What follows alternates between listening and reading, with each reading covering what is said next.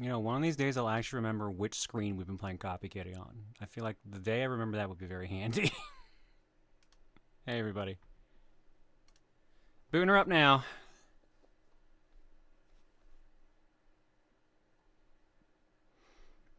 How are you all doing?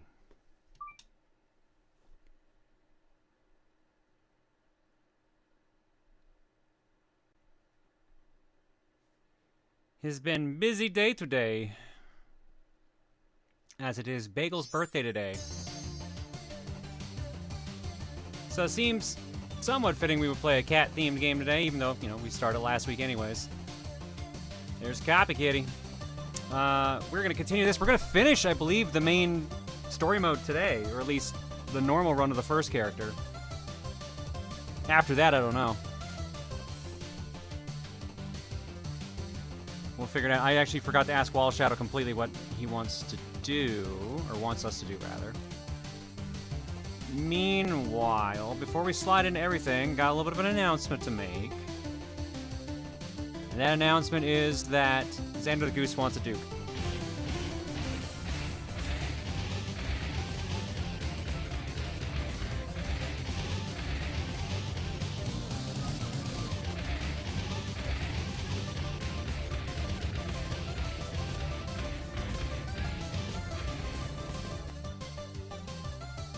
You know, sometimes I forget what ones are on this rotation.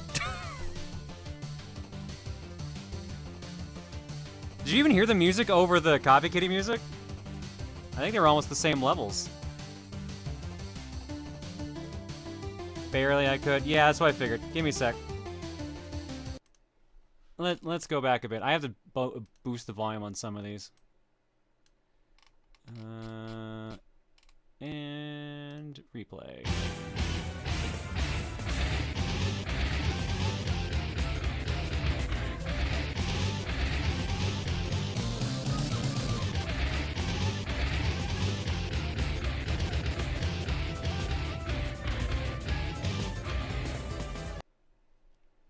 Really looks like he's just flipping us off as he goes off screen at the end there. Alright, the other thing we gotta do is we gotta talk about what Bagel made happen today. Today, the shop has been updated with new Bagel-related stuff, and just in time for his birthday. We have the Bagel plush is officially available for sale. Here's the goober right here. Look at that guy right there. He got a magnet in the controller there, so you can attach it to his mouth. He got a big old butt and a nice side profile. So you can have him holding on to the actual thing with his mouth, although it looks like the magnet position might need a little adjusting, which I think they're working on. Am I cracking again? Why is it only during Arty Kitty? This didn't happen the rest of the last week.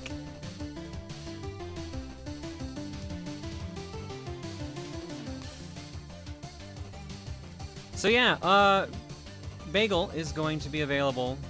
Well, we have to hit a goal, basically. We have to sell enough Bagel plushes. I think we have to sell 165 Bagel plushes, and then they get produced. Or people can just donate money to the fund. Because you can either buy the actual plushie, or you can just donate money towards it to make sure it actually gets made. So you can choose any amount you want between the presets there. Or, I mean, if you don't want any of that, you can also get some pins, because thanks to more artists in the community, we have Bagel pins available. And they're all pretty kick-ass. We've got a Luma Bagel in the back, done by Angels in the window. Cow. We've got a cow. We've got a Ninja Ryu Hayabusa Bagel done by a Salty Cat. And we've got Big Boss Bagel and a Wanted Bagel poster done by Chloe, who did all of our previous pins as well. Those guys are 15 bucks each. You can get a bundle of all 4 of them for 60, which I don't know why it says 15, because that is incorrect. I guess it's just glitching. Yeah, there we go. So yeah, lots of Bagel-related stuff going.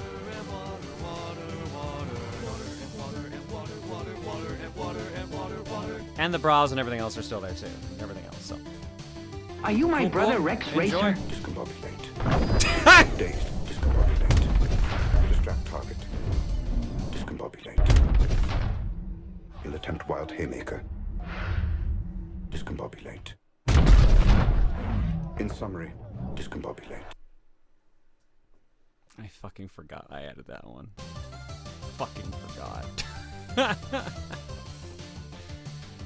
Oh my god. And for those who didn't see it prior, give me a second here. This is the prototype for Bagel I have here in my hands once my camera works. Gotta put this in a better spot. There we go. So this is the prototype here of Bagel. He's a little smaller. This guy's 9 inches tall. The one they're making is going to be bigger. He's got a little magnet to keep the controller in his mouth that I cannot see from this angle. They fixed his snout, they made his legs wider and stuff, but he's still a cutie, and he'll come with an eye patch too to cover up his bum eye. And he can have his little Neon ES controller with a little frayed wire and everything on it. It's super cute.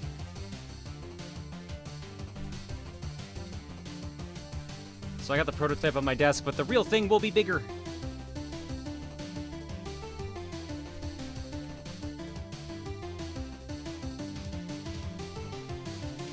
The face buttons are plopping. Yeah, how else is he supposed to press the buttons after he chooses the chord? Oh my god. Goddamn Game Man says, Bagel, is it your birthday? How old are you, Bagel? 9. Can you count that high? 1, 2, 3. Gets taken off by a vaudeville hook. Thank you.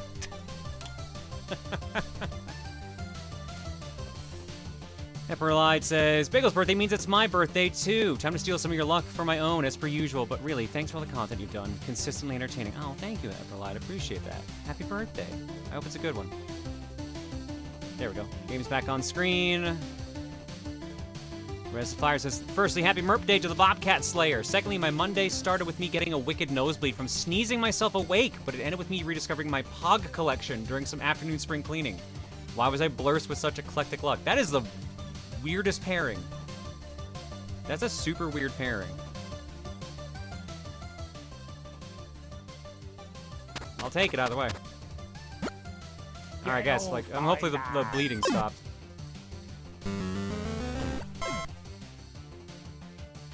Why is there a Proton Strawberry on the menu? What?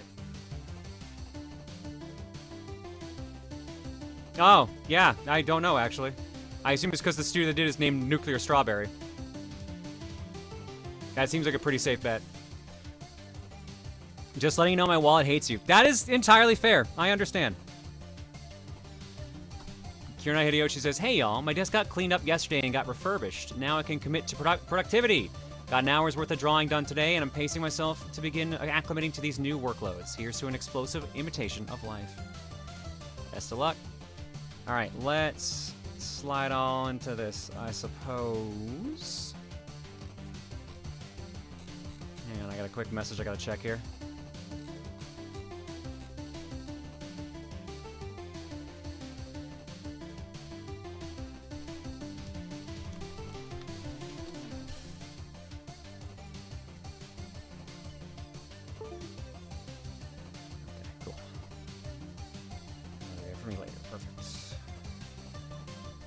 Alright, so we, on Boki's story, we're pretty close to the end.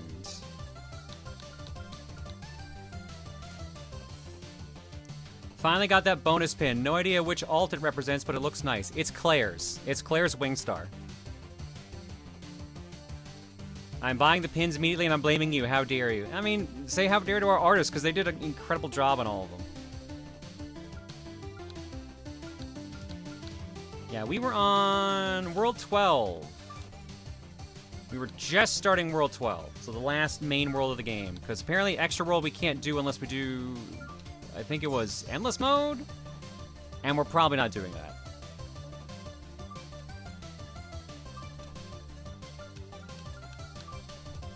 Alright, let me get flashing lights back up, because this is definitely a flashing lights warning video game.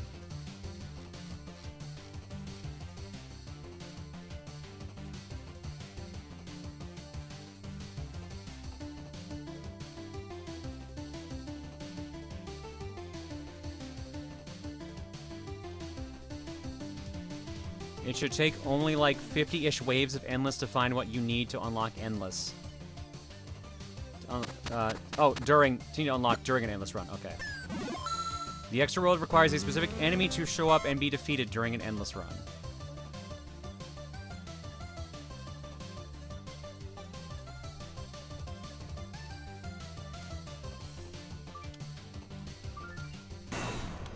The final attack. Boarding the Fisk gear. Oh, right. Found out today that Bagel shares a birthday with one of my sisters. Lol, give Bagel some birthday pets from all of us in chat. Also, just pre-ordered the Bagel plush too. Can't wait to see how my kitties react to him. I appreciate that. It is going to take a couple months for the plush to come out. I think it said 6 months at the most once we hit goal. So we just got to make sure we hit goal. I got the price of the plush as cheap as I could get it. And I don't get any profit off of it until that goal is met. So basically, I get nothing out of the sale of the bagel plush except for the bagel plush existing. So, man, why? Okay, so I have a genuine question. Why has the mic only been crackling this past week during Copy Kitty? That is it. Just Copy Kitty. Give me a sec. I'll try to fix it.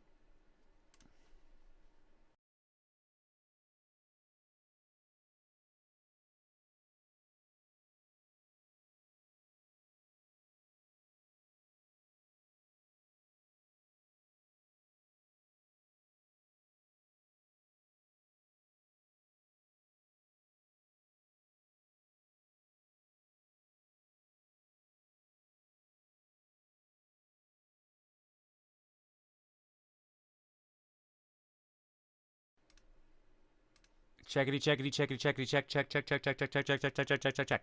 Check. Hey, I don't hear it now. Okay. Here's hoping.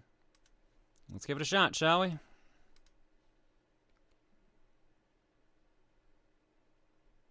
100% gonna try and get the plush as I'm having surgery, and I love him for moral support when he's ready. Oh, I don't know if he'll be there for you in time, but hopefully he will be.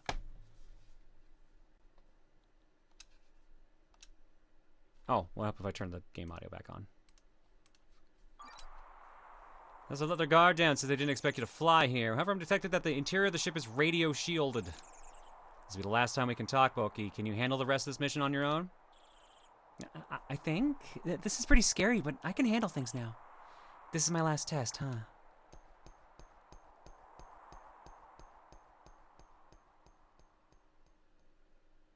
Still a little crackling. I fucking give up, dude. I don't know what it is about just this game that is causing my mic to freak out.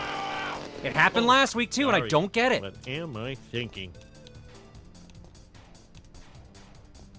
I don't know what to do about it. I genuinely do not.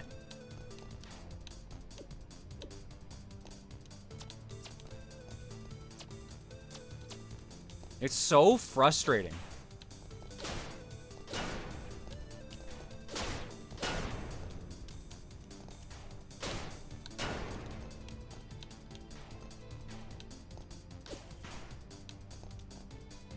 Might just be the game. I genuinely haven't heard it at all, like, through the entire time for this game. We'll see how it goes. If it gets real bad, tell me, and I'll have to do it all again. I have a spare cord lying around just in case we have this issue continuing, but I'd rather not use it since it's a fucking, like, 30-footer. Versus the 6-foot I'm using for this.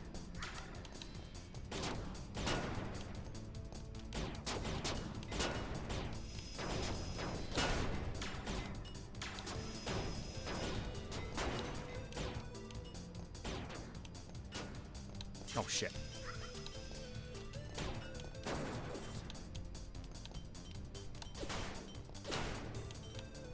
It's minor, but I'm wearing headphones and it's there. Ugh. Hang on, I'll see what I can do. Why can't any of these game clearing streams go fucking smoothly? It's so annoying. Attention all units, there seems to be some damage in Sector 1. Give me a status report immediately. Hi. What do you mean the Intom is on board? Why didn't you tell me earlier? This stupid thing's a camera, right? I know you can hear me. You're not getting away this time, and I'm taking down this entire ship, too. Kick. Meow.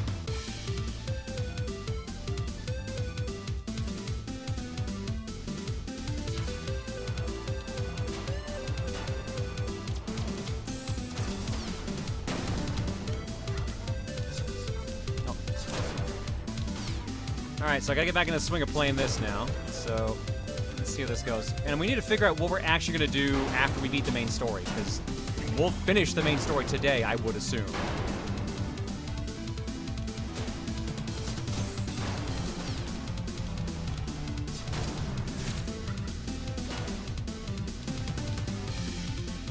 How's Mortal Kombat 1 been? I've been enjoying it a lot.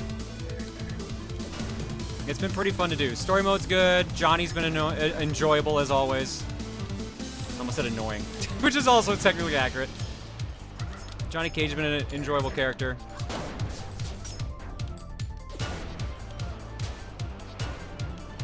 Some of the side modes have been a little weird. Like, I'm doing the invasion mode from time to time now, and I had to fight a version of Geras that, for some reason, gets 3 life bars, and also electricity that also I take tick damage from, and it's just like, dude, I have not gotten as frustrated in a while as I did at just trying to figure out what the hell I was supposed to do to get through that fight. Any favorite fatalities? Assume you're doing it. Oh my god, Johnny's second one is so funny. Every time I use it, I laugh. Because literally, you actually put, like, someone through a car. Like, you throw them through, like, Johnny's car window. He slams the door shut on them, splitting them in half. And then he fucking... He steps back, pulls out a remote, and goes vroom vroom, presses a button on the remote, the toasty sound effect plays, and then the car drives off, dragging the body in tow, explodes, and then Johnny just turns around and is like, boom boom, or like bada boom or something. It just makes me laugh every time you hear him go like, vroom vroom. I don't know why, it just makes me laugh so much. I won't show it on stream because it's more combat, it's pretty gory. But just the stupidness of it makes me laugh every time. What about Johnny's animality? Johnny's animality is great too. Just the fact he puts on the fucking rubber suit and then it turns into Jaws is so funny. Johnny's always been my favorite character in the series, but man, like they went above and beyond in the modern era of Mortal Kombat with him.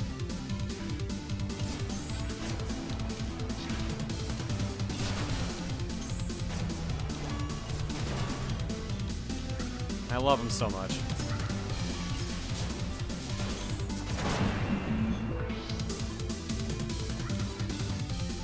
Did you see the T-1000's fatality when he's driving the giant war truck? Oh yeah, when he's driving the semi? Yeah, that's straight out of T2. It's such a good one. They're like, dude, the Mortal Kombat fatalities have always been bangers. If you don't mind the gore, because the gore is pretty extreme. Can we please have Discord streams of Mortal Kombat games? I mean, I'd love to do it. The story modes for the games are real fun. But I have to actually have time to do them, because I don't know if you saw the schedule this week. I'm on a stream every day this week. The best animality is Peacemakers. Peacemakers is great too. That one's real solid. Well, I've been convinced by this playthrough to buy this game on Steam. The third cat-themed game I bought today, actually, since I also got Cat Quest 1 and 2. Nice. Oh, Cat Quest on sale? Hell yeah. Cat Quest is great.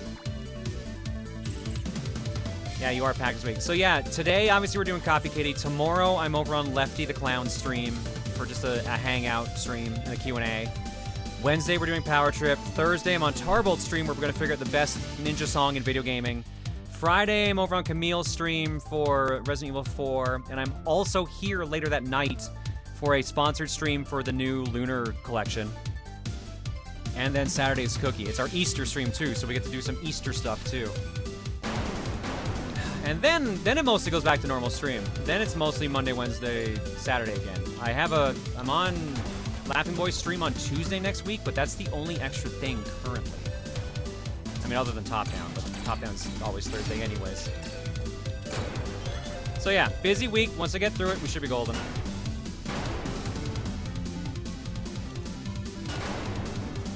Oh yeah, John, Orange and Board stopped by my stream. Told me you and Jiggy told him about me. Yeah, no, I told him about you. Or I told her about, Jesus, sorry. I told her about you. I meant him. No, Orange is sweet. Aki's a sweetie. I am not paying attention to the game. I'm not paying attention to the game right now. There we go. Half this shit's clipping through walls.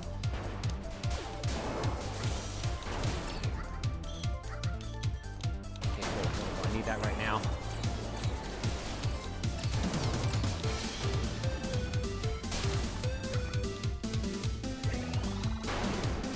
Crap. Boss fight? Boss fight.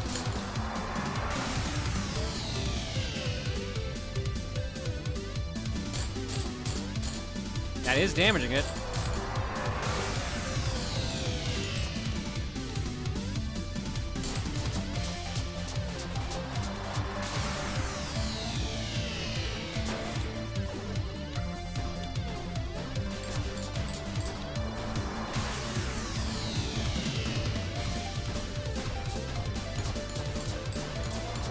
Roll. As of right now, the plush is $3 away from being 10% funded. Hell yeah, guys. Thank you all so much. Oh, shit.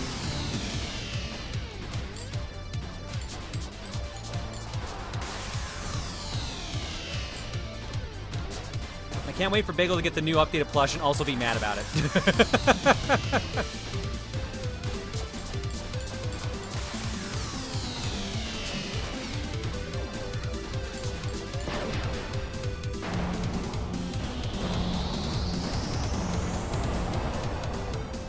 So I recently got recommended a video showing each Mortal Kombat character's quit-alities. How long have those been a thing? I think 1 is the first game to put those in.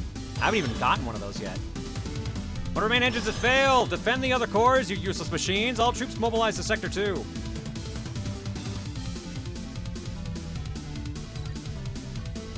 Sir, you are aware that just because you have more alts than there are living humans doesn't mean you can act like they're helpful. You can't be everywhere and do everything. Look, I know I'm pushing myself hard, but it will be worth it. I just gotta get through the week. Just gotta get through the week. X or 11 added the rage quit fatalities. I don't remember them in 10. Maybe 11? I didn't look into them in 11. I barely did anything in the crypt.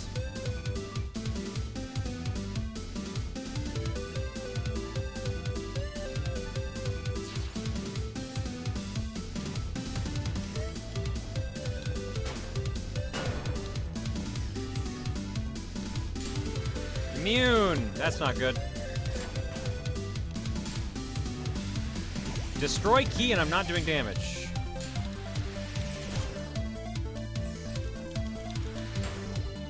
No, that is not giving immune. There we go.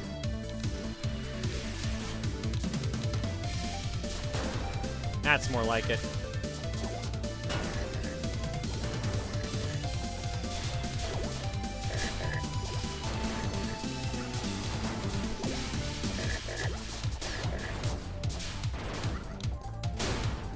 There we go. Now everything's blowing up.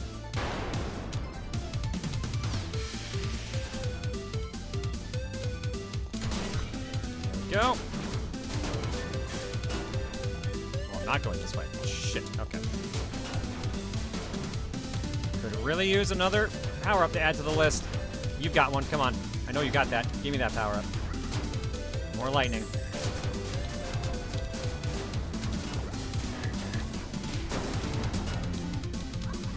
Now we're talking. Now we're talking.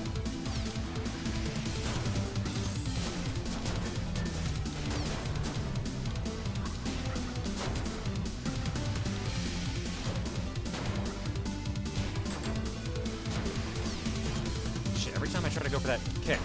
There we go. Let's get the other one too. Let's charge up. This time I'm ready for it.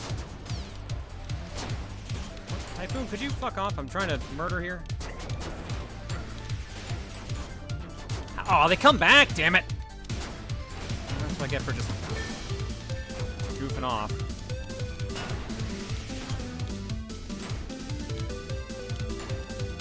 Shit, are you kidding me? There we go.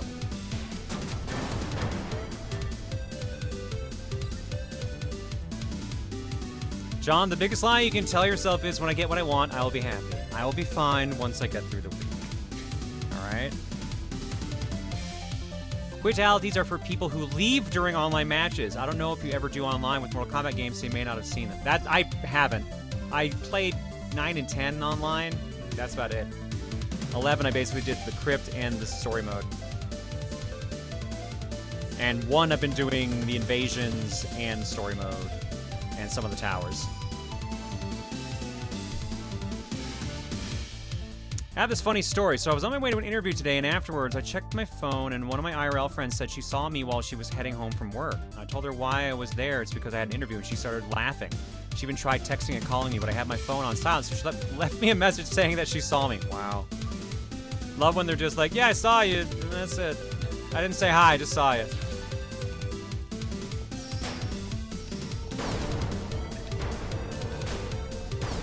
Ah, damn it, I thought the kick would have been enough. All right, I get it. You fire the second I get there. I'm just restarting this run.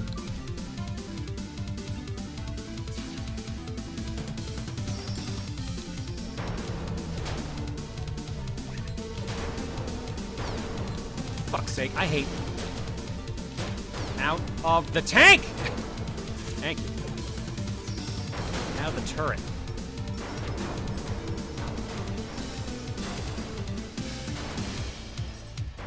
You think Mortal Kombat 11 and 1 will get updated for Switch 2 to not look like ass? No. And honestly, I kind of like that they kind of look like ass. But in reality, they're not going to get updated because, like, Warner Brothers, I think, already has them working on either Mortal Kombat 13 or Injustice 3. Rumor has it whatever plans they were working on for Mortal Kombat 1, Warner Brothers asked them to stop it, which sucks because Mortal Kombat 1's been weird but enjoyable. That's what happens when you retcon your series so often.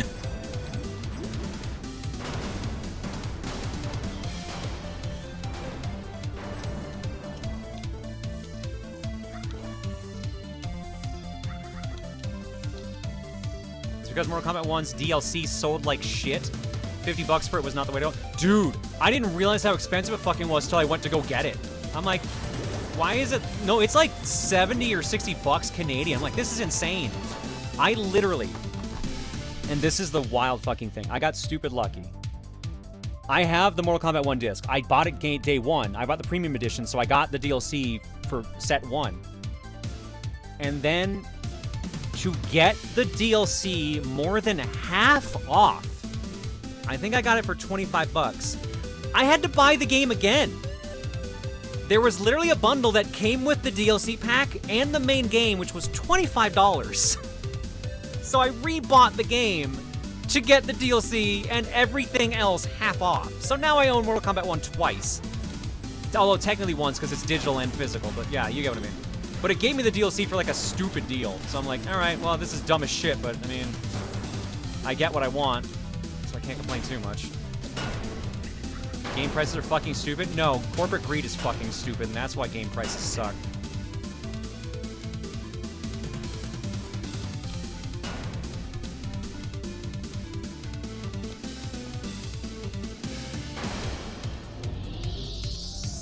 Two Mortal Kombat 1s? Is that Mortal Kombat 3 2 or Mortal Kombat 11 2? No, this is the third Mortal Kombat 1, because there's Mortal Kombat, and now Mortal Kombat 1. For those wondering, Mortal Kombat 1 is the 12th Mortal Kombat game.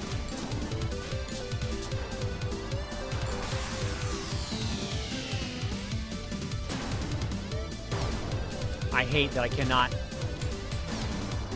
Crap, I'm so fucked. You need to... Oh my god, I hate this guy. This hair trigger. Get out of the damn thing. I can't use any attacks, so I'm stuck. I'm actually stuck. If I think this is damaging him, I'm gonna get so owned. God damn it.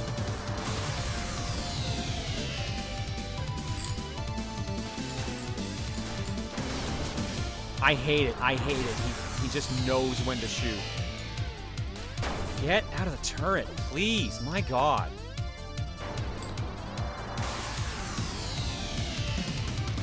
Your defense kick is also attack. I'm aware, I've been using it! If you didn't notice, I was using it.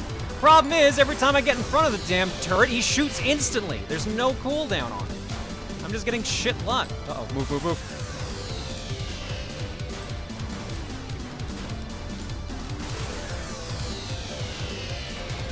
When I got stuck up there, it literally would not let me use any attacks. I couldn't use any of my weapons or my kick. I was literally just stuck there.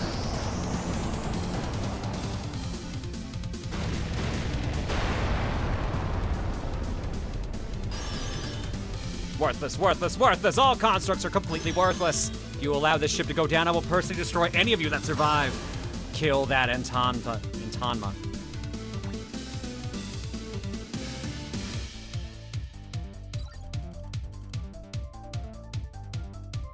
My copy of Parade 2017 was from Europe with when my main account is from the US, and I had to rebuy the game with the DLC included because I couldn't get the DLC to work with my European disc. I have seen that problem still happens. My nephew wanted a specific game for Christmas, so I went to go get it, but I could only find the European one at first. But everything I read said if you buy the European one, you can't buy the DLC if you have a North American account. You have to buy the specifically North American copy of the game to access North American DLC, or have a European account to access the European DLC.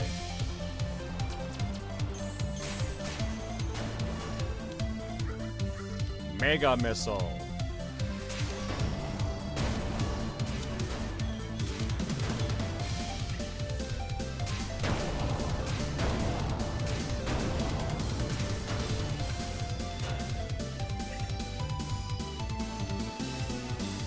Just think, before she got this far, our Baki thought she was the weakest or least impressive in Tama, which makes me wonder what the others are like. Yeah. No, fuck you. I don't want to deal with you. I just really don't want to deal with you.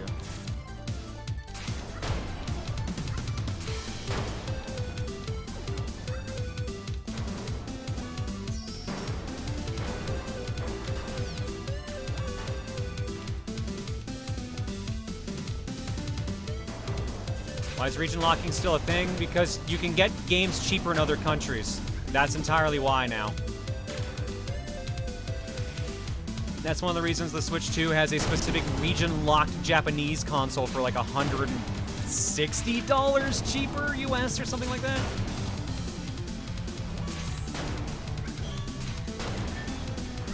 Gaming's just dumb now. Gaming's just dumb in general. I know they're still enjoyable-ass games, but man, sometimes...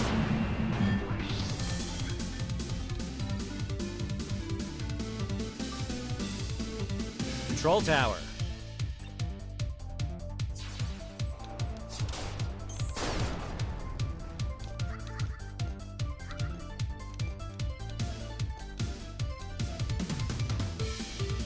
At this point, I just want my Switch 2 so I can enjoy it. Yeah, I know. I was talking about this with the mods the other day during the mod meeting. I am so sick of hearing of the Switch 2 now. Because we still have a while before it even, like, can be pre-ordered. So I'm just like, everyone's just talking about stuff that they don't know anything about now, and it's just exhausting. So I'm just like, I don't want to hear about the fucking system until it's out now.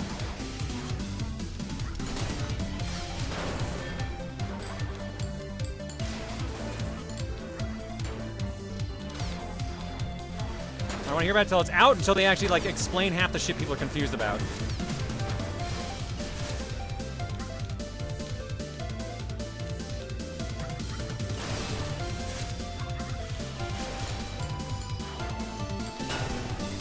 Ah, shit.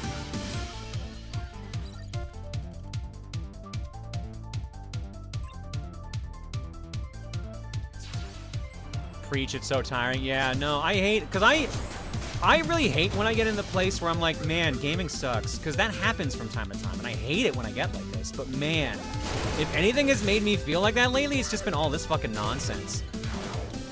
It doesn't help that the world's also exhausting that and exasperating it, but like, holy shit, man.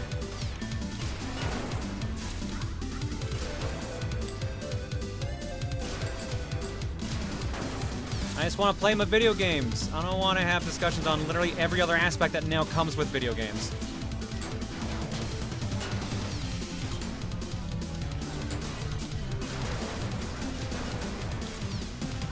I don't want to hear fucking misinformation. I don't want to see boycott the Wii U, or the Wii U. Boycott the Switch 2. I just want to know what I'm going to pay for it Canadian and whether it's worth it. And no one knows that, not even the fucking companies. So why are we just arguing about it over and over? I just want to play video games.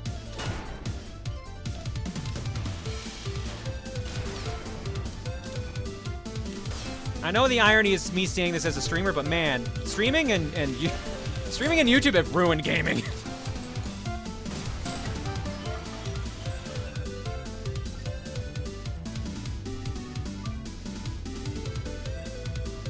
I am still in favor of boycotting the Wii U in 2025. I did not mean to, but I mean, since we're here now.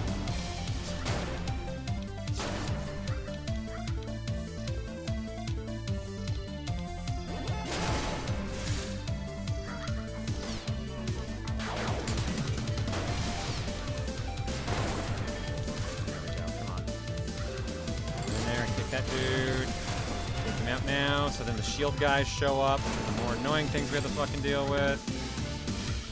Gotta kill them. Where are they? There they are.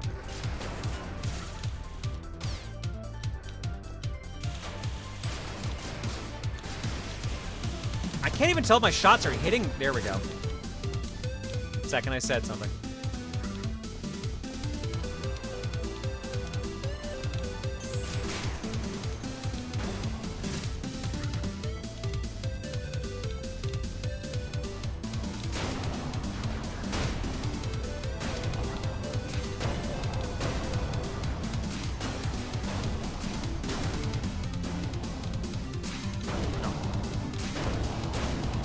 Health back. And it's boss.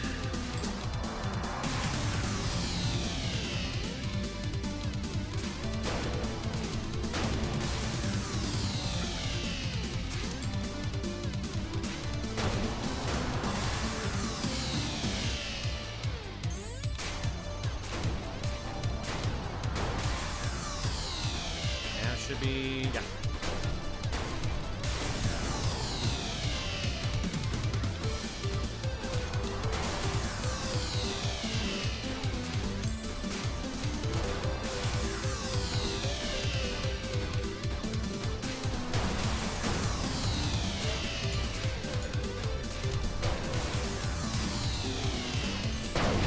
There we go. Well, the boss fight went a lot cleaner. Oh shit! Okay, we're running. We're running. I guess we did blow shit up. I guess I should have kept that in mind.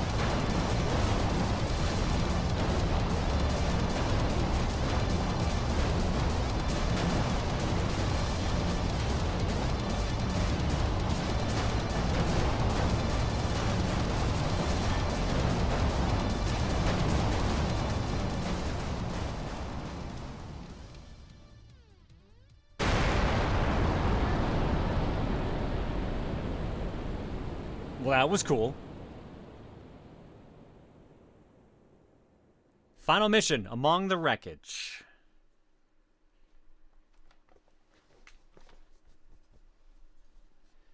I'm sorry, Proton John, but your Life Access subscription service does not include pleasure, access, and therefore no games, hobbies, or fun are allowed. If you wish to access these services, please upgrade your Life Access subscription service to God tier, Gold tier, or higher.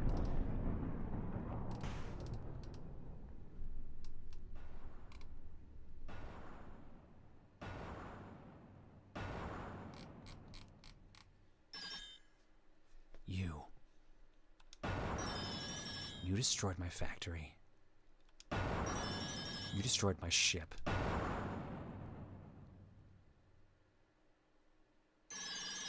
We constructs are made for a singular purpose. I was created to be a leader, and I have no more forces to lead. Constructs truly are worthless beings. You took away my purpose! My orders were to capture you! But I'd rather kill you, Lemira.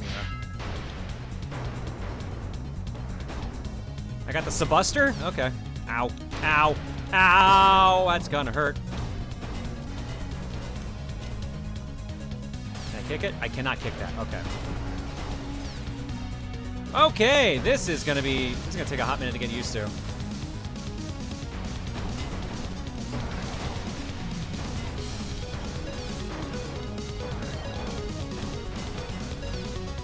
Oh, and I can't roll through him either. Shit.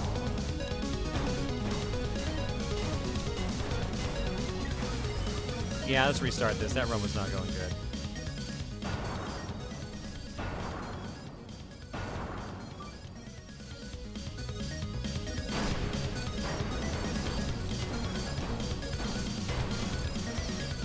Shit.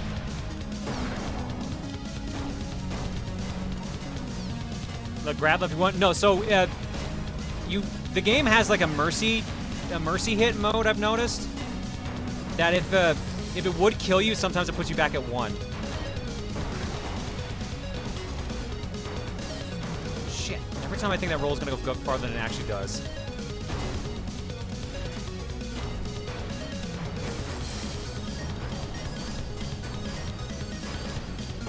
You know, we can call it like the Supreme Buster. It kind of sucks. Well, at least when I'm using it. When he uses it, it seems fine. And that's gonna... Yeah, mercy hit.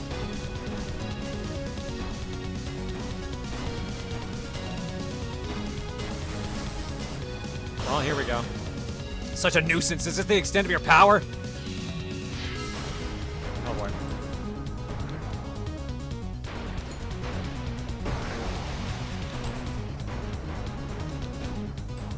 Assume this is a wait. Ooh. This is something has to trigger. Yeah, because I'm out of shots.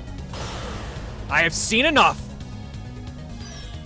Goodbye, pathetic imitator.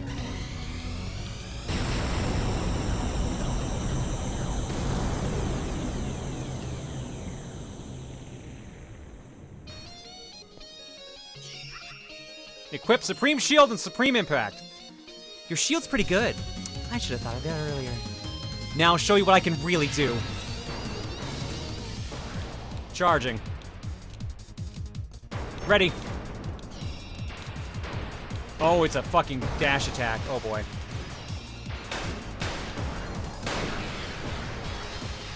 Equip Supreme Buster.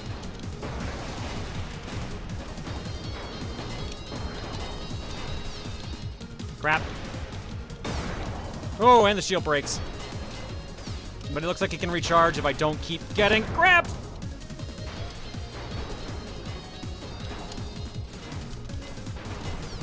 Oh my god, that fucking grab. I keep trying to roll out of it, and I cannot.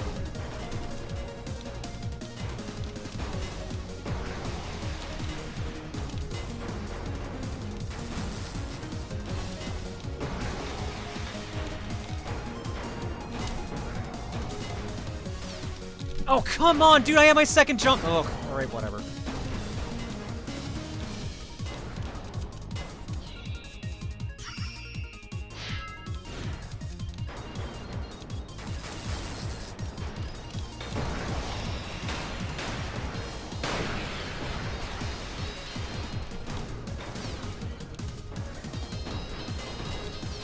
Oh my god, this fucking grab. I cannot get out of it. I guess this is the only move that's really hitting me, so I can't say too much.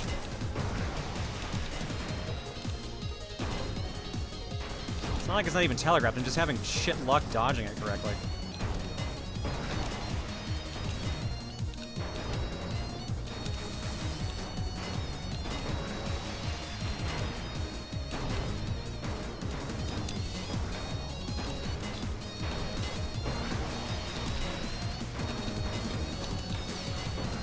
Shit.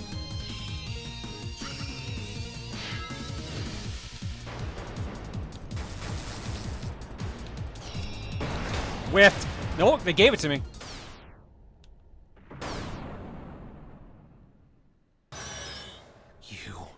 You won't destroy me like the other constructs. I refuse to be another worthless minion. I will defeat you.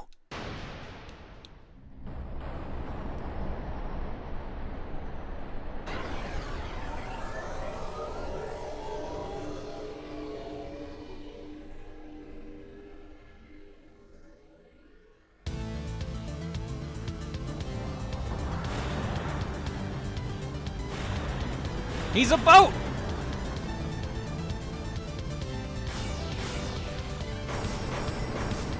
Oh, 3 bars, great. And I have a sword now! It's a saber! Ah, it's a laser to my face, oh my god.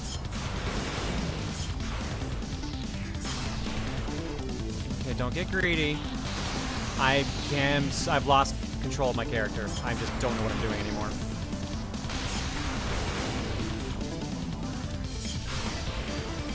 No, you're getting outread here, dude.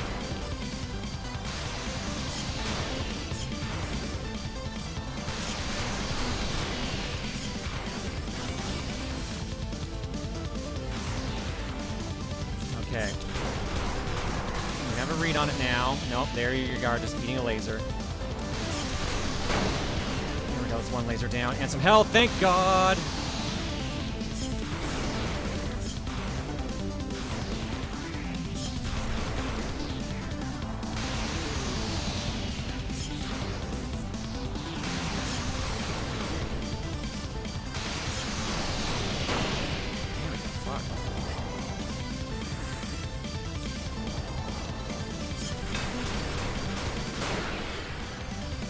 1 meter. John? Tried to roll. You tried to roll for some fucking reason. 2!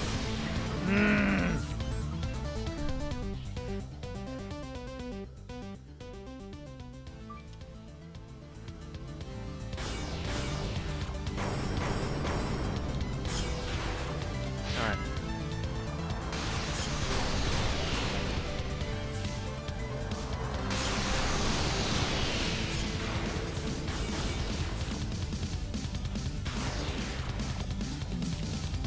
Patient. This is a patience fight.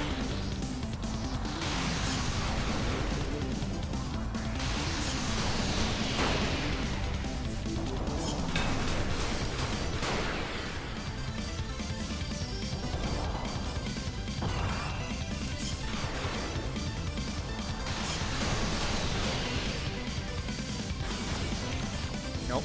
Remember, twice. Which means next time it'll be 3. Oh, that's not good.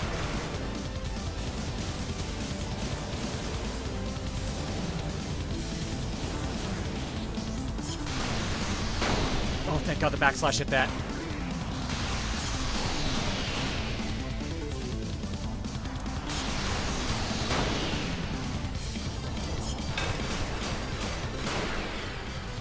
Alright, this time he's gonna do 3 slashes when he does that move. And yeah, that's what I saw coming. Oh boy.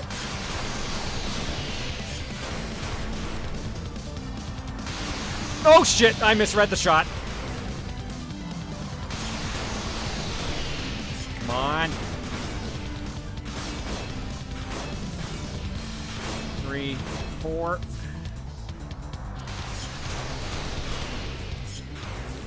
Land. Middle.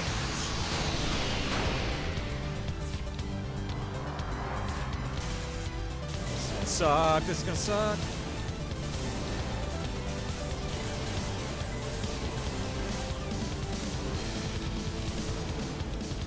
Shabby.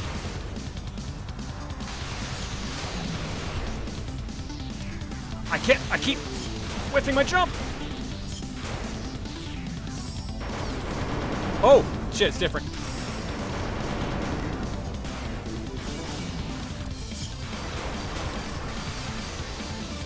No, this pattern changes. Throw me off.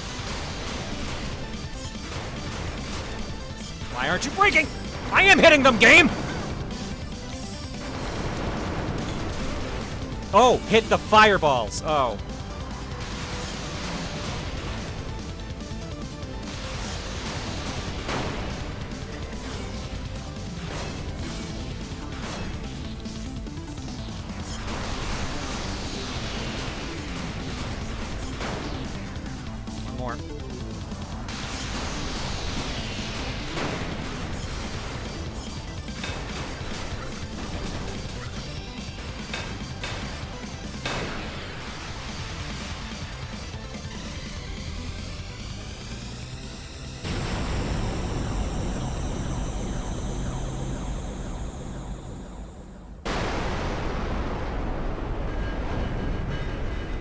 Alright, that looked cool as heck.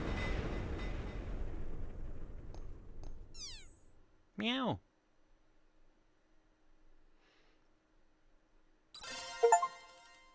Copycat! Beat the game as Baki.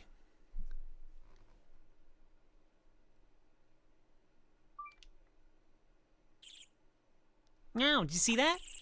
The bad guy combined with his own ship. He was swinging around swords that were like 5 times my size. And I blew him up into 1,000,000 pieces. This is what I've been trying to tell you all along, you know. From the very beginning, I saw great potential in you. You not only lived up to my expectations, you've exceeded them at every turn. Yeah, I guess I can't say I'm lame anymore. Thanks so much for showing me what I'm really capable of. Thank you for never giving up on yourself. Your persistence and determination have made you strong. I'm proud of you, Boki.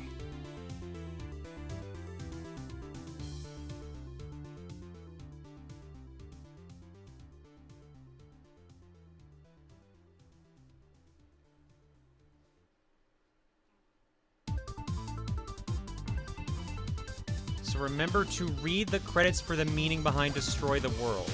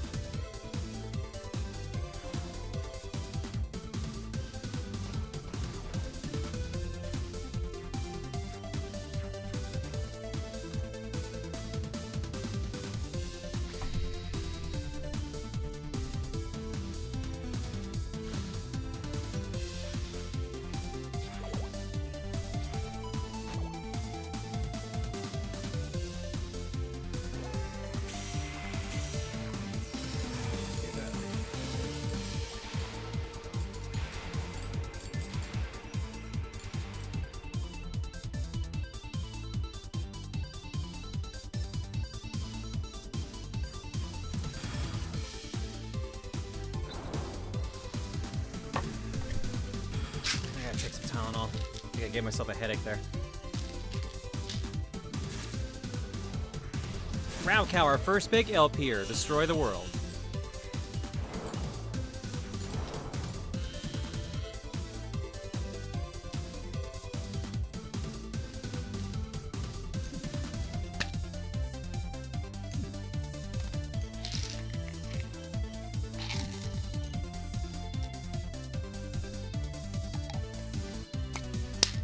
Tristan, our first speedrunner. Rocketfox seriously took the speedruns to the next level. I really hope it catches on.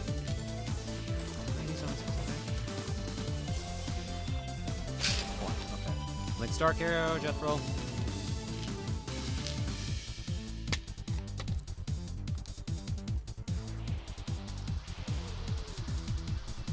Full context of that, destroy the world, ended up being Rackow's catchphrase during his Let's Play. I gotcha.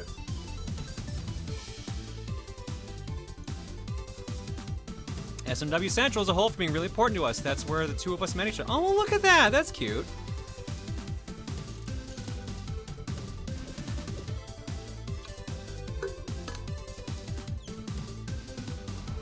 The result of over 7 years of hard work, and sometimes it felt like, in the end, like it would never happen. I'm glad it did.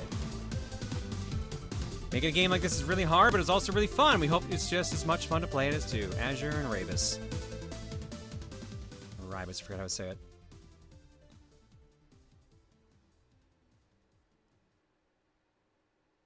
End. Alright, so here's the problem we have now. The ladder was right, Ribus? Okay. Hard mode unlocked. Remix stage layouts, new enemies, and upgraded bosses. Just choose hard mode on the level select menu. So this is the tricky part here now. Wall Shadow, are you here by chance? You are, okay. Wall, what do you want me to do? This was your pick. So what do you want me to do? Do you want me to do... I hope if I clicked into the game. Do you want me to do Bulky Hard? Do you want me to do Savant Normal? Do you want me to do all four? What's the plan here?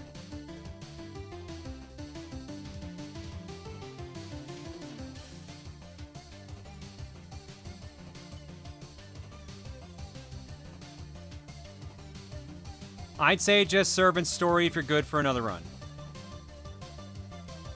Mic's cracking. I don't know why this is the game that keeps making my mic crack. I don't understand it.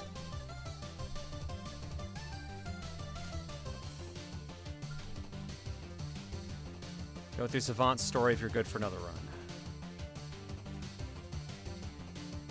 Alright, I'll tweak my mic again.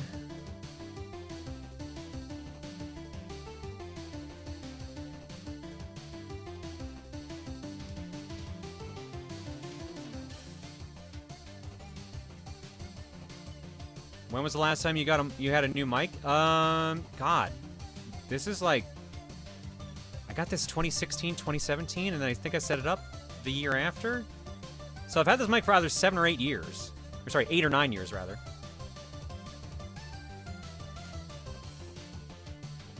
Weren't you a comp sci major? Yeah, I am. I have a bachelor's degree. I just don't use it.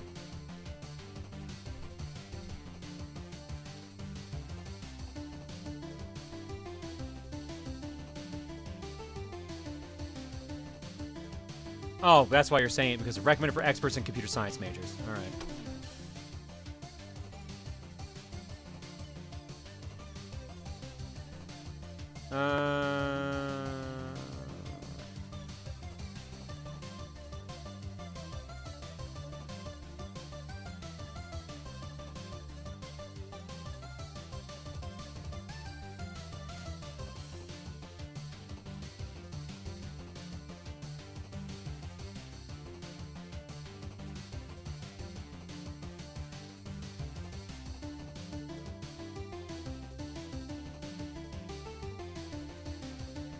Check.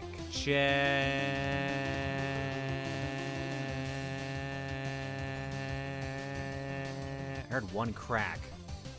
Don't know what caused that. Check. What the fuck? Check. Yeah, it's like every 3 seconds or something. Check. What the hell?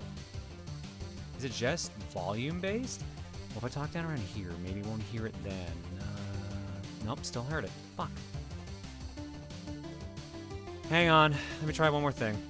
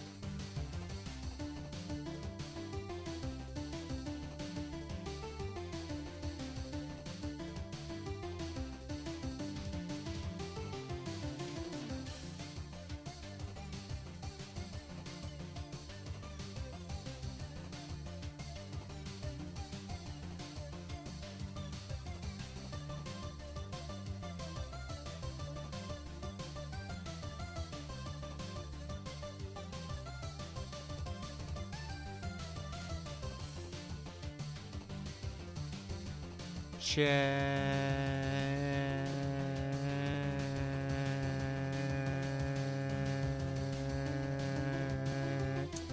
you kidding me, dude? I switched chords! Ugh.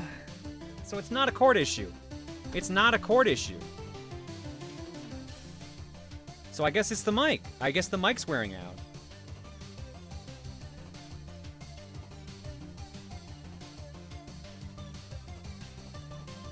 Hang on, I'm gonna try something. If you must exit the simulation, I do hope that the sole reason you are doing it is so you to go out and fight real killer robots. Sure.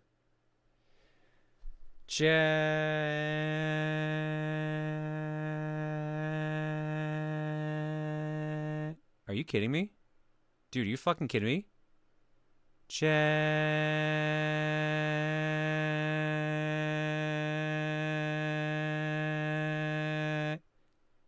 It really is just the game. What the fuck?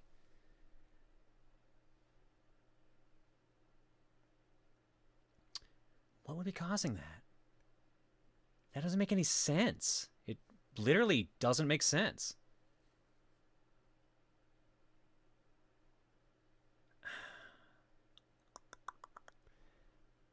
Well, we gotta play the game, so we're just gonna have to put up with the crackling. I don't know why. I do have a Virgil cable. That's what I'm using. And I've been refreshing that every time.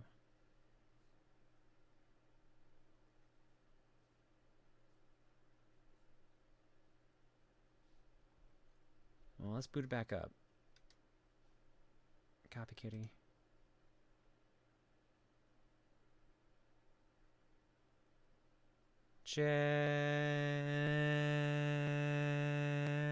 Wow.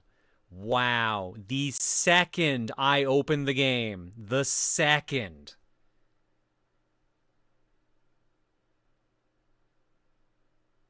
What could be doing that? That's so weird.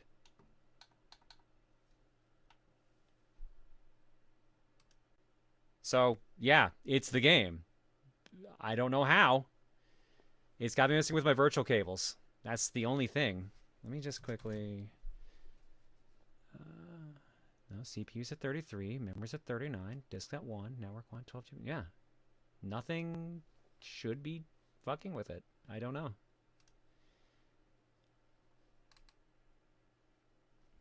Since the game is so old, I bet the audio engine's eating up resources it doesn't need to for optimization purposes that are no longer needed with modern systems. I don't know about that. We've played old games here before and we've never had this issue. Weird, I've never heard of this happening before. Yeah, no, I don't know why. It doesn't make sense, but you gotta admit, there's crackling now in my microphone. And here, let me... I guess we'll just do it the long way.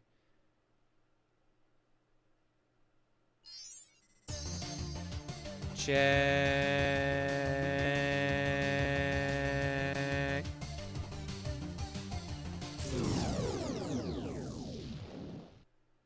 Check.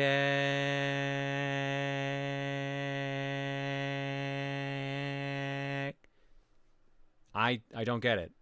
I don't. I don't hear it anymore.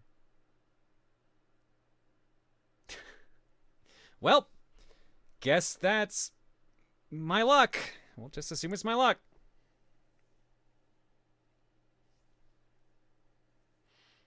There we go. Now I don't have to hear myself again. All right. We just got to deal with it. We got no other option.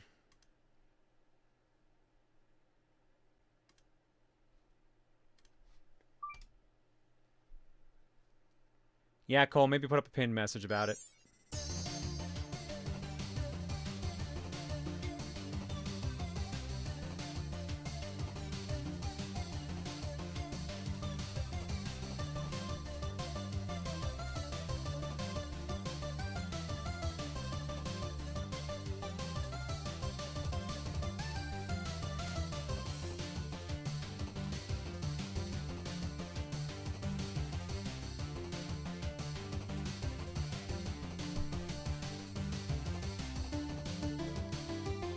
I guess I won't ever stream this game. No, Bubba, stream the game. I think I'm just a weird outlier. Because that's my allotment in life, is to be a weird outlier. Humor me. Try switching to keyboard and mouse and disconnecting the controller. Sure. Hang on.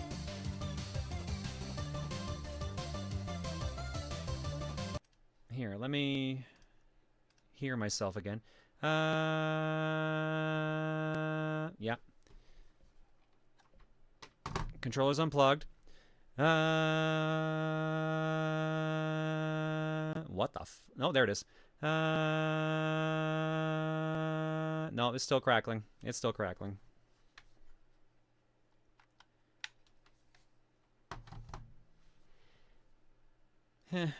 Whatever. We roll with it. Thought it would an X input mic thing. I mean, that's a possibility. Here, let me just quickly look, see if anything's clashing with my actual,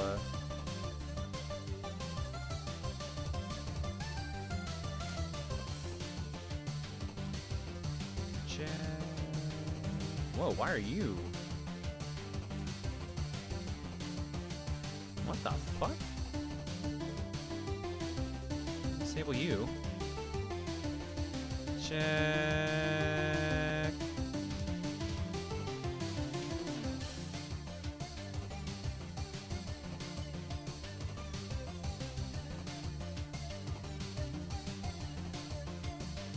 No, it's still there. It's still there. It's faint enough. We'll just have to go with it. I did find it weird it was happening so often last week. Hard mode remixes the stages to varying degrees. Some of them are entirely new stages even, and has new bosses. Savant's story goes through most of the same levels as Boki, with some changes and a few levels swapped out, and a couple cases where the bosses are different for him, and has its own storyline. Also, Savant plays completely different. Meanwhile, Extra World only exists for Boki and can be done by playing Endless up until a certain special encounter, which doesn't take too long to reach. This was Wall Shadow's pick, so I'm leaving up the Wall. Wall, do you want me to stick with playing as Savant, or do you want me to do Boki hard? Or do you want me to do Endless mode and just do the bonus, the Extra World?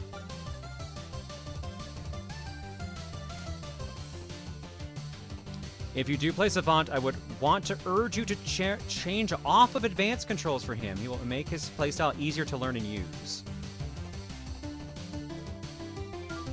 Hard mode is basically Copy Kitty Part 2.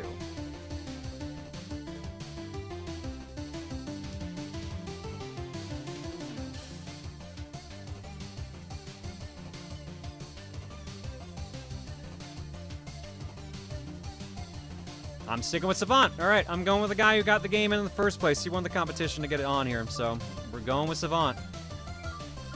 I will listen to Ribus and actually change the control style.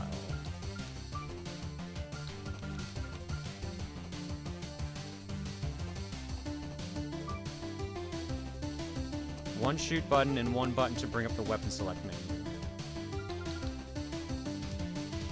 Jump, shoot, weapon menu, kick. Wait, did it put kick back after I change it? Oh, okay, yeah, so. Let's put you back the way I had you. Super shot is B now. Drop weapon is click on the stick, okay.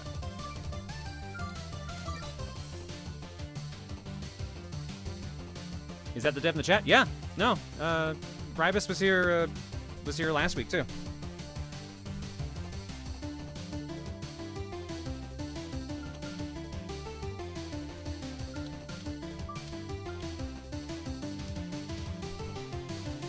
As a reminder, I did have you try out Savant during a power trip way back. If his tutorial breaks, TLDR is that he can only mix 2 weapons, but the order matters. Ah, okay. I do not remember that at all. Oh boy.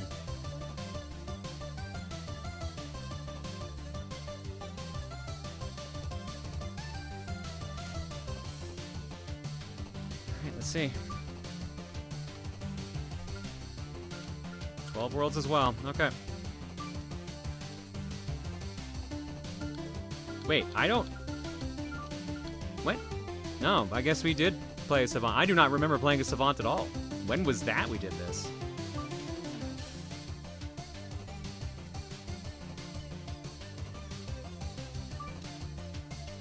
Yeah, it doesn't say when we last did this. Okay.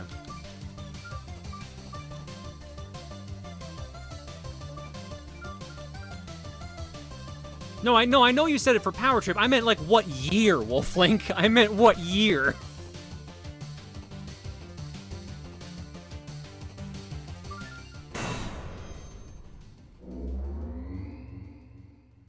It was like 22 or 23. It was a while ago now. Okay.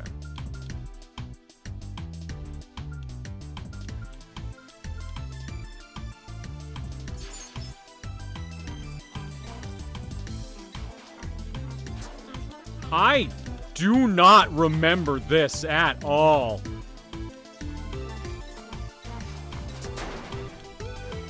I do not even remotely remember this.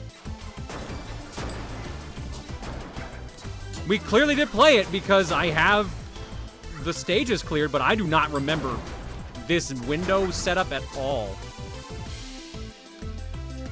So this has been a long-ass time ago.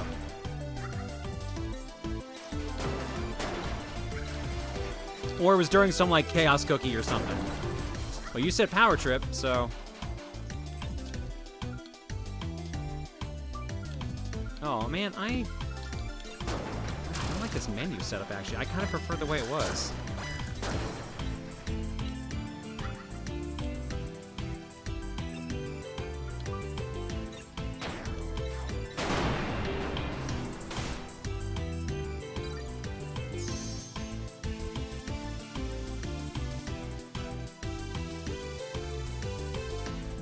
Yeah, I need his tutorial. I do not.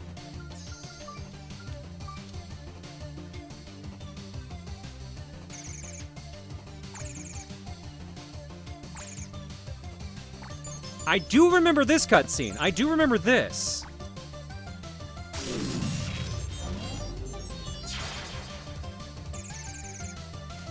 Well, my power is to roughly level up keys and try my hand at this myself. Those are fundamentally different in some ways, but I'm certain it can be worked around in any case. Shoot from a window by holding X. Do not mash. All weapons fire continuously when held.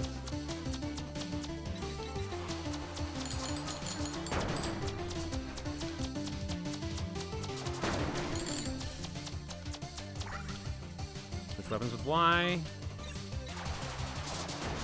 The weapon uses a different window with different movement properties. Smog can only combine 2 weapons, but the order matters. Split wave gives a different result than wave split. Push Y to bring up the weapon menu and select the combination you want from there.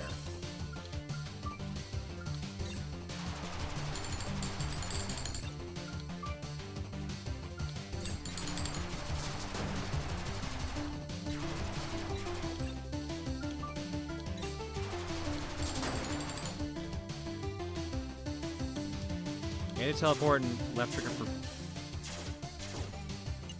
barriers, okay.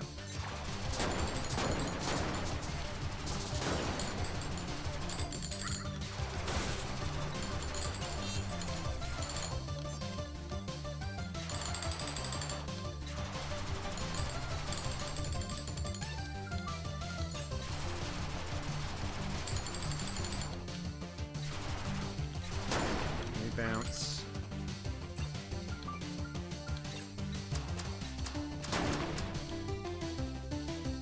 Wow, he plays so fucking different.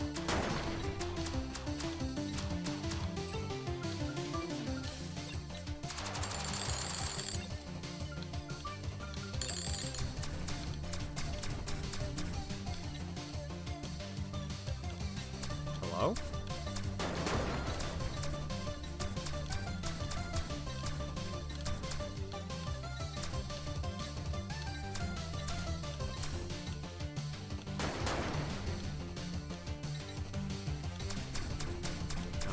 Got it. Okay.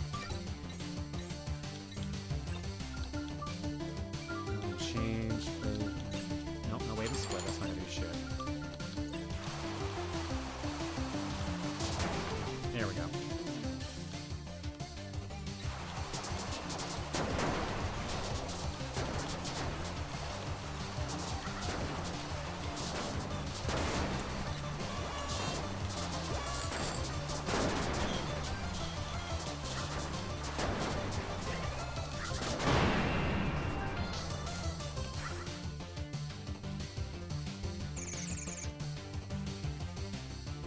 Yeah, sometimes causing that much destruction is more fun than it should be. Still need to get used to this lowered power level of mine, though. It's now automating everything, but now I need to analyze the situation and choose weapons carefully. Now, it's time to test the main portion of these challenges before I can send to the bulky. Hopefully, there won't be any bugs. I'm actually curious, what is the, advanced version of him?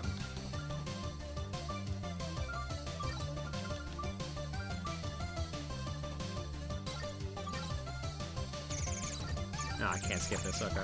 Oh, there's left trigger.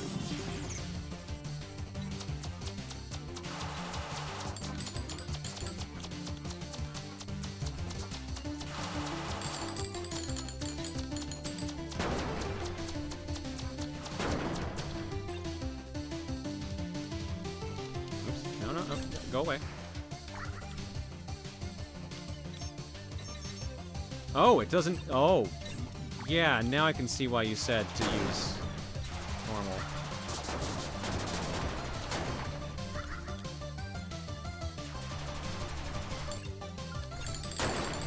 Oh, yeah, no, you know what? Yeah, I'm gonna stick with what you recommended. I can see why you said maybe don't do that. It definitely is more complicated, and it seems like if you get used to it, it's better. But I think I'm gonna stick with simple.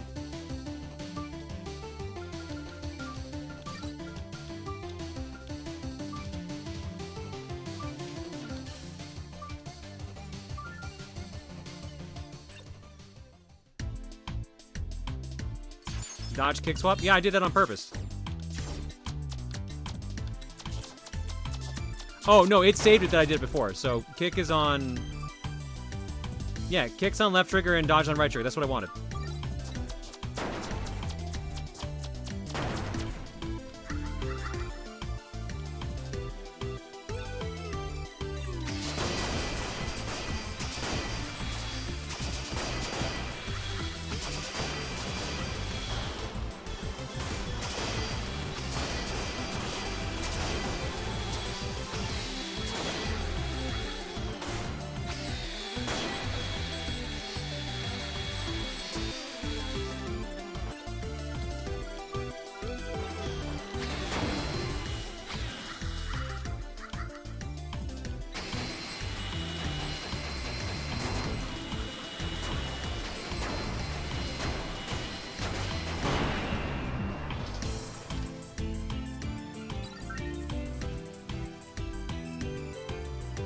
Every power Savant demonstrates in-game is a weaker version of something he just has already. He's only pretending to copy the enemies for the sake of testing.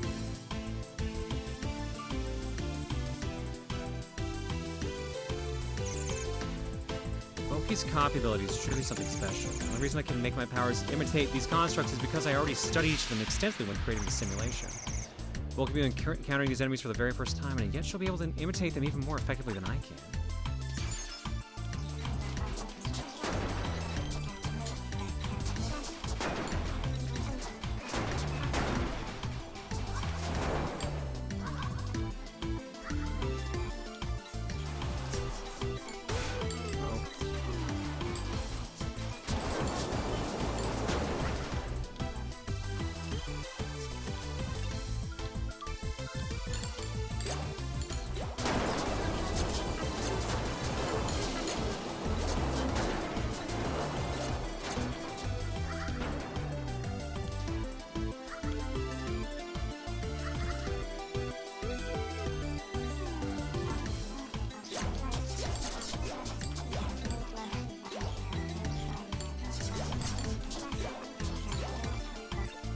The other combo of this.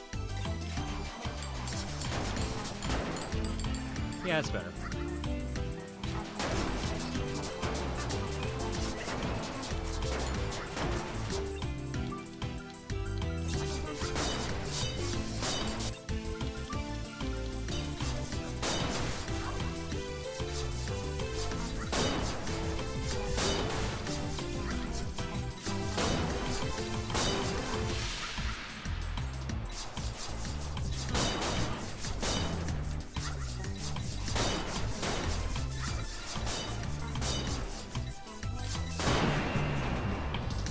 Yeah, he doesn't feel as fun as Boki does.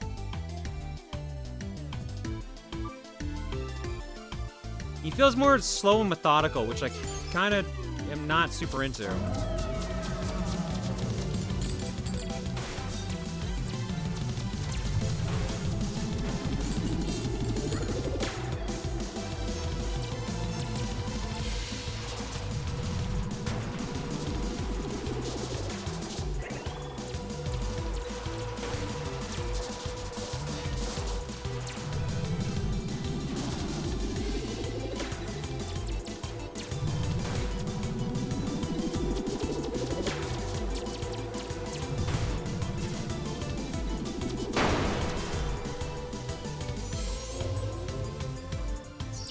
Try putting on stockings, leggings, or programmer socks to see if that helps. Really, dude?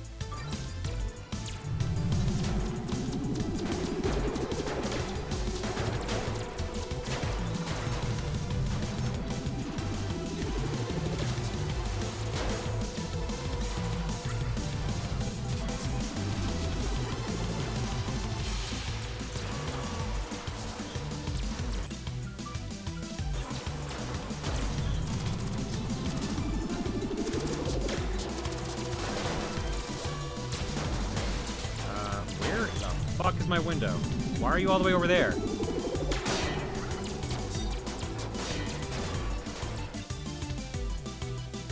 I'm a furry, it's also a joke among furries. I've never heard that joke amongst furries. I've only heard that towards the trans community, so I only know it's a trans joke.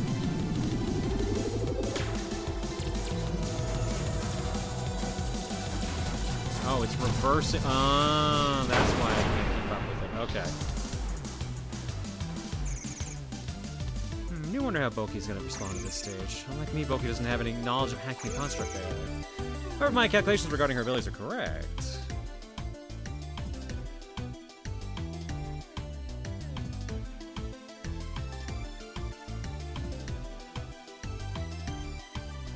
To be fair, John, how many of your trans friends are also furries? That's a very good point, actually. Now that I think about it. I love that overlap.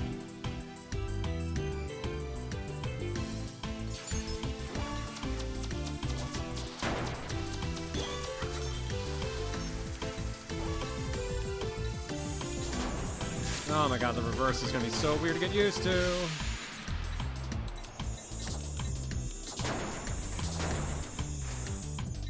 I don't remember what shmup this is reminding me of right now that had this exact same mechanic. Alright, plasma bounce. Oh! Sure, why not?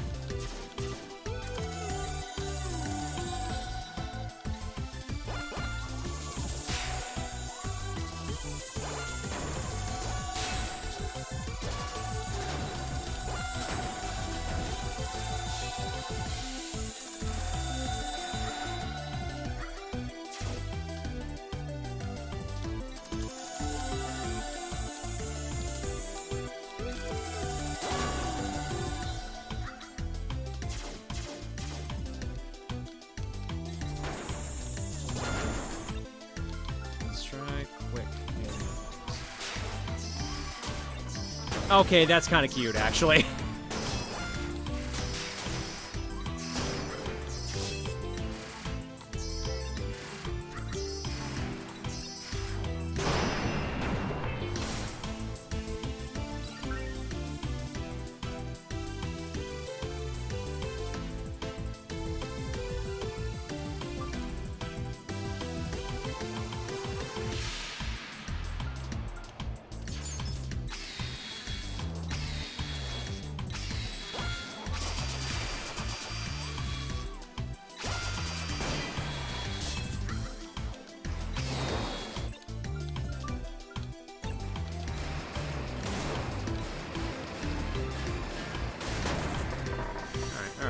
Who's messing up around here? There we go.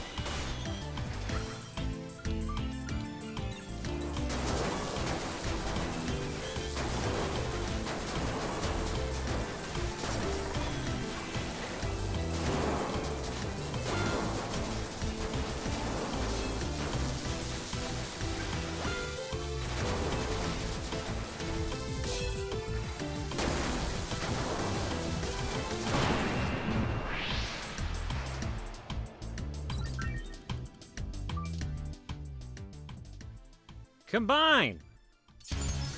Ah! Alright, let's see how this goes.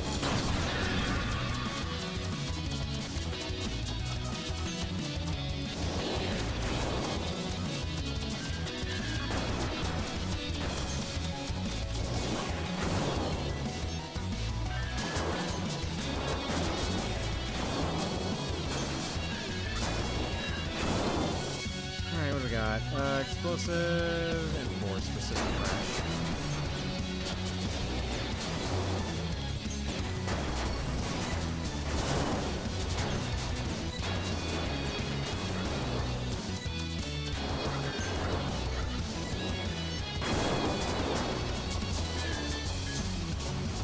Why are you using that again?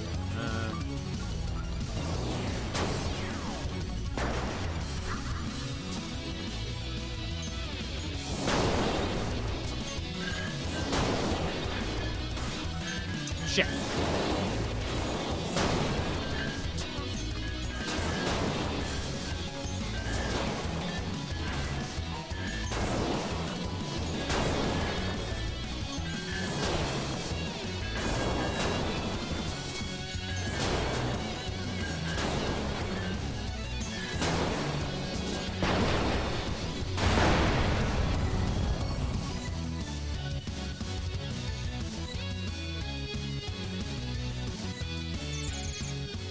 Suppose that encounter works as a suitable end to the beginner portion. If Pokey makes it this far, then she'll be ready to start tackling the more complex scenarios for character. Such as the forest. Pokey's first real objective is going to be something simple, saving a forest from the cybers. I think I have a plan to make it much more interesting.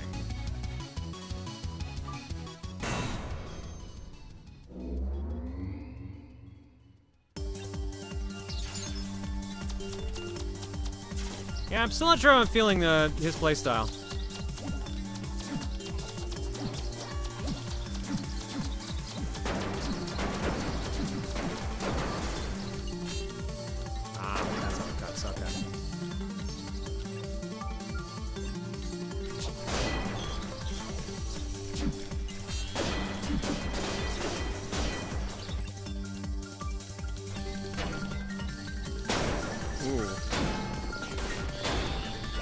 Nope, not a fan of that one. Try the other one. Yeah, that's better. That's more approachable. I like this one more.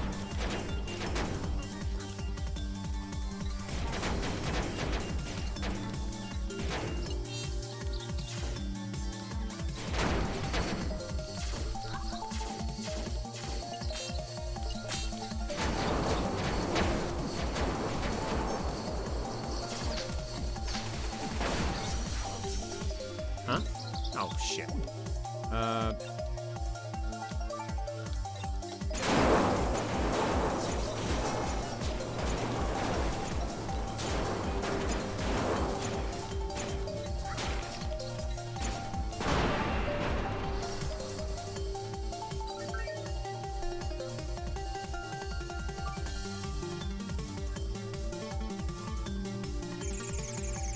When Boki copies a wind-based power, she'll only use it vertically, like that ninja hero she watches. In any case, I prefer to use wind for long-range attacks more. It does much more damage than a close-range strike.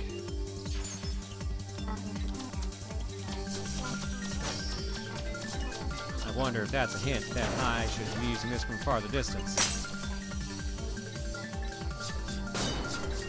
Oh, that's a long distance, Jesus.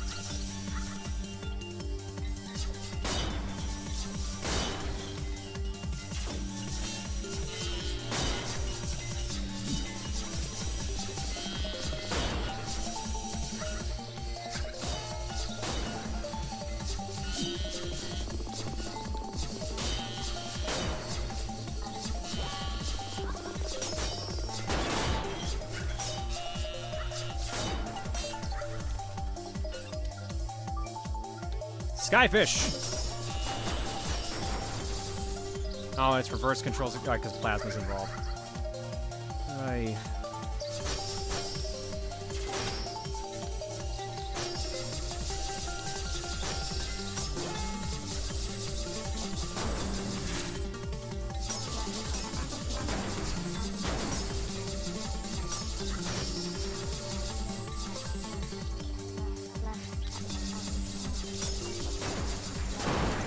There we go.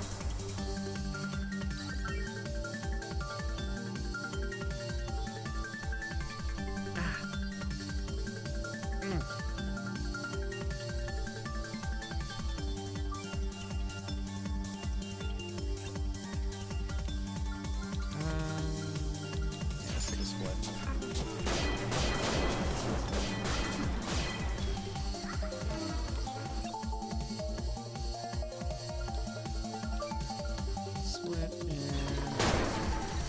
That was the AoE one. This is the get in your face one.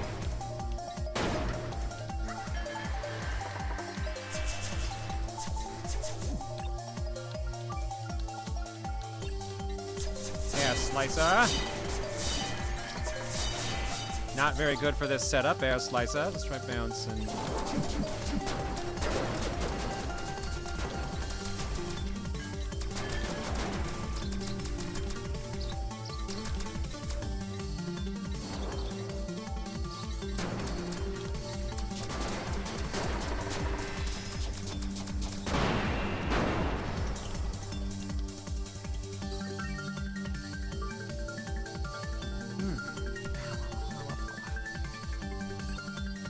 Alright, let's see how this fight goes.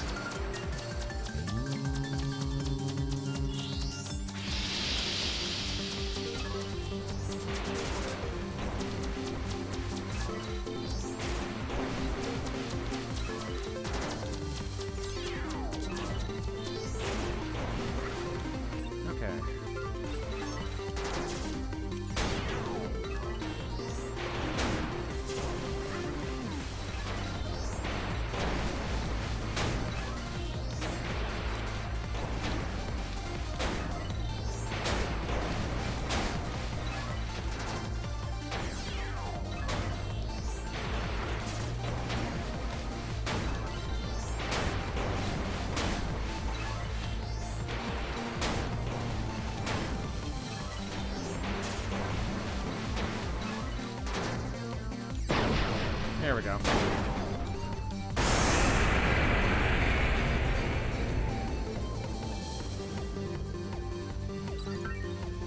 Hooray! No damage! Why is my arms... Come on!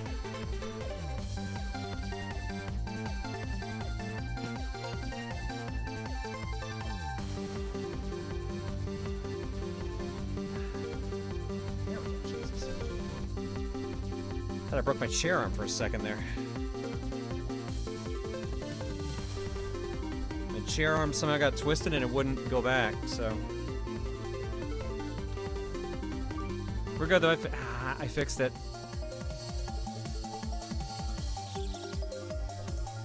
Hello, is this the office of a certain Mr. Savant?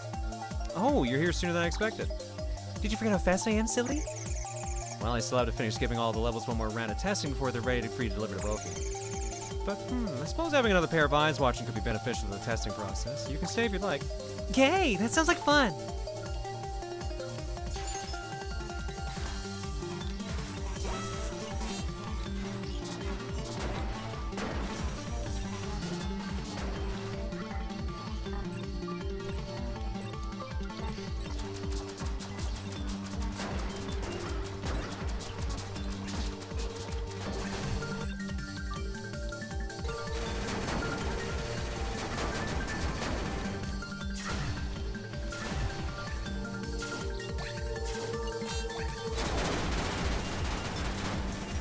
That almost seems mean.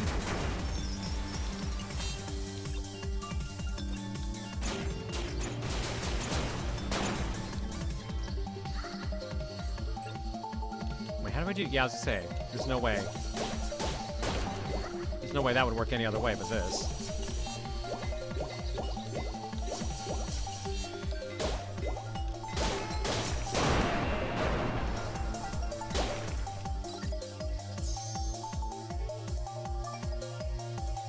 That oil-fired Edmondson? Oh, okay, I thought you meant literally an actual oil fire. I mean, they can have bad times every now and then.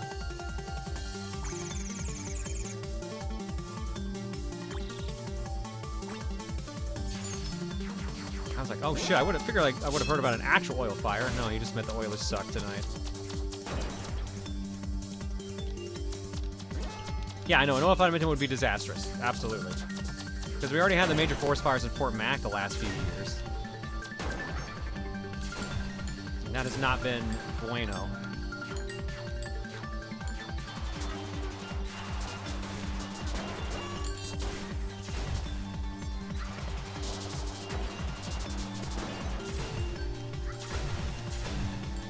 Oh, God. All right, remote. What do I do with remote?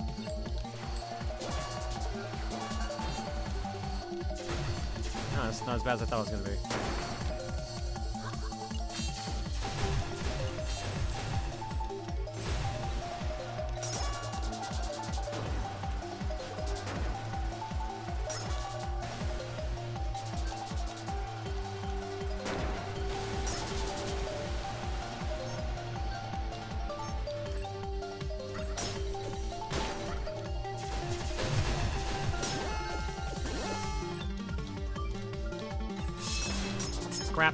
Crap. Where's my... Hello? Why is it... Oh. Now I finally noticed the fucking bubbles. Oh, it literally meant rising tide is in you gotta keep firing it for it to actually be more aggressive. Okay, that's interesting.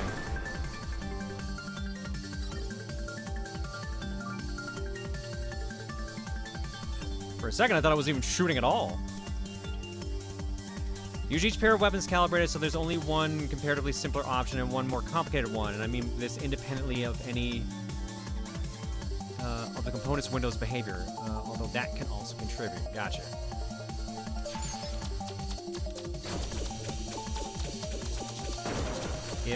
Oh god.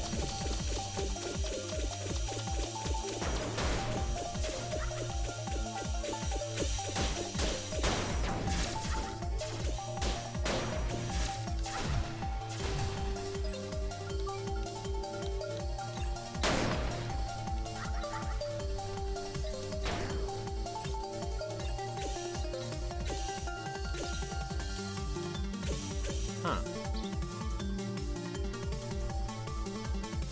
Oh, what?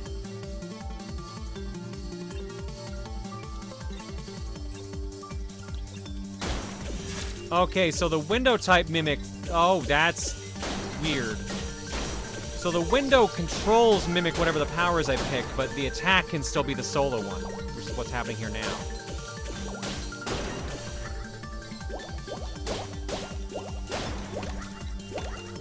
That's one way to do it, I guess. Typhoon's a solo, really? Alright, so in that case, then what if I do, if I do explode Typhoon, that means, yeah, there we go.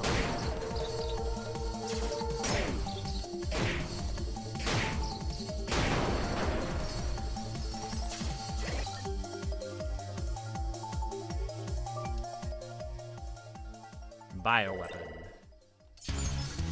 Ah! Oops, yeah, after the stage we're going to break. I just realized what time it was. Now, what was your deal? I think it was break the back and you got a power up?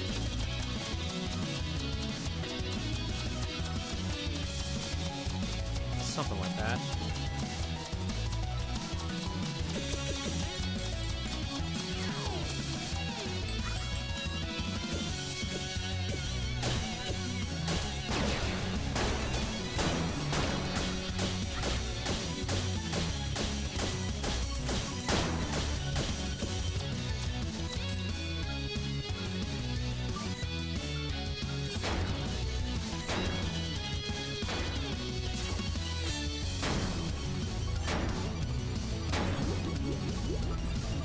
Left is Gertar.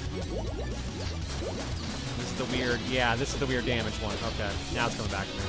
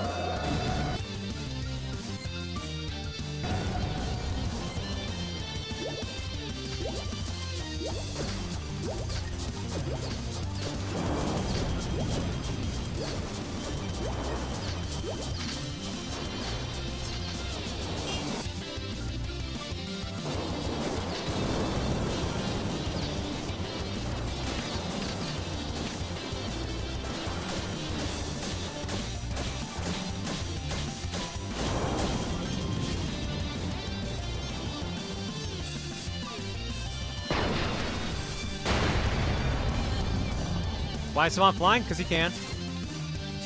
If you could fly, you would too.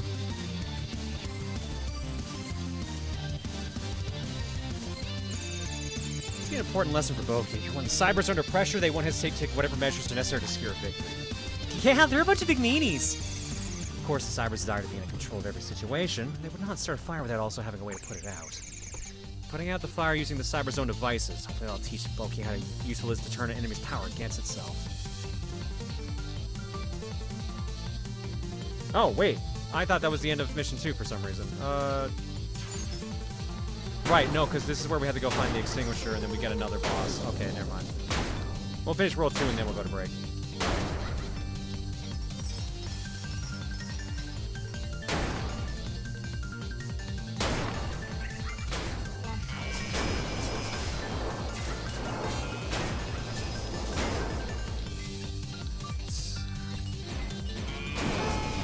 Fire my giant arrows! Oh god.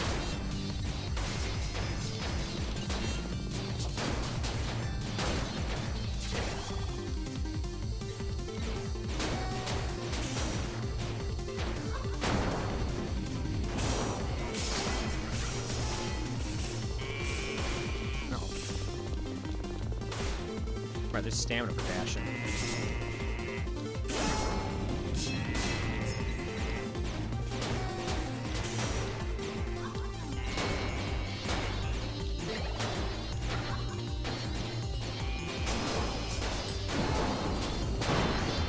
There we go.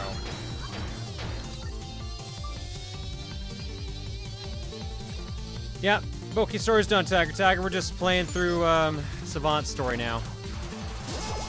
I asked Walt what they wanted to do, and we're going to do both normal stories and then leave it at that.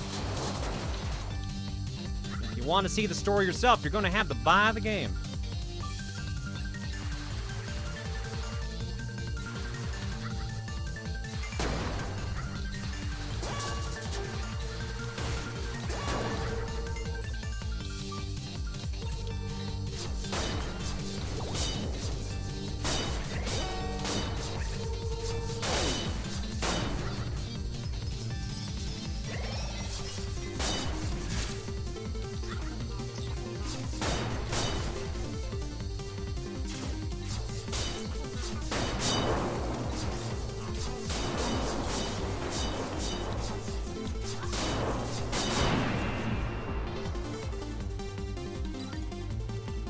It's gonna suck having to leave the stream early. I'm sorry, Wave Tamer. I'm sorry. I'm a late night streamer. It's my fault. It's my curse.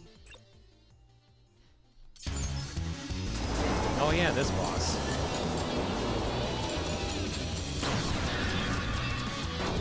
Oh, it's two of them.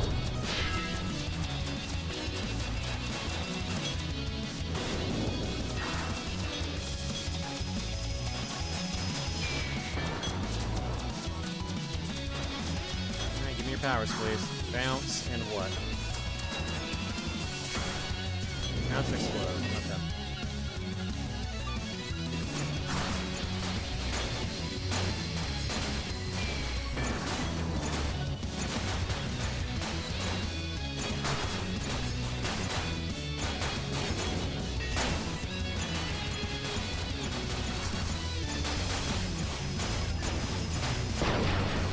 It's one. Now, are they going to do two this time, or how are they going to do this time? They're going to merge? Oh, that's just it. Okay. And somehow defeating those muscle robots puts out the fire and saves the forest? If the simulation weren't based on 100% proven scientific data, I'd also be quite skeptical.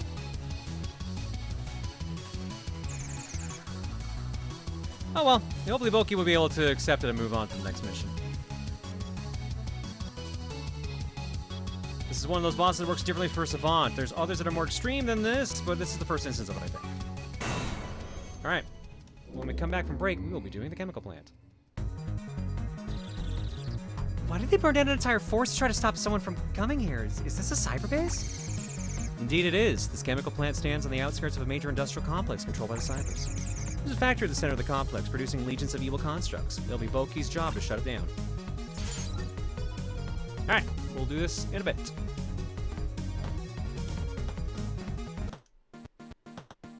Let's drop some eggs. Oh. CJ47 for 69. Nice. Sunshiny for new. Op Mouse for 14. Amber for 12. Ghost Kid 825 for 99. Donna Fire for 92. Kishmet for 47. TJ McCarth for 107. Kiki for 120. Mystic Fire for 31. Bagel plushie. Is it bagel approved now? No, not yet. Still doesn't like it. Drop some eggs. Don't you mean crack some eggs? That's later. Rational Soup for 38. T-Man 64 for 84. Horizon Strider for 124. Meanwhile, John has very much loved this wallet for 124 months. It's true. I do appreciate it. Y808 for 18. Well, now I know how I'm spending my extra money next paycheck. Damn it, John. Sorry. But yeah, there's a new Bagel plush available and Bagel pins. Derek TTH says, so I found out today that Bagel shares a birthday with one of my sisters. Oh, I read this one out, yeah. Was sharing a birthday with his sister. Do you need Pathfinder for 80? Chaos Set, give us up to Dominic Tarason. Cartoxin says, celebrating that after 4 years of trying, I finally got a job interview for a new position in my organization. Still might not get the job, but it's encouraging to even be given the courtesy after being ignored for so long. Well, here's hoping for the best for you, Cartoxin. Hot Brand. I read that one out. Thank you for the bits. Spliced Otter Showa for 53. Miracle Captures, I read yours out as well, but thank you for the bits. Light Reborn for 67. Captain Kidd for 49. No grandiose message, just stay weird as always and hope chat's doing well. Also, go Michigan Wolverines. Glad my weird works for you, Captain Kidd. Megumi Stillwell as well for 26. Thanks for subbing. Hanging, folks. If I had to guess, probably nothing in the carton, but I guess wrong, because the Hair Doctor has Wescher's Promise. I assume that's supposed to be Wesker's Promise. As promised, I'll now lay an egg in your mouth. I don't like that promise. Back in a bit with Art Block and Copy Kitty.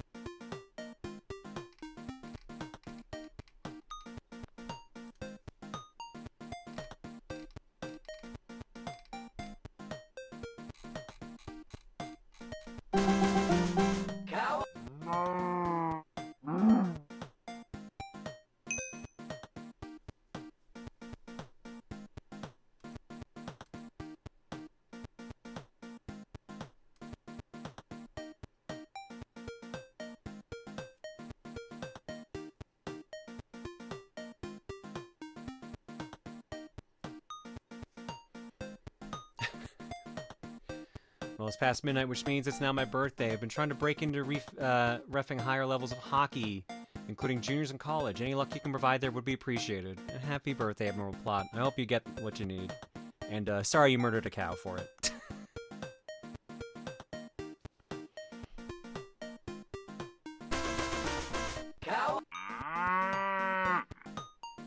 Satori the Enlightened says, I'm so bad at the birthday luck thing that I'm 2 days late for my actual birthday, but I think the luck kicked in a month early anyway, so it's probably fine. Sometimes that happens. Happy belated birthday, Satori the Enlightened.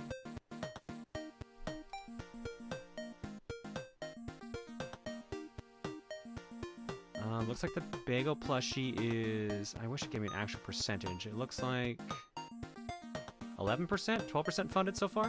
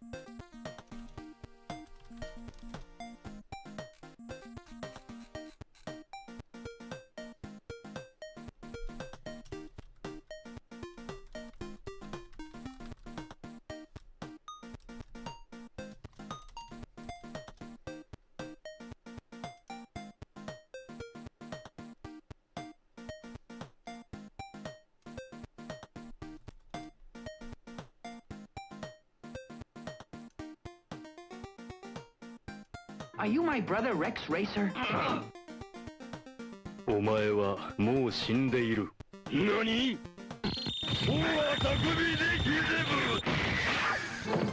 ？You know, I wasn't looking at OBS, and I genuinely for a second thought that the alert just broke.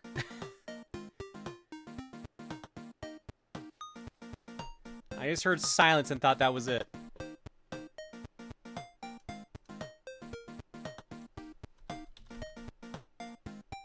Oh, yeah, shit.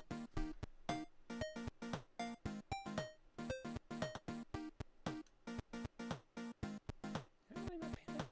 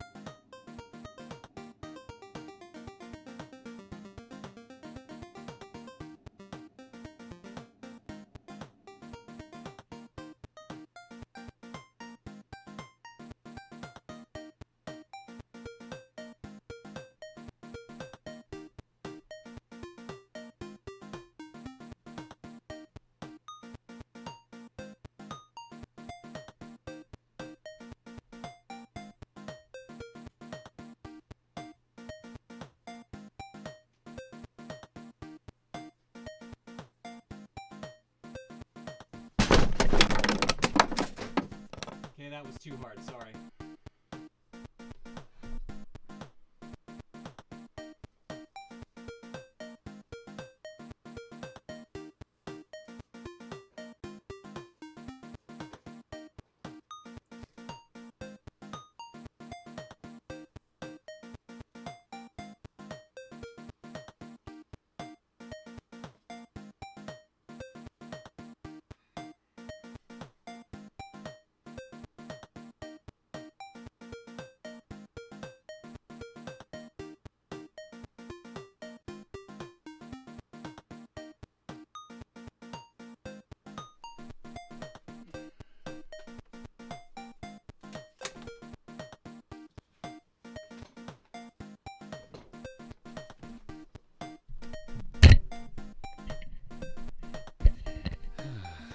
Sorry, everyone.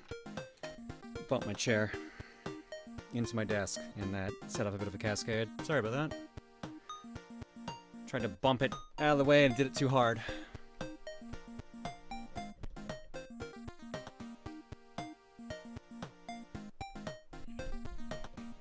Ooh, okay. Well, I did a number on this shit. Hang on.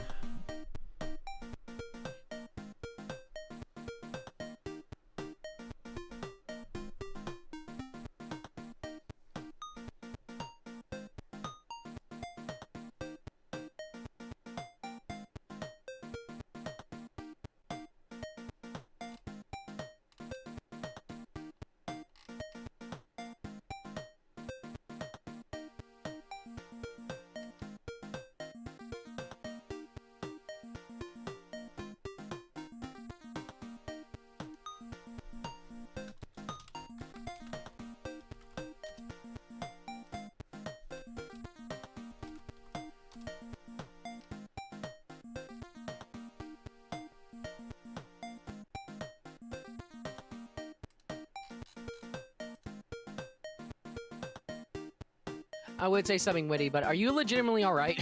Yeah, I bumped my chair. That's all it was. Okay, I'm very much. I went into concern mode for a little bit. That's why I asked. I bumped my chair and I bumped it too hard. That's all it is. Okay. All right. Oh, Echo, are you all right? Oh my god. Yes, I'm fine. Oh my god. I'm not sure. I'm making sure. I have to make sure my friend's fine. I don't know if you're doing that to mock me or you're legitimately serious. Bit of column A, bit of column B, more so column B. Go fuck yourself. How's it going, friendos? Hey, everybody. How you doing?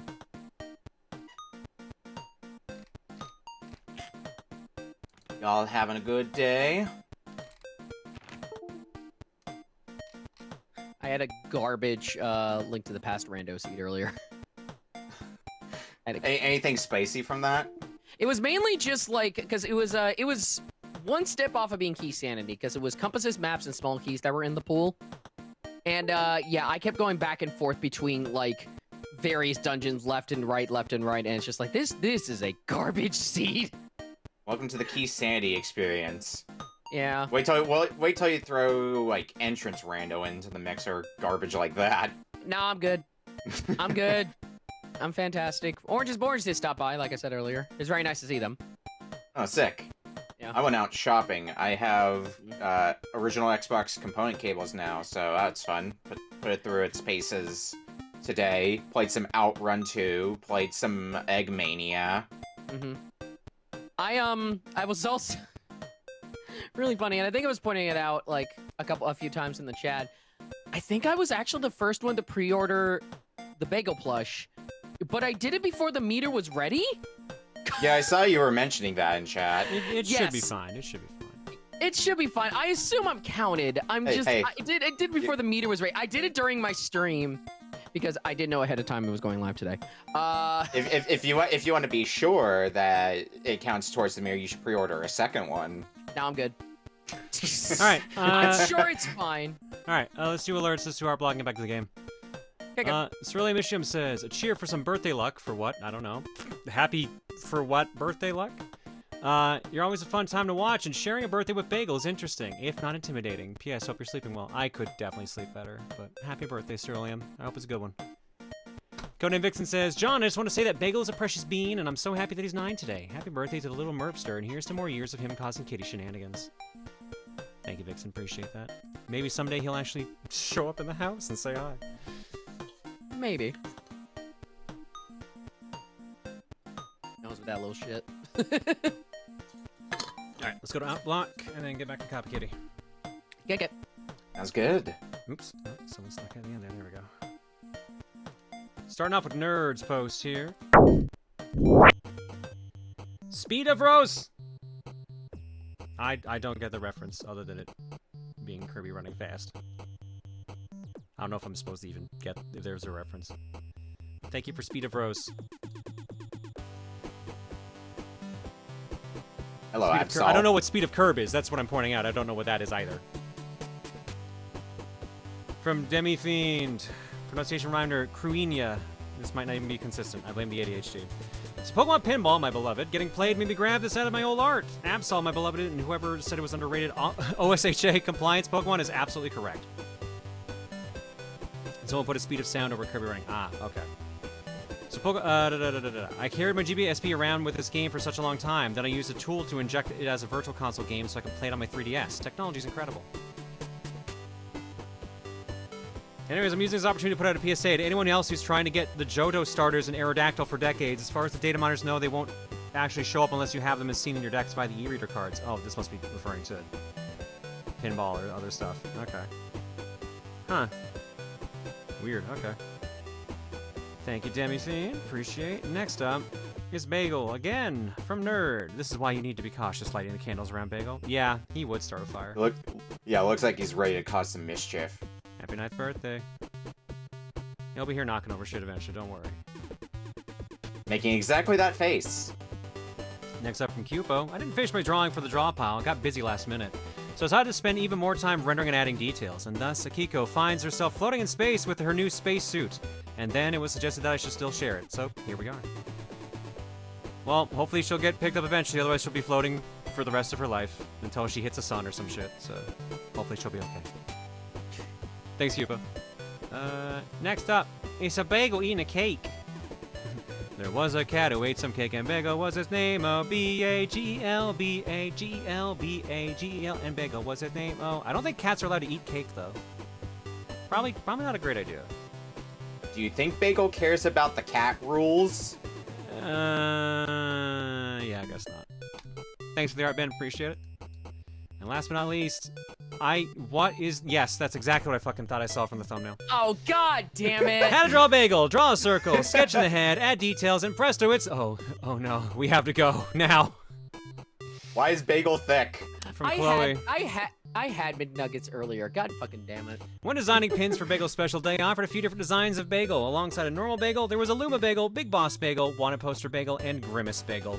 Needless to say, Grimace Bagel did not make it in, for good reason. He would be too powerful to unleash upon the world after all. In any case, happy birthday to the bagel, and I hope you all enjoy. I don't know how it would have felt if I'd actually sold that fucking pin. Oh. No people about it. Hey, reminder! There's new pins and also a plush. And yeah, there's the plush. All that. Yeah, we're currently at $800. And here's all the pins. So we got a Luma Bagel, done by Angels in the Window. We got Big Boss Bagel and Wanna Bagel, done by Chloe. And we got Ryu Bagel Busa here by... That sounds really bad now I say it out loud. Bagel Busa. Bagel Busa. From a Salty Cat. I think I actually... What did I actually name them? They were, yeah, Big Boss Bagel, Kitten Gaiden, Space Bagel, and Wanted Alive. There you go. I was thinking Begu for Ryu. Begu Hayabusa. There you go. That works. That does work. Anya Yusa. Yeah. You can access all of those if you type in protonjohn.com and brings you to the shop. Remember that the plush will only be made if we reach a certain goal, so be sure to pre-order if you haven't already. We are doing pretty good so far here. We've already hit 807 out of 6,500, so. Correct. If you already ordered one, you can also donate to help get it produced. Yeah, you can donate money if you just want to make sure the bagel gets the plush gets made. All right, let's get back to the game. Yeah. Oh boy, No Signal, my favorite. I was gonna say I was waiting for a game that No should Signal. Be there. The greatest game of all time, No Signal.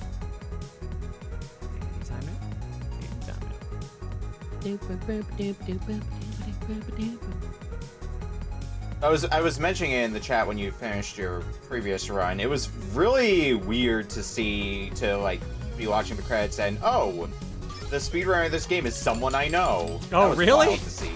Yeah, Tristan is somebody that I'm acquainted with. Yeah, I swore I'd heard the name before. Nowadays they hang around the Kuso scene, which is maybe why. That's probably why, yeah. Or Big Bad Game-a-thon.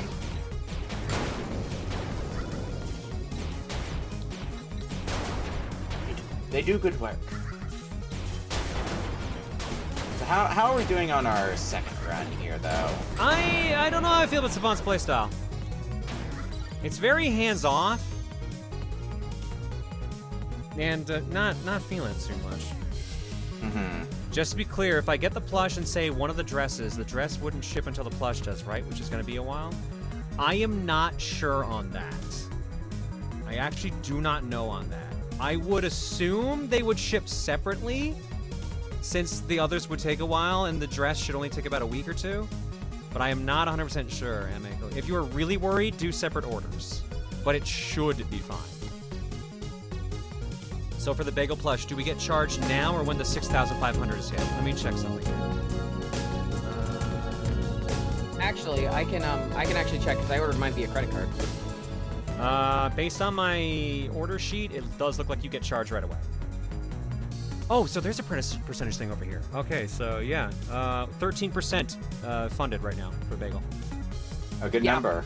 It's on my credit card, so yeah, you do get charged immediately. And 13% in what, one day? Oh, it's not bad. That's pretty good. Yeah, and on a quieter day too. For Meba, here's your Duke. I'm gonna find you, Proton. Oh shit, I'm out. Well, we're not finishing the game today. All right, bye guys. You wish, bitch. You're my bitch now. Yeah, we've got another one of those now. Fuck off. Alright, I want to quickly answer this question from Cams, by the way. This is to all of us. What is the one thing from your collective childhoods that you miss the most? And alternatively, what's one thing from your collective childhoods that you miss the least? Not working. Other than that, let's say other than that. No, that's my answer. Okay, fine. What I miss the least? Waking up early. What I miss the least is living with my parents. Yeah. What I miss the least? Being straight. Yeah, it's true. I mean, that tracks. I don't miss being straight. I don't miss it. I'm trying to think of what else. I mean, I definitely do not miss a whole lot from my childhood as somebody who grew up in Mississippi. I do not recommend it. I will say I do miss just being able to just like, I do miss those times where I'm literally just in my room playing on my GameCube and everything else like that, just on the floor with my CRT. Right. I do miss those days specifically. The simpler times. Basically, yeah. I missed it. I missed when things were simpler. That said, I would still not go back. Oh yeah, original Lego sets. I know I used to be big into Legos. Like I had a bunch of Lego sets, and that was like one of the things I had a house ago. But the problem is moving all those sets to the other side of the country and then having to put them all together is a pain. B, you start to realize how little room you have for them. So I started phasing out of Lego stuff. So anyway, I'm working towards potentially doing another Lego set in the future. Which one? Currently we're doing a goal for the Mario Kart build. The new Mario Kart build coming up. Neato. Yeah, some of the... Like, I want to try to get the NES one to do, like, a build of. Because that's, like, a Lego set I think I would enjoy doing. Especially nowadays.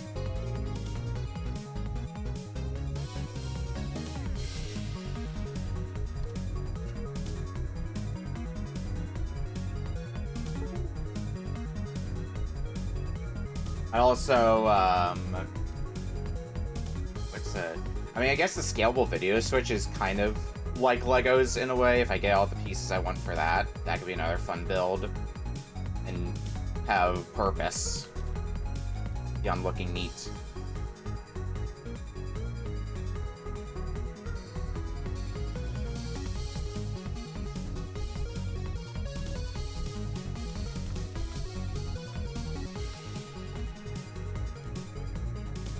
You there, John? Yeah. He's just Okay. checking something.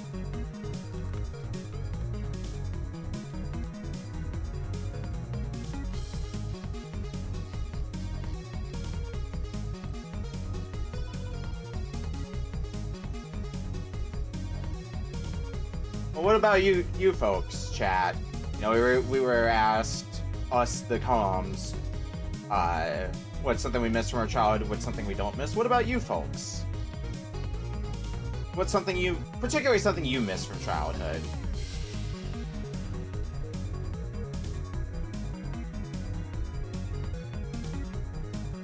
Old kids game shows.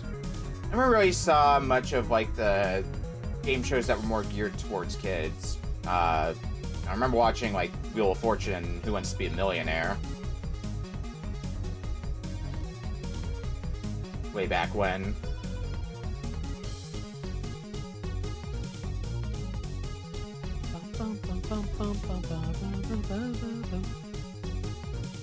Having more free time? I mean, to be fair, that's pretty much everybody. Yeah.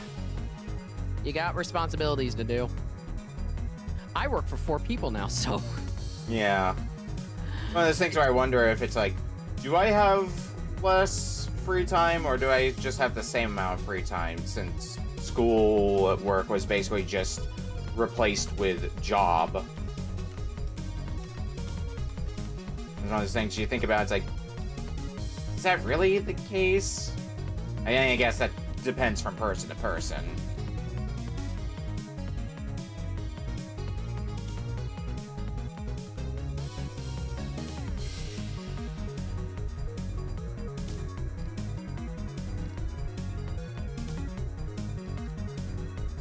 Spend time with friends. Oh god, anytime I'm reminded about like spending time with friends, it just reminds me I should contact some of my local friends so we can get together again. Haven't done that in so long. Oops, real life, having real life things that I need to get done.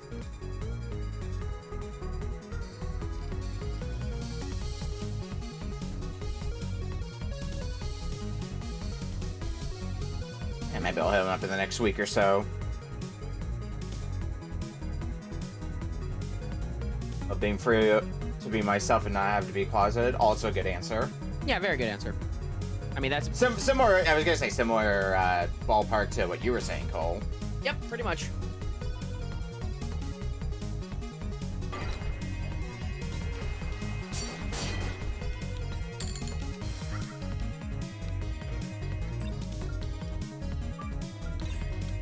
Looks like this gameplay style is like a little bit slower than the It is previous so one. much slower. It's wild how much slower it is.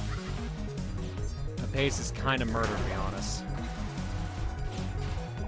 Yeah, because it seemed Like, he Anytime can I zip was around watching- real fast. Like, that part's great. but when you're not zipping around, But, like, it's you'll just literally have to you- do menuing and stuff like that. Yeah. His And this is power the kinda combos game are that pretty I- fun, though. I gotta give him that.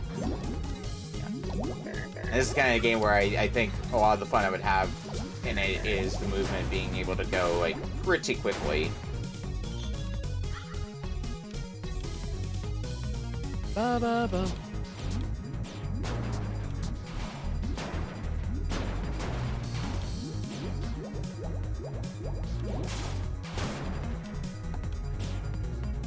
Dark, there's a list about 30. I haven't rebuilt the new list yet, but what did you have in mind?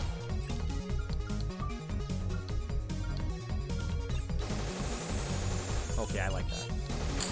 And use the character. When's the part when we find out that one of the boss's gimmicks is disabling your pause menu?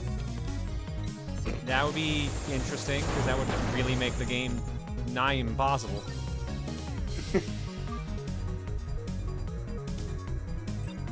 only reason he's slower is just that you're spending way longer learning how to do things with him. I mean, I just feel like, despite warping around, his pacing doesn't feel fun to me versus the immediate get up and go. It's very much like, I mean, you mentioned it earlier. It's like you're not really like you're more just guiding. I'm not playing. I'm moving a cursor around essentially. Yeah, that's essentially what you're doing. Yeah. So this is Mega Man as a point-and-click game, then, you're saying? I mean, by that logic, sure. Maybe. Could be. Mega Man and Cookie Clicker. Mega Man and Cookie Clicker. That has to exist somewhere. I'm sure. There's mods for that game, so someone's probably done it. E-Tanks. Produce all the E-Tanks. Produce the E-Tanks, produce all the bolts, produce all the rush coils. No, okay. But no, the reverse with Dr. Wily. Produce all the Gutsmans! As many Gutsmans! Produce more! Lemon Clicker. I like that one for Mega Man. Lemon Clicker sounds fun, yeah. Because oftentimes the pellets that Mega Man shoots are described as lemons.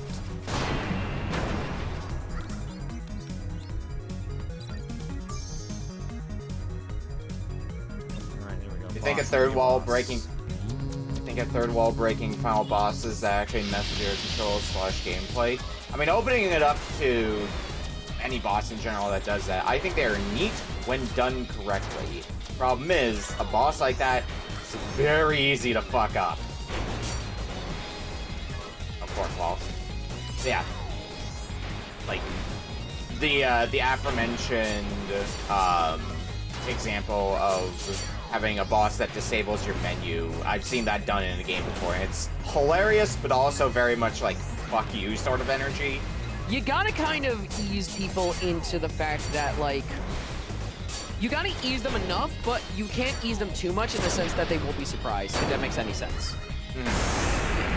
Again, I feel like there's probably a really obvious example here, but I'm afraid people will just be like, oh, spoilers. But it is possible. You gotta ease them enough that they can expect something unexpected, but still give them something unexpected on top of it. These two is actually not the example I was thinking of. I guess that would be another example. He's 2? Hades 2. Hades 2, oh, okay. I still haven't played Hades 2. I'm waiting Just for waiting. full release. I'm doing the same thing I did with Same. Hades 1. Same.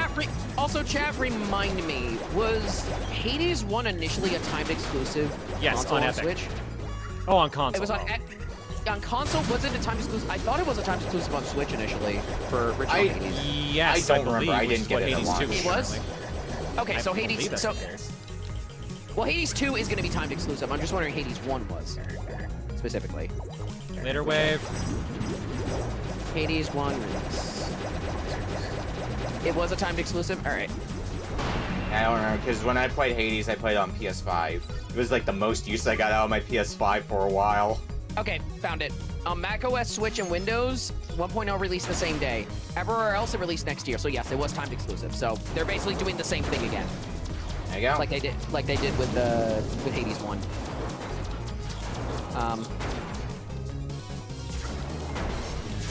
Weirdly enough, I feel like Nintendo has been doing more of the timed exclusive stuff this generation, if that makes any sense. Especially for indies. I mean, it kind of makes sense since they're the ones with a new console on the horizon.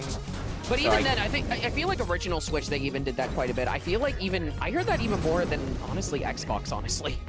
Funnily enough. What timed exclusives have they had in more recent memory for the Switch? I don't usually pay attention to like that kind of stuff. It was mainly indie stuff. I mainly heard it from indies.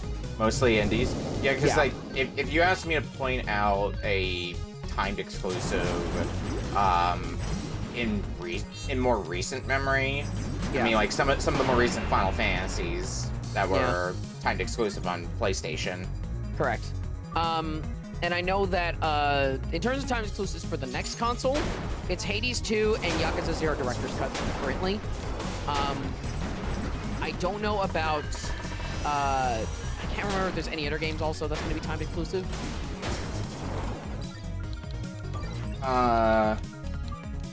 I mean, in a way, you want to include all the first party games. They're technically timed exclusive. They're just exclusive for an indefinite period of time, which will probably be an infinite period of time. They're just exclusive. Yeah. No, I think, like, and look, say what you want about the game. Switch 2 getting a FromSoft exclusive game is wild. It's still a very wild thing. Like, actually exclusive, or...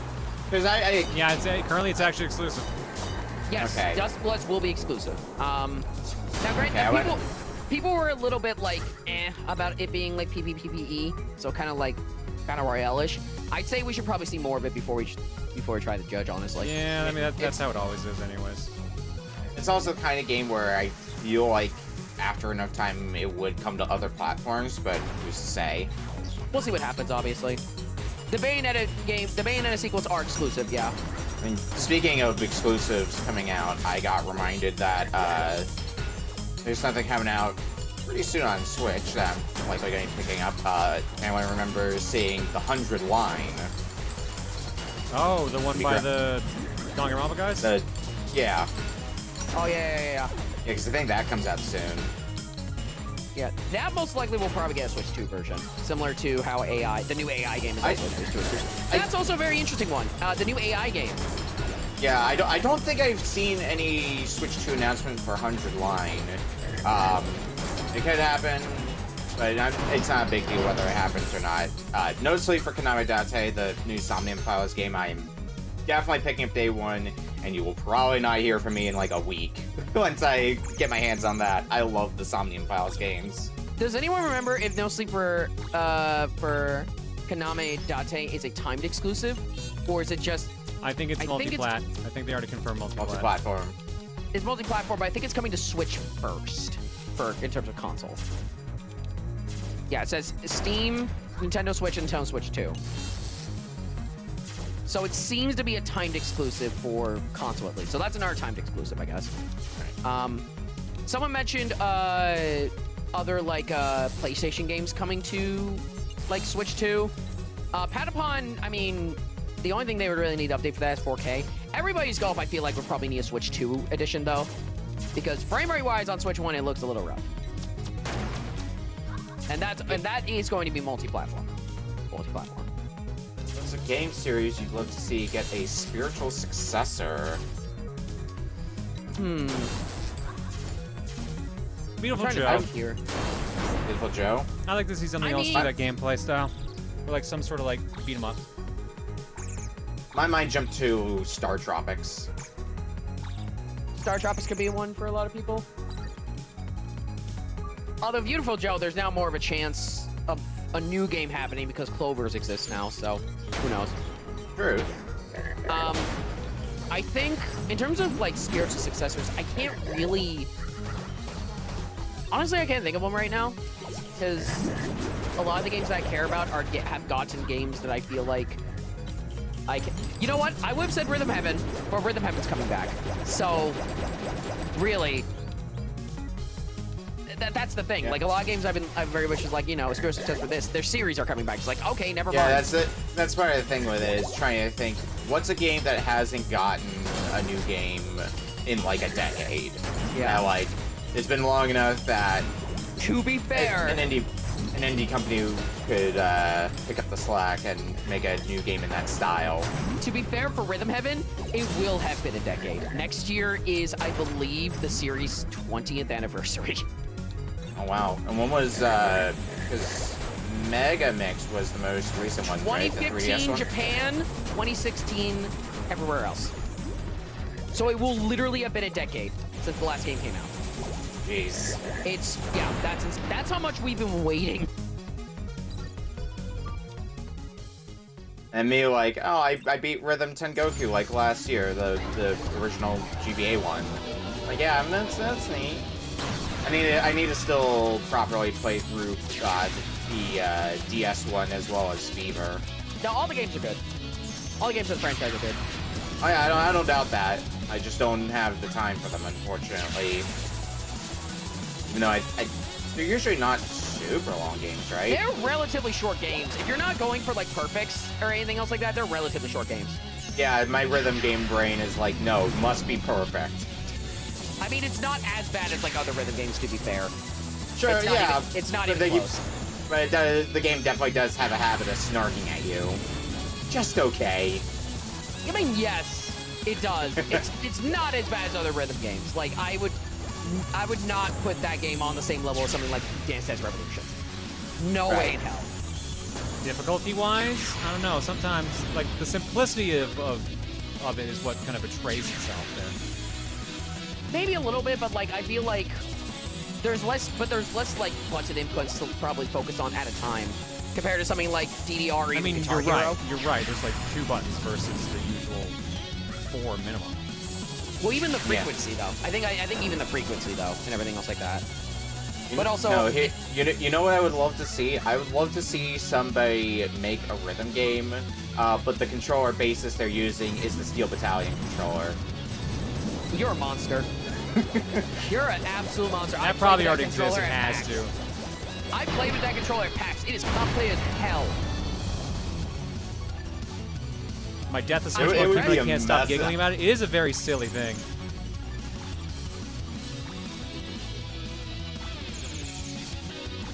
It's weird I always say Death to Switch, but they're probably going to keep the Switch around for another year. No, they will keep it around for another year. What am I saying? Probably. I mean, part of how long they're going to keep it around is how well does the Switch 2 sell? I'm going to point this out because someone pointed out earlier. I do not think Switch 2 will be another Wii U. I do not. I don't think so. it'll be another Wii U, but it's going to have a slow adoption base. Probably, yeah. Most likely, but I don't think it's going to be another Wii U. Yeah, I don't know how many people are feeling that. How many people be feeling that need to upgrade to the Switch 2 beyond just like exclusives on the Switch 2? To be fair, the exclusives they are talking about are very strong. Like, very, very strong. Yeah, So- I mean, like, having Mario Kart in the launch lineup. Mario Kart and launch lineup, a brand new Donkey Kong with the scope of a 3D Mario game from the 3D Mario team. New Kirby Air Riders, a brand new Hyrule Warriors that will run like shit. Puts away my 3DS copy of Hyrule Warriors Legends in shame. Yeah, they put that thing on 3DS and it ran to like 20 FPS. They ran even They worse wanted to if you sell used new the original. 3DSs. Yeah, probably. But they still put it on the normal 3DS because they could. Yeah, it was only Fire Emblem Warriors. That Oh, was you're right. the I'm thinking 3DS Fire Emblem Warriors. exclusive. You're right. I don't think it's gonna be another GameCube either. I feel like that's also maybe like, cause there's different like, Well, it will be another GameCube. You got all the GameCube games on there. Or you got some of them anyway, some of the big hits. I would say it could be another GameCube if they continue to be weird about the games. They like making games kind of weird and everything else like that, and create a little more wackiness to it, if that makes any sense. Yeah, I mean, I'm hoping to see Chibi Robo drop in price, because that was one of the things I went out to do, because local store got a copy of Chibi Robo, and unsurprisingly, it sold very fast when they got it in. But I found some other stuff while I was out there. I don't know if anyone has heard of the PSP game Gunpei. But that game looked interesting. Namesake because... what does the back of the box usually say about it? I got it right here. This is not a Switch 2 exclusive, but I feel like Switch 2 is definitely gonna be vastly preferred. Metroid Prime 4 Beyond, because that's gonna have like it's gonna have 4K 60 and also 120 FPS, 1080p on Switch 2, and the mouse control. And here we go, back of the box for Gunpei. Originally created by the late Gunpei Yokoi, winner of the GDC 2003 Lifetime Achievement Award, and the legend behind some of the game industry's greatest hardware and software success comes Gunpei. So it's a Gunpei Yokoi game. Oh! The one that came out super What's the late game after called his again? death, yeah. Yeah. What's the game called again? Gunpei, It's spelled in G-U-N. dude. No, Well, it's spelled differently. Oh, right, it's G-U-N-P-E-Y. It's a PEY. PEI. Okay, thank you. Interesting. Okay, that's kind of cool. It was one of those cheap pickups that I just saw offhand and I'm like, this looks interesting. I want this. Yeah, Switch 2 is compatible with Ring Fit Adventure. You just need the regular Joy-Con. But also, going on my list again, obviously we're going to get the Switch 2 Edition exclusive stuff, which is the new Forgotten Land content and also Jamboree TV content. And everything else like that. And then Street Fighter 6 getting amiibos. I don't think anyone would have ever expected that. Nope, sure didn't. Wasn't on my bingo card. That's probably, like, I'm vastly considering, because I don't have Street Fighter 6 yet, I might just pick that up, honestly. That said, I will be the sicko who uses the Piranha Plant camera with Mario Party. Apparently Yeah, it's only oh, 480p or something like that. That's what Cole was telling me Good the other day. ass 480p, but maybe, mwah. Yeah. It's not low enough quality for me. I need 144p. You need your unregistered hypercam? Yeah. I'll just get the normal camera, thanks. You'll be a normal person. Also, it'll be nice. I keep pointing this out a lot, but it'll be nice for the Switch to get a version of Fortnite that isn't shit. Man, Fortnite trying its best. Cole over here causing a murder. Look, my friend Persian plays Fortnite on Switch, and he's like, it's like if it was a PS1 version of Fortnite. It's I mean, that sounds like it would kick ass. You're selling me on It's this now. playable, but yeah, it's chonky. Yeah, it basically very chonky. Did they confirm 120 FPS for Fortnite on I don't think they Switch said 2? anything about Switch 2's Fortnite. Other than Let it me existing. check. Yeah, other than the fact that it exists.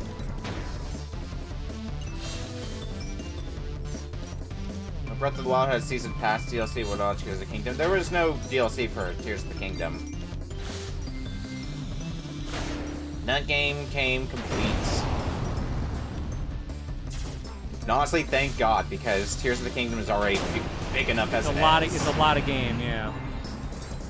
Like, even putting... God, I'm trying to think, like, how much bigger Tears of the Kingdom is to Breath of the Wild with its DLC. And I'd say, like... Well, let's say 1.5? Times bigger?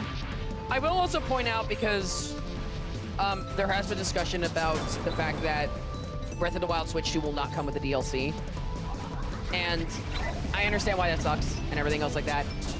What I would recommend to anybody is, if you do not want to pay that amount, number one, both the upgrades for Breath of the Wild and Tears of the Kingdom will be free with the expansion pack.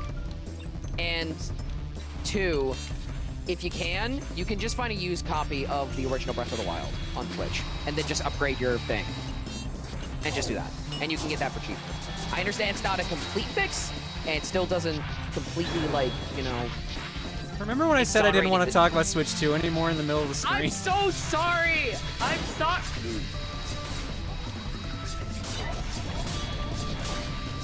We will never escape you. I don't know! I'm so exhausted talking about it, dude. Genuinely. Alright, we'll stop. Alright, we'll stop. I know it's the hot topic of gaming, but Jesus Christ, I'm like, at least the talk here is positive, or at least not like net negative. But God, I've just been so sick of hearing about it. I'm trying to be positive about it.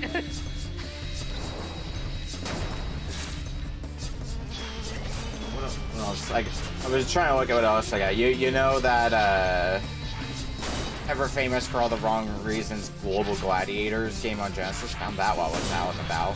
Good old Mick and Mac. Yeah. Are you ready? Then Simpsons, Bart versus the Space Mutants. Which version? Genesis. Ah. I already had the NES one. The technically easier one, I believe. Is it? I think. I don't remember fully. I'll get back to you on that one later. Yeah, keep me posted on that. I'm sure it's a burning question in your mind. Like somebody beat me to picking up cheaper Rover from there. The other game that I saw the local store getting that somebody also beat me to that I really wanted to get was Cannon Spike. Ooh, Cannon Spike is so good, but it's very it's expensive. spendy. Yeah. I might be thinking of selling mine if you really want to drop the cash. I don't know. Well, maybe we could talk about that later. I'm at a point where I'm just like, I'm debating what I should and shouldn't sell of the collection, because it's just getting to be, everything's too fucking expensive now. That is fair. I've, like, a lot of my spending in more recent memory has just been, friends who've been selling, parts of their collection. So, A, get a decent deal on them, and B, help out somebody who needs a little bit of extra cash. Don't sell? What do you mean don't sell? Why are you saying don't sell? I don't think you care about the retro game stock market.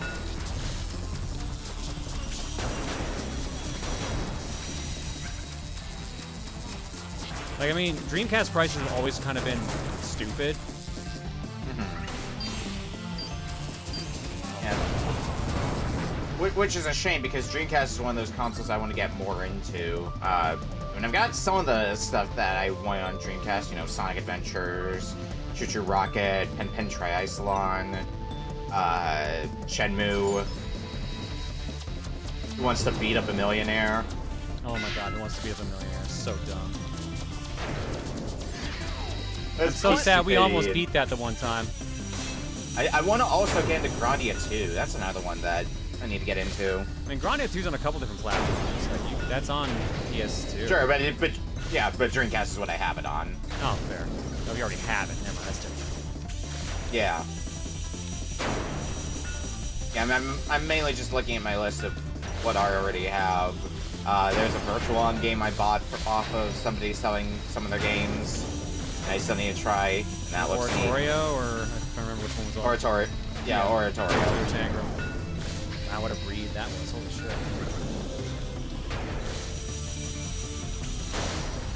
I'm sorry, Marcus, about Warriors Woods again.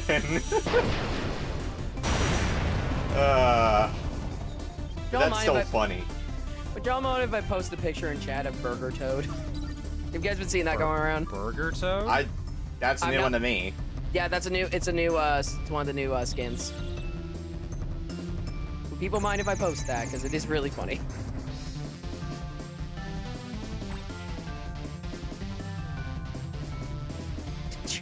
Yeah, Marcus talking about how they were trying to get Warriors Woods at MagFest, and last MagFest, I bought the game just before they did, and the year before, John bought the game just before they did.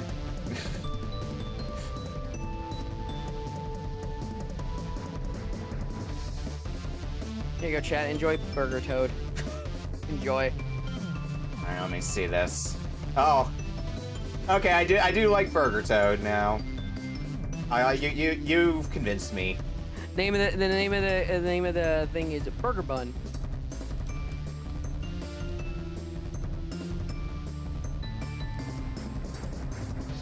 Yeah, I like the Burger Bud caption. It's very cute. That's me, Burger Bud. That's me, Burger Bud. How you doing? I just want a hamburger hat.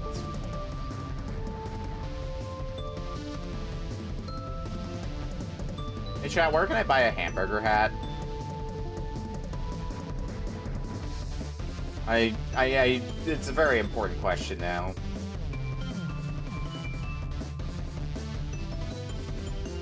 The hamburger hat store. Ah, thank you. I'll put that right in Google Maps.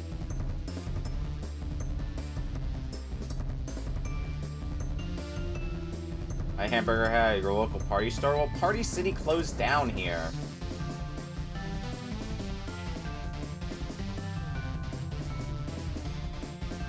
Walmart and Amazon. Yeah, I'm sure I'll find one in, like, my local Goodwill or something.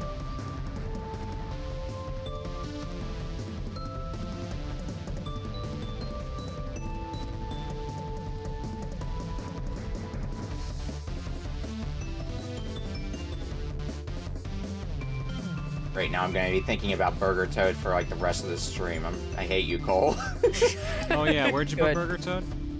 Hold on, I'll post it again. There we go. Okay, that's kind of cute. That is kind of cute. Burger. Oh, Also, they made Toad also a bit. His cheeks are chubbier now. Well, that's just they did that to everyone. Yeah, everyone's a bit chubby, except for Waluigi. Waluigi's eyes, I think, got smaller. I think when you look at like. Well, because they want to make sure people know he has rickets. What? You're just reminding me of the thing of like Yoshi's official render changing like very slightly in each. I think it's like each Mario Party game, or is it each game in general? You just remind me of that now. And it's like someone needs to be stopped. Why does Yoshi keep very slightly changing every time. Slightly changing every time. Talk to the DDD enjoyers, whose design seems to change every few years.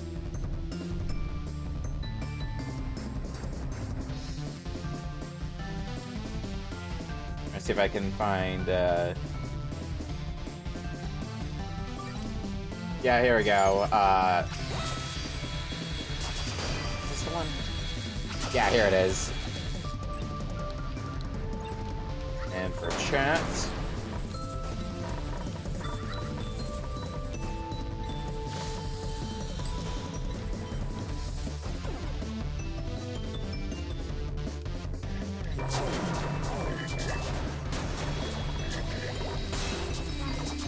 Just me, does this game feel very Amiga? I can kinda see it. I'm not quite sure if I see that, but Like- I guess I can see the logic. Yeah. I mean, it's hard to get more Amiga with games like Turrican. Yeah. That's usually what I think of when I think Amiga. Or like a bunch of the stuff the 16-bit era being basically just Amiga ports.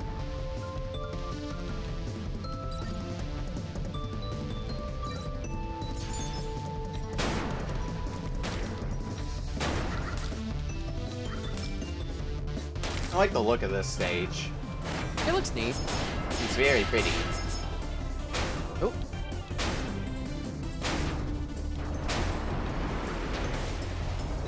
I like the slow like explosion like every like second and a half. You know what this kind of reminds me of, weirdly enough? Because What? it's like, it's a character where you're sort of like, you're guiding like the attacks. Reminds me of V from DMC5. In a way. It's a similar concept. Yeah.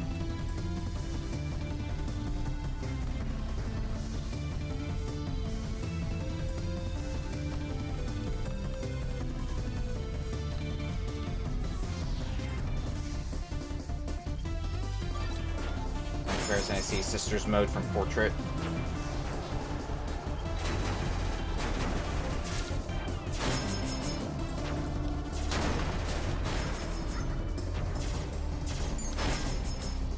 And I think something chat's saying that reminded of Gunstar Heroes, and something about this game does make me think like a treasure game. I guess I can see that. I think it's the ball shooting out that kind of sells it for And me. it does have kind of Bangai-O energy when I'm playing as a floating guy.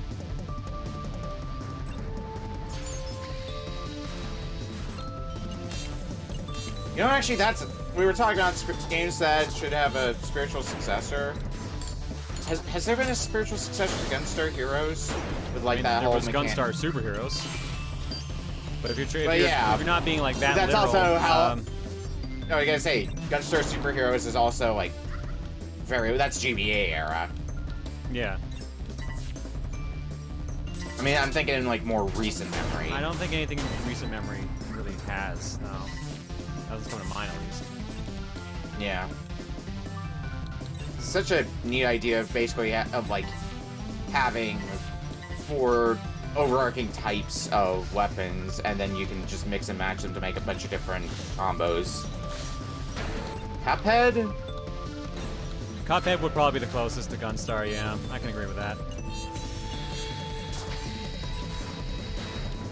It's definitely got the run and gun part down, at the very least. Oh, and it's spiritual successor to the Ronald McDonald treasure game. Yeah, what? McDonald's Treasureland Adventure is the name of the game. Treasureland Adventure, thank you. I don't remember the exact name of the game, but I knew it was like something to do with McDonald's and treasure. Oh shit, Devil May Cry 5 is on sale. Nice. Yeah, there's a Capcom sale going on right now. And the DMC one specifically because of the show. Heard the show was not the best, by the way. I think it depends on who you ask. I haven't watched it yet, so I'm going to make up my own mind that way, but I have also been hearing semi-similar.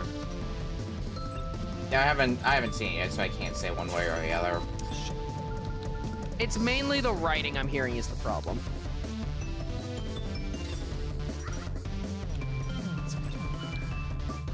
Yeah, I feel like Cuphead I would sooner compare to Alien Soldier.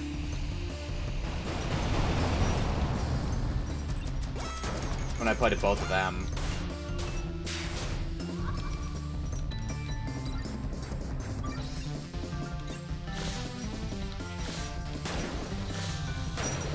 There's a lot of shows that I also still need to get caught up on, like I still haven't seen anything of Castlevania Nocturne. Oh yeah, no, I gotta watch that too. I forgot about Nocturne coming out.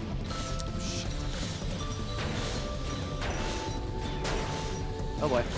Same deal with Scott Pilgrim. Scott Pilgrim was pretty good, but you have to have nostalgia for the movie and the books. Otherwise, you're not gonna get anything out of it. Well, I definitely seen both the movie and read all the books, so. Well, then you're set. Yeah. Catch up on One Piece. I haven't even started One Piece. I'm good. I want to finish something in this lifetime.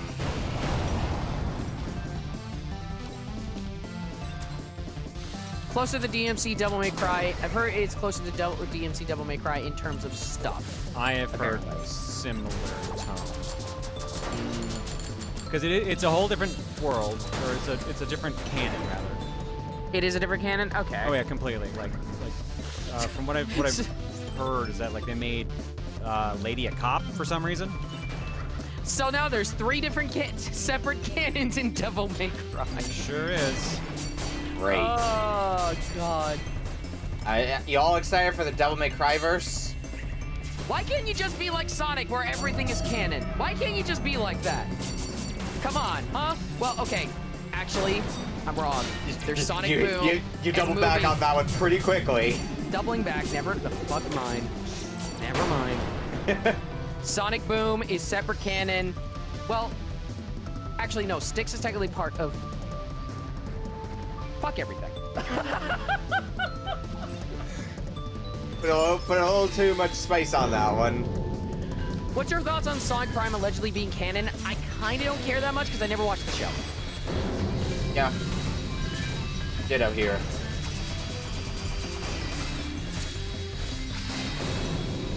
I know Murder of Sonic is canon now. So. That one's still pretty funny. It was dubious. I think initially it was just like, everything is canon or something else like that. They didn't want it implied to be canon, but now it's just canon now, so. They can do whatever they want. Yeah. Yeah, the version of 6 is most likely going to be different from Boom. It's most likely going to be different.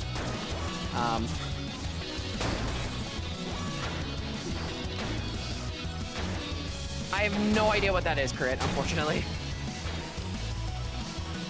I'll say that I do think that there's some things from the movie Sonic universe that I would like to see in the main Sonic universe. I will say that. Because I think there's some interesting concepts and characters they can take from there. Yeah, I would agree. Give Agent Stone a spot in the main Sonic canon. I think everyone would love that. He's like one of the best characters in those films.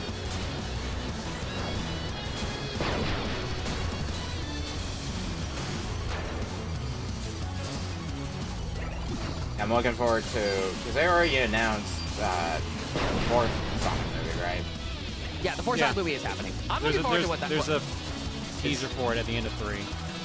It's gonna be it's gonna be a ways off, because 3 is just like, it only just came out, right? Like only a few months ago? Yeah, back I will not say, I'll not say what it is, just in case people haven't seen it yet, but it's a very good after credits scene. It's very, very good.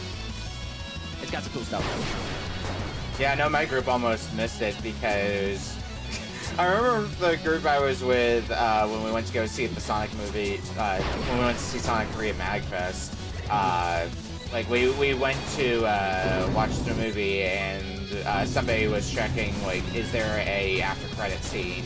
And we're like, yeah, there is an after credit scene. And then we watched the movie, credits rolled, and then we just walked out forgetting there was an after credit scene. Oh my god, you guys, seriously? Jesus. You never, here's the thing. And this is something that everyone just needs to I feel like, look, if you need to leave, fine. But if you can, stay for the credits.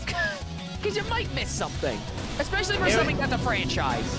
I mean, it was also decently late by the time the movie. We had like I think we were there till like what 11? The credits are like 10 minutes. And it wasn't even like post. It was like wait like a minute. It was like they did the characters and then that was it. Wait, did I double die or did I? Mission almost failed? What? Huh. Weird.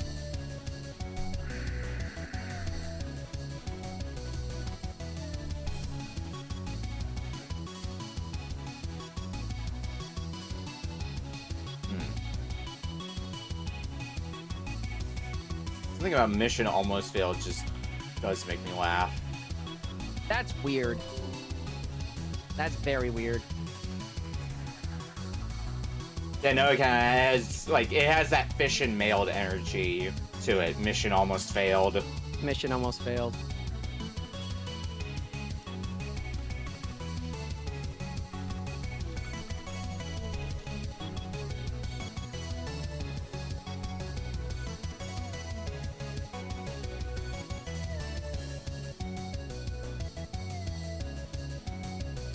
I mailed my fish in today.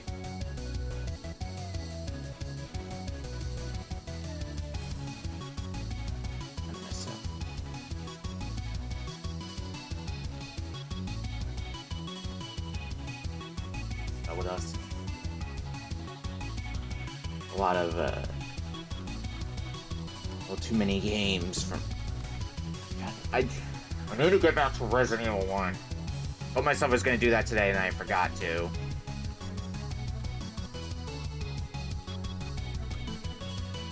I guess I did have to go out for errands today, but...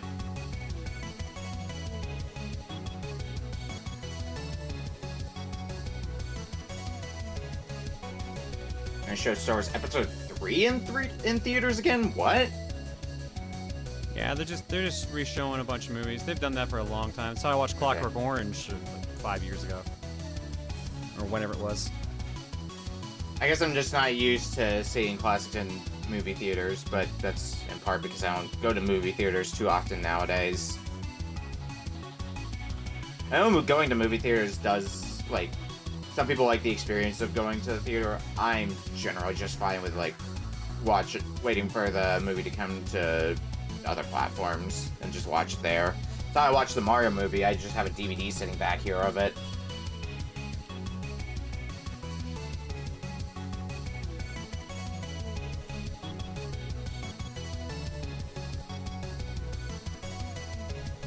What's on the Minecraft movie? I mean, I haven't seen it. So all I know is what people have said about it. I don't care. I don't care. It is funny to see. It's apparently doing really well, even though I'm sure half the reason of that is irony value. One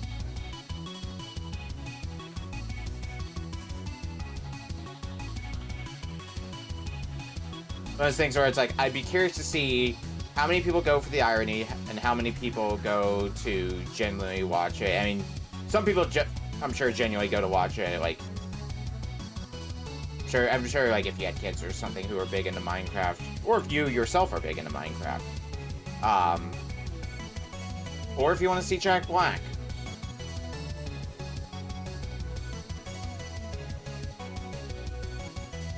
Anyway, good for the Minecraft movie, I suppose. I suppose. I also saw something about their collaboration with McDonald's, because one of my friends went to McDonald's and got a meal with the Minecraft collaboration.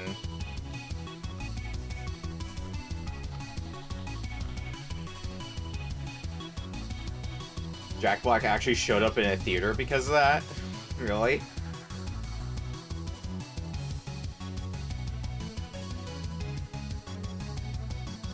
That's rad.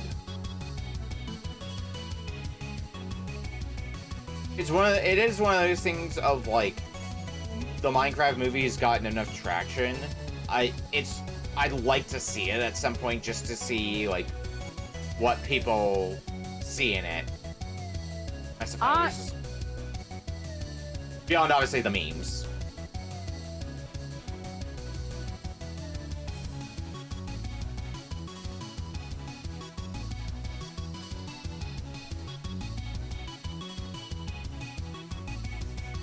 Sort of like Morbius? Yeah, in a way, although I never did see Morbius. Just saw people memed on that one to hell and back.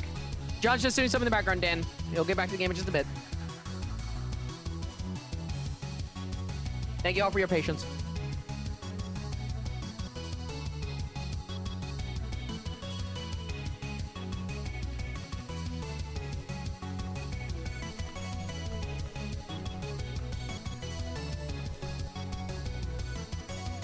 Oh, that would make for a good April 1st movie night.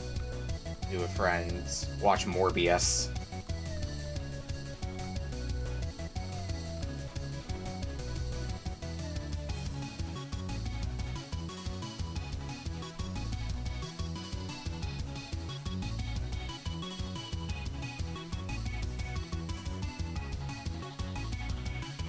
Morbius me. Okay, the funniest thing about Morbius is that people meme the thing so hard that Sony was just like, let's put it back in theaters because they want it, and then it did terribly. I can't believe they fell for that of all things. Yeah, they fell for the joke. They fell for it. You know what's Good job, funnier than Sony. seeing you know what's funnier than seeing Morbius fail once? Seeing it fail twice. Twice. Did it fail? I would imagine it failed harder the second time. I don't know what the actual numbers were. But if it failed harder the second time, that's just even funnier. I don't care enough for Metal Gear Solid, so I probably no. I'm curious about whenever maybe they get around doing Kirby movie. I'd be very interested to see what they do. Kirby movie has a lot of potential. I kind of want to see, because Nintendo has their own like Nintendo Pictures now in Japan. I'd definitely be more interested in seeing what they would do rather than someone in like the States. I need to see what Zelda is first before I'm even excited for any other remote. That's yeah. That is completely fair. That is completely fair. Like the Mario movie was okay, I'd say. It's fun. It's a fun romp, but I don't think it's really gonna set anything. I don't think it really set anything on fire. Nah, it was pretty run of the mill. It was still enjoyable. Basically, if you get the references, you're gonna have a fairly good time. If you don't get the references, you're not gonna care.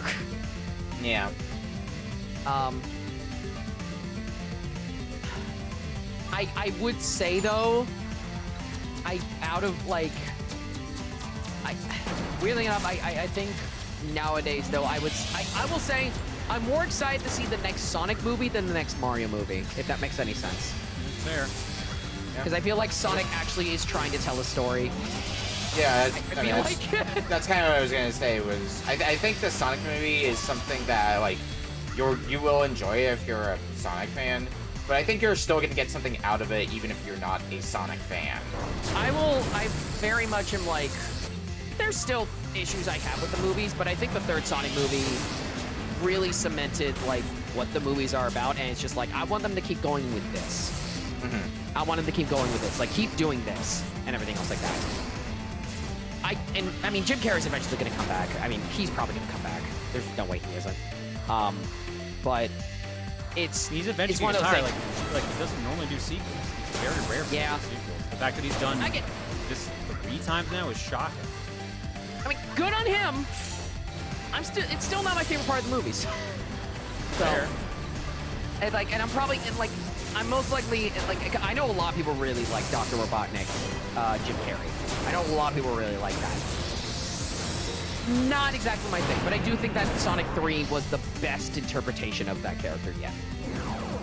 It would be interesting to see a Donkey Kong movie as well, I feel. What with there already being a TV show for Donkey Kong, and seeing how a movie in today's day and age would end up compared to that TV show. It is 100% not furry bias. I legitimately enjoy the Sonic movies more than the Mario movie. I think most people I know, furry or not, like, they enjoy the Sonic 1 movies more than the Mario movie. Yeah, at least Sonic 3 specifically. Sonic 1 is okay, Sonic 2 was better, Sonic 3 is easily the best one. Yeah, that's generally what I hear from people. I tend to agree with what I remember of them, but I'm also aware of that part I can be, ooh, newest thing. I'm gonna have some bias towards this, so I mean, we'll see. My opinion on that stays after like a year or so. You know what? Yeah, no, kind of like the Genesis games. That's. You know what? I realized that kind of makes sense. Because my order of favorite Genesis games is 1 from worst, 2 to second best, and then 3 Knuckles the best. That's pretty standard. That actually works. Yeah. Now here's the question: Is 3 still at the top when you take out Knuckles? I'd say probably probably not. Here's the thing: Sonic 3 Knuckles was intended to be one game. They had to split it due to time constraints. It was intended to be one game. I'm aware. I'm saying this is someone who has gone through Sonic 3 base, but not Sonic and Knuckles yet. I'd say, like, both of them are good games, but they are definitely better together. Because for me, it's like Sonic 3 is good, but it kind of ends too early.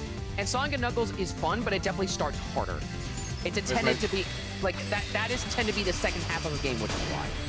There's my Sonic Spinball movie. No. Never. Never. You're never getting it. What? You don't want to see Sonic in a pinball table? I mean, they can make a reference. Not They for, can make a not for an like, entire movie. That ain't gonna carry an entire movie. Do you prefer the whole Sonic trilogy over the Mario movie? Do you prefer all 3 movies individually over it as well? I'll say this.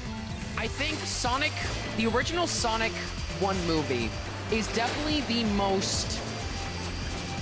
most like typical CGI live action hybrid movie out of all 3 movies. And I think for that one, I probably prefer the Mario movie. Sonic 2 might be a bit more of a tie. Sonic 3 is easily better. So the Mario movie can easily improve with the next movie. It can easily improve. But we gotta see that first, obviously.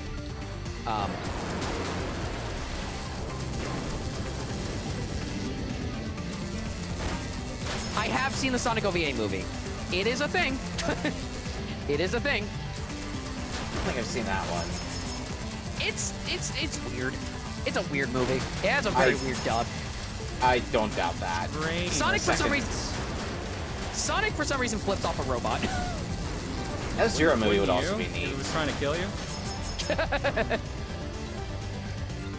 It's a fun time, honestly. Knuckles in the Hat, which they used for the Knuckles I've never seen the Knuckles miniseries for the Sonic movie trilogy, and I refuse to. Everything I've seen, I'm just like, I would hate this. They did so much. There we go. Jesus. Yeah, the cat president and his cat girl daughter, and Eggman wanting to marry her, it seems. Fuck! Yeah, it's Wait, like, I'm what alive. the hell? What the?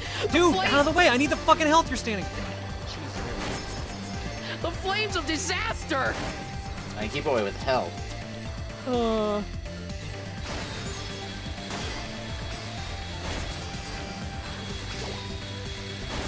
I freaked out too, Bleach Bummer. I will not say again, but I did freak out when I saw the credits for Sonic 3. I'm not gonna say who, but it was a really good movie. It makes me very curious about the next movie. Cole, that was a little too good. The flames of disaster! Thank you, Montaro. I'll be here all week.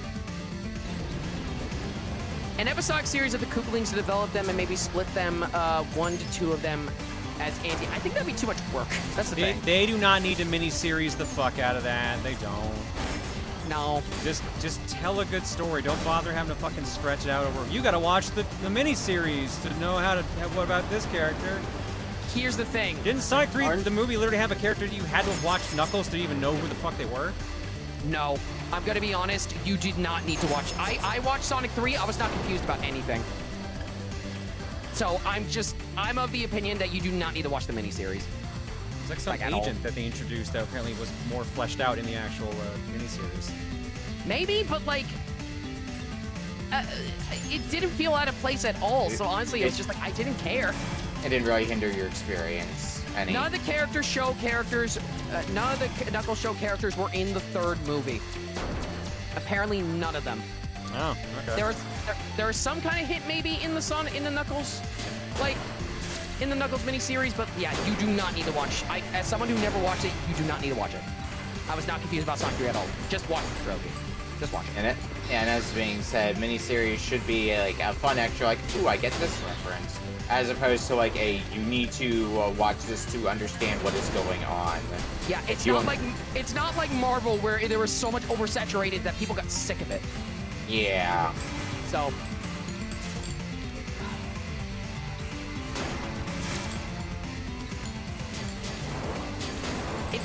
If they do another miniseries, I do hope that maybe they put more effort into it to be, you know, a thing. Because here's the thing, the Knuckles miniseries apparently barely had Knuckles in it. Apparently. Yeah, 'cause that cost CG.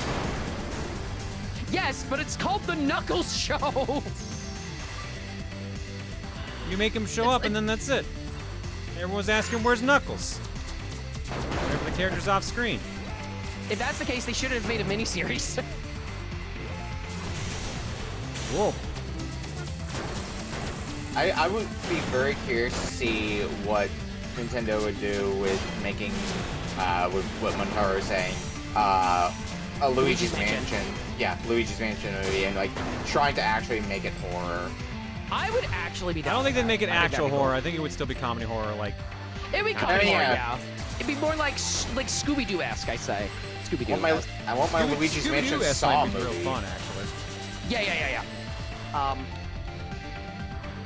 Yeah, I feel like that would work pretty well for Luigi and everything else like that. You can like split, like each season would be another mansion actually. You can make each game a season. I just want to see what voice they would try to give Egad. Yo, that'd be cool. Yeah. Yeah. I'd be down for that.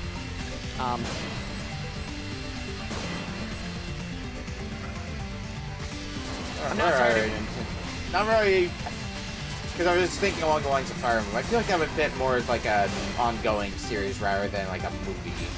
Yeah, I feel Fire Emblem would be really hard to adapt into a movie. Yeah. That'd be really hard. I mean, they would just have to pick one of the stories, basically. Like, I assume they would probably start with Marth. Probably. Even then, like those. Go ahead. My thing is, with how many characters are in your average Fire Emblem game, it would be really hard to flesh a number of them out over the course of like let's say a 90-minute movie. Yes. As opposed to having like a TV series or an anime. Yeah, I feel like Fire Emblem would fit more as an anime than a feature-length movie.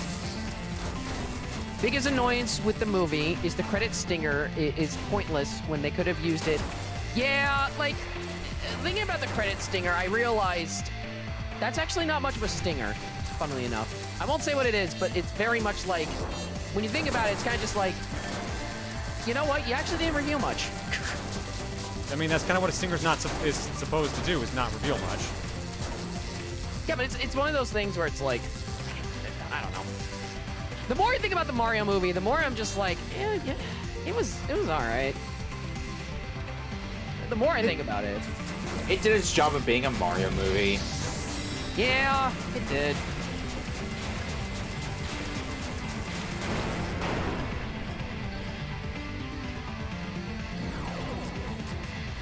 I don't know, Xenoblade would be so hard to adapt to a movie because of how massive those games are. So similarly with Fire Emblem, it would probably fit better as an ongoing series rather than just a movie.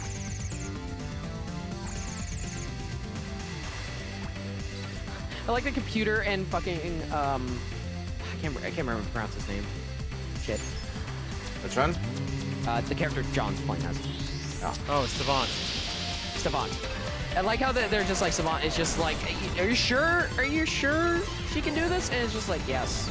Savant's the one saying yes. It's someone who I assume at this point seems to be like Goku's mom at this point.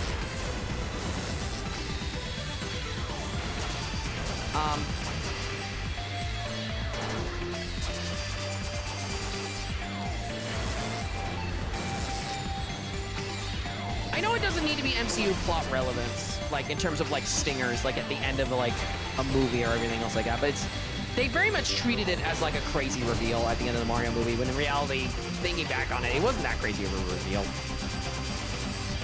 Cole, you realize it's basically the same as what they did for Sonic 3, right? It's just it was a more interesting way of doing it. I think that's more of what... What did I say? Shit. What did I say? Hi, Smite. I'm confused. I'm gonna say that's Smite's rating. Nice, Smite.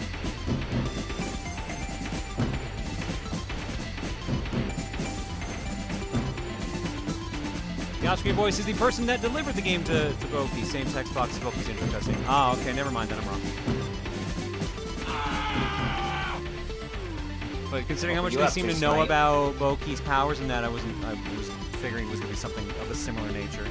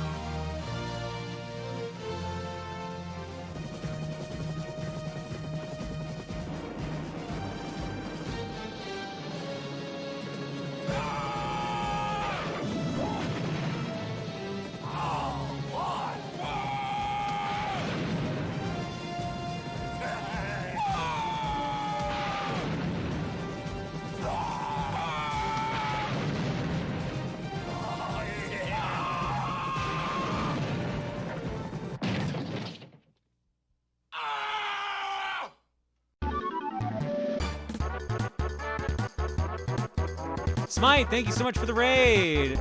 Tiger Brows as well. Hopefully, y'all had a good stream. We're just working through Copy Kitty here right now. We are how far in are we? We're no signal. 5-7 on the second playthrough, so we're almost at the halfway point.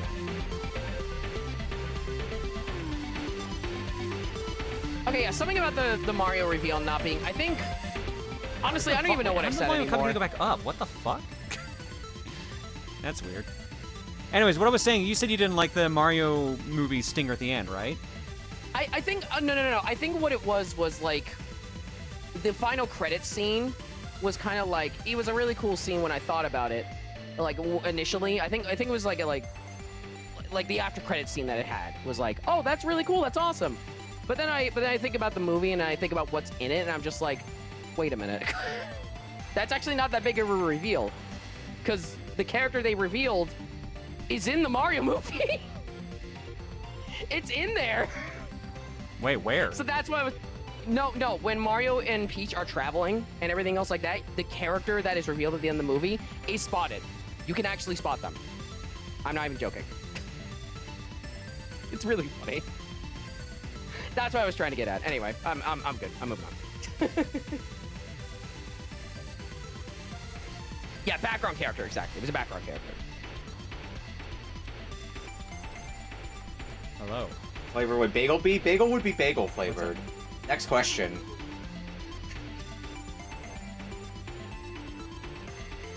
There's a difference between species and the character. Oh, I don't shit. fucking know. He's not in? Okay, yeah. I can go get him. I'll go get him now. Taking I the assume bagel? He is in the spot? Okay. I'll be right back, chat. I'm gonna go get my son. Okay. I'm gonna be honest, chat. I'm kind of... I think I'm just saying a bunch of stuff, and I think my brain is kind of real about it a little bit, so I think I'm just gonna move on. I think I'm getting a little bit kerfuffled, so I'm gonna move on from it. Speaking of what flavor bagel would be, Chad, have you had anything good to eat recently?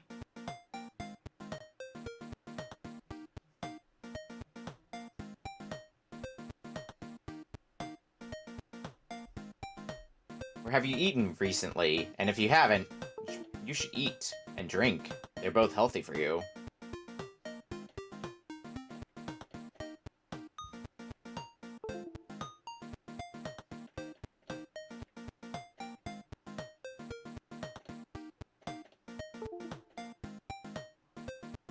It's like a Japanese supermarket, that's like a 20-minute drive from here, and I should stop by there again and see if I can pick up some stuff from there.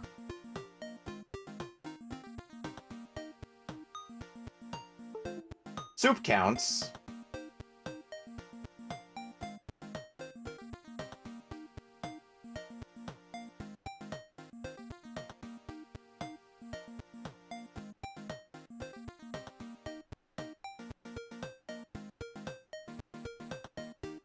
Well, mozzarella sticks sound so fantastic right about now.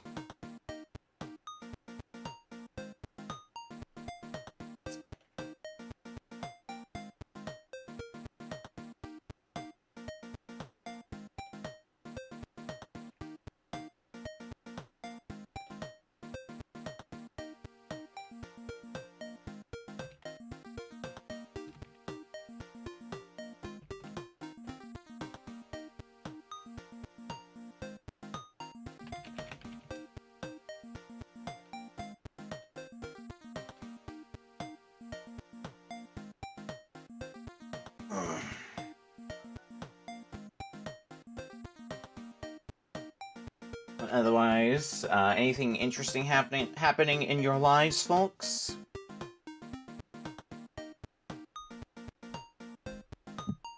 Any good things happening? It's a bites full of Reese's. Oh, that sounds good. Down from a cold. Oh no. Hope you feel better soon. Sickness is never fun. Job starting in 2 days. Hope it goes well for you. Jobs can be a bit stressful. I've been in my current job for about a month now. And it's only part-time, so I still have time to do things. But it has it's at least brought in some money for myself. Getting ready to go to Hawaii. Ooh. Sounds like it'll be a good time.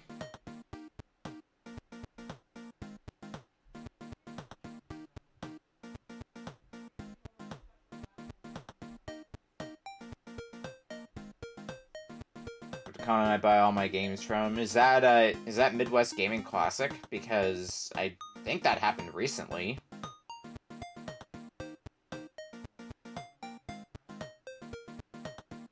I want to been to because I think that's in Texas. It's nowhere near me.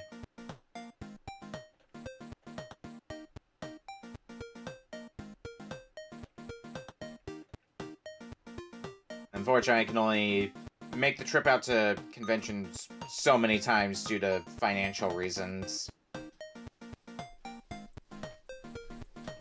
you rather be a Rito, Goron, Zora, or Deku scrub in your current life? Probably either Goron or Zora. I think I like the look of Zora's more, but I like the vibe that Gorons give off a bit more.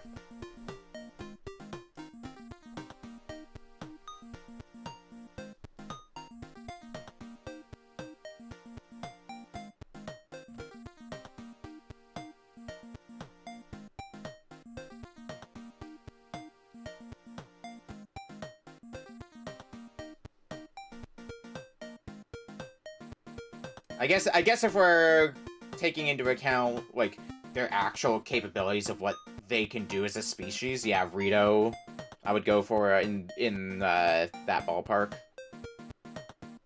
I want to be a scrub? No, Montaro, I already do a good enough job of that on my own. Want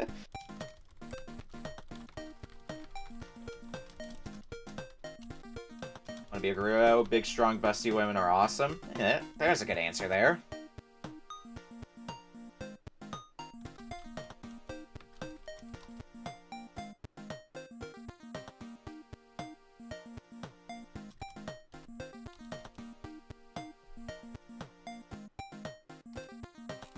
River Zora from Echoes of Wisdom give off Goron vibes? Ish. I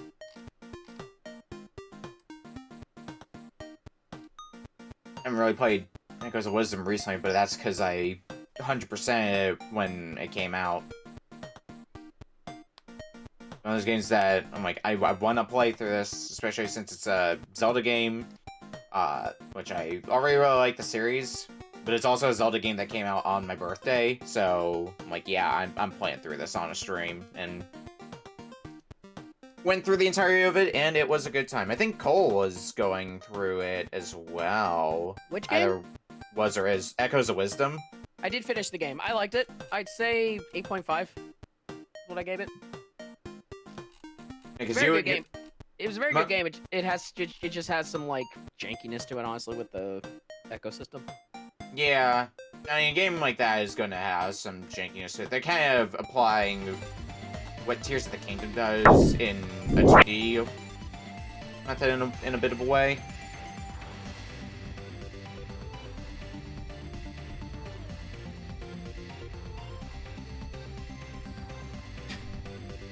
I missed this earlier. Bagel the Cat donates and says, Dad, can I have a jetpack for my birthday? God, no. No. Don't get Where that would cat Bagel a thing. go with a jetpack? Where would be the first place Bagel goes with it? The sun. Believable. He's irresponsible enough to do so.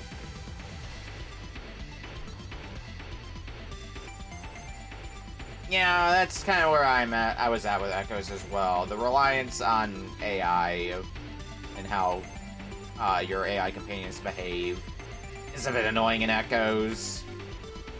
Kind of kills the pacing in some instances. Honestly, the biggest pace breaker is the frame rate. That game should have been locked to 30 on Switch. I'm sorry. I really did not play that game enough to get to the shitty frame rate, because what I played, wasn't like that. It goes pretty back and forth between 30 and 60, unfortunately. I never really had that problem either. Or at least I don't remember it sticking out. It depends on who you talk to, I'd say. Yes. Either you notice it, like it was an enjoyable experience. I just wish it was like a bit smoother. It's also, I don't know if Echoes was developed with Switch 2 in mind, but it is getting a free update for Switch 2. So. And frame rate dips also just tend to be something I don't notice as much as other people do. Like, of all the games I play on my Switch, the only time I feel like I noticed frame rate dip to like a considerable amount was when I played through the most recent Ys game on Switch. I don't. Restart this run. This was just... Bagel says, Mom, can I have a cat door installed? No, sweetie, we can't do that because you would let all the skunks in. Or you would let cats in that you would beat the shit out of. And no, we don't want cat blood all over the floor.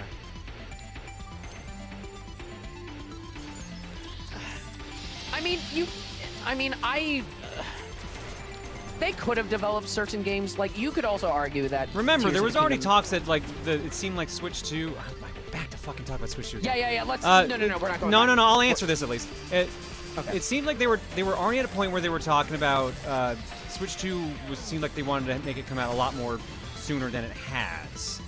In fact, that was the running rumor in the industry for I don't know how long now. So, Yeah. so it being the case is not shocking. I could completely believe it. Point is, I enjoyed it. I think it was a unique take on the Zelda formula. It's just got some weird jank to it. The final boss is great, though. I really enjoyed the final boss. I'll echo what people have said about the game, though, which is missed opportunity to not call it The Legend of Link. I mean, technically, it is the Legend of... Well, okay, actually, it is, because Link is the legend. Okay, you know what, there.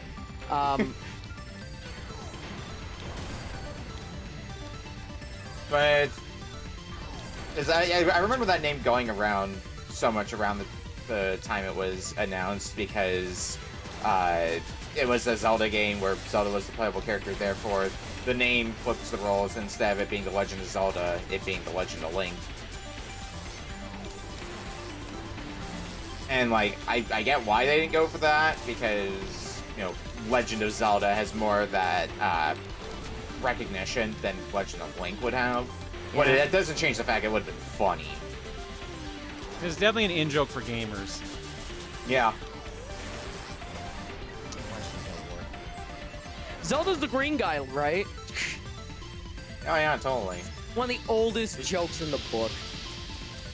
That and why can't, well... Yeah, Why can't Metroid crawl? Yeah. I wouldn't say that's one of the oldest jokes in the book. That's just a weird. That's just a. Yeah, I was gonna say that's why I one. doubled back because that was Miiverse. Oh, Miiverse wasn't that long Miiverse? ago. Okay. Okay. I keep forgetting that was Miiverse. I mean, also the general idea of the main character being named Metroid. I feel like that can definitely date back to that long ago at least.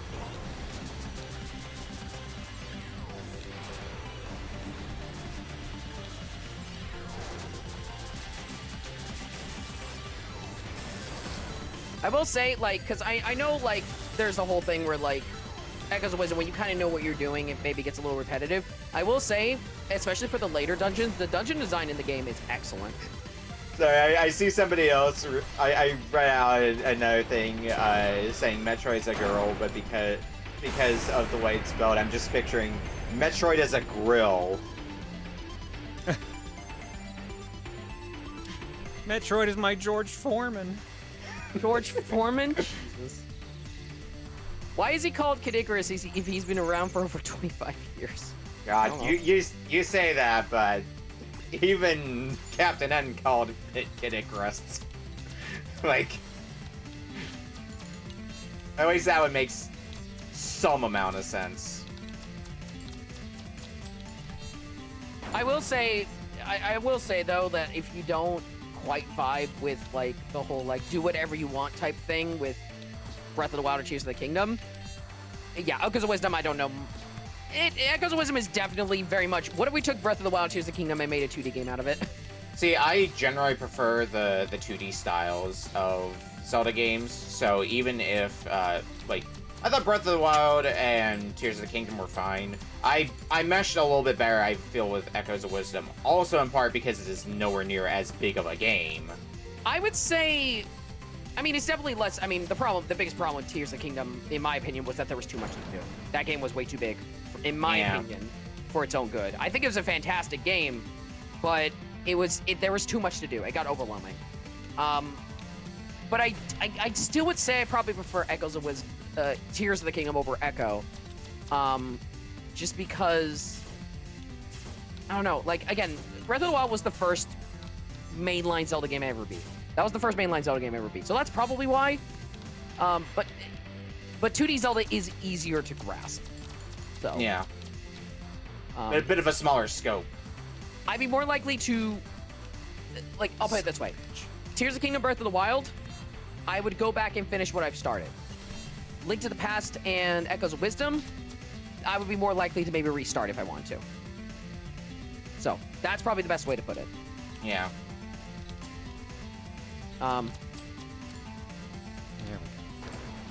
That said, I have been thinking about maybe I'll replay Breath of the Wild when that thing comes out. So yeah, I'm under no obligation. Like I did my time with Breath of the Wild. You know what I even did it doing? the second time when they released the hard difficulty for Breath of the Wild. Yeah. Maybe someday I'll go back and beat Way of the Sword. You know what? Yeah, that's what I'll do. What? I'll try and finally beat Way of the Sword because I never bothered. Is that the like Trials DLC? Correct, and you get the reward from what I've heard. It seems cool, but it's not. It doesn't seem worth it, honestly. I remember that because it was a nightmare to do that on hard. I heard it was really hard, and a lot of people just didn't bother. Yeah, I did bother. Yeah. I tried it for a bit. I was like, this is neat. I'm not gonna finish it. I did bother, and I don't recommend putting in the effort for it personally. I will say, with the new Zelda Notes thing, I might actually attempt to get the Koroks, because I know that's gonna probably make getting the Koroks easier. Yeah, I definitely used the map when I got all the Koroks. So maybe I'll go back and do that, especially with the frame rate being better. Maybe that's what I'll end up doing. Yeah, when I played the game, I used Zelda Dungeon has an interactive map that you can use where like you can click on things that you find to make them disappear from the map. So I just used that when I played through the game. I think I used one for Elden Ring for that. I think the other neat thing also with the app is the special story bits with the other characters and everything else like that, like the diary entries essentially. I think that's gonna be really cool because it's fully voiced diary entries. So far from what I've seen, there's like diary entries of Zelda, diary entries of like Rauru, and then even Master Koga. And it's the first time I've ever heard Master Koga say full sentences.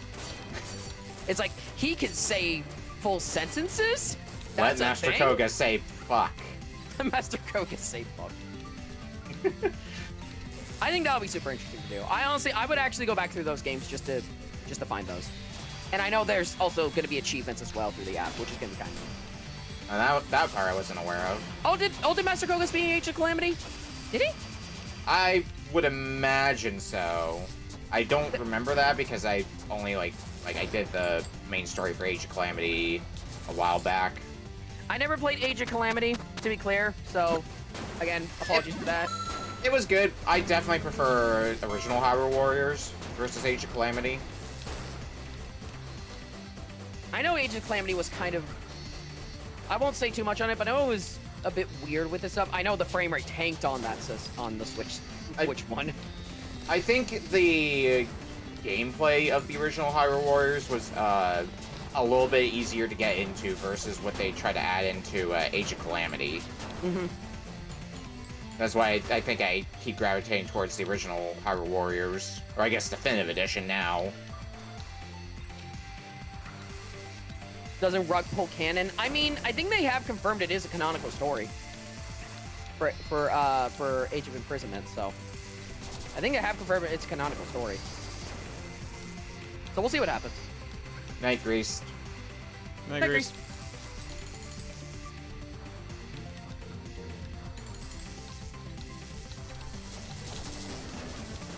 Like how different Warriors games are these days. They're so much more complicated than they need to be. I unfortunately haven't played enough Warriors games. Like, it's mostly the Zelda and the Fire Emblem ones that I take my knowledge from. I haven't played as much as the mainline Dynasty Warriors. Reese, you alright? I think she heard something else. Might have misheard Grease based on Reese. that, yeah. Yeah.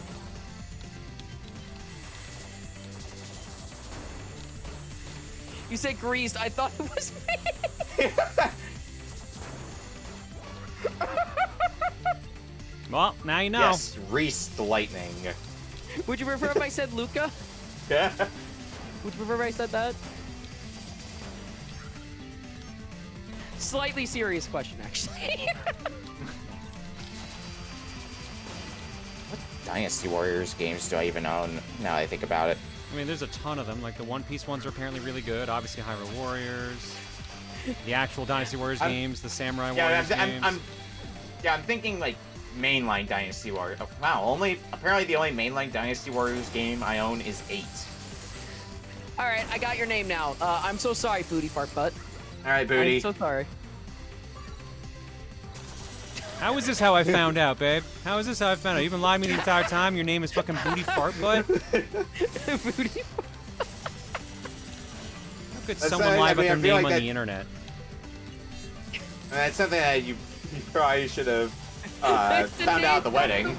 It's a name from the Bible. Please respect it. I don't know if I remember this for for the teachings I was taught.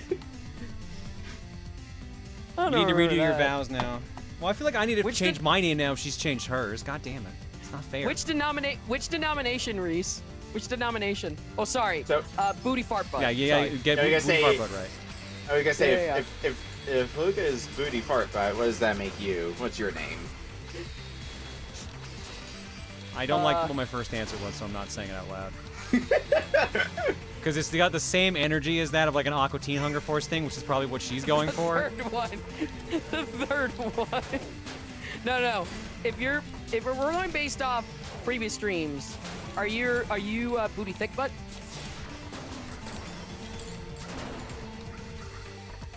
Refusal to answer is compliance. Don't get 9, Dynasty Warriors 9, they tried something new and it fell apart. Is that the open world one? I miss New Booty, thank you very much. Miss New Booty. Miss New Booty. Booby Milk Boob? Welcome to a normal stream around here. I want to remind people, I edit for both of these people. You getting willingly some good have material to tonight. see us all the time. You're getting some good material tonight, Cole. I'm getting great material. It's the best.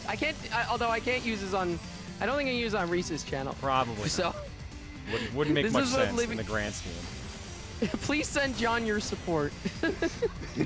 Yeah, you guys can do that by buying a bagel plush. Go buy one at tantrammerch.com.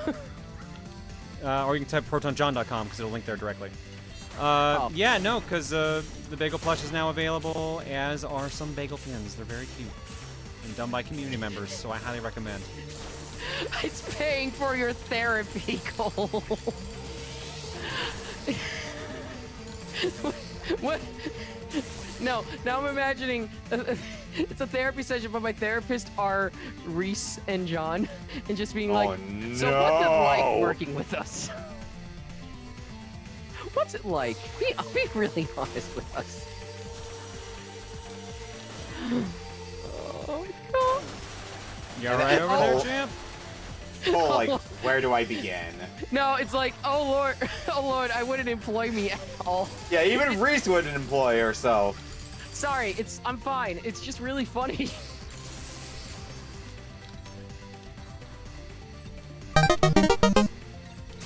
I mean, I would employ Reese as a therapist. So how'd that booty this week? How'd that booty doing?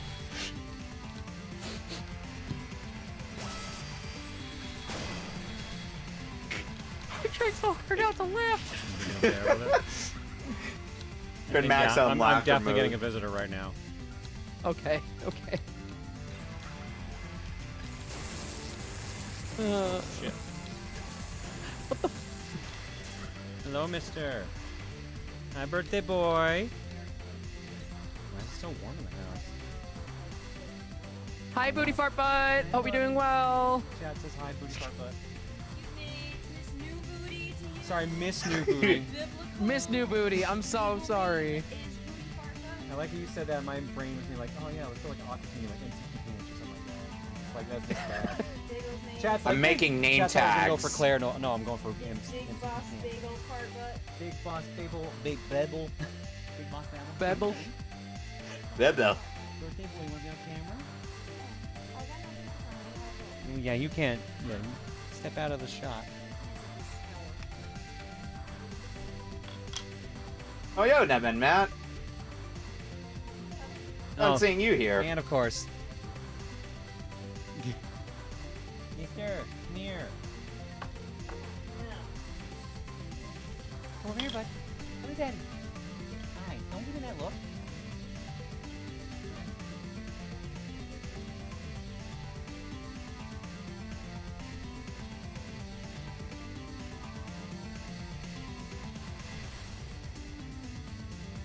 He's just ignoring me.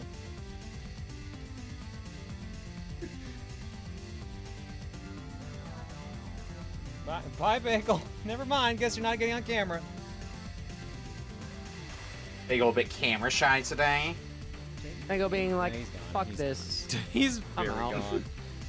Oy. It's my. Can I at least rest on my birthday, Dad? Come on. Bullshit. I have to bring him inside. Well, let's finish the stage, then we'll go to- Tired of what the new booties are doing right now.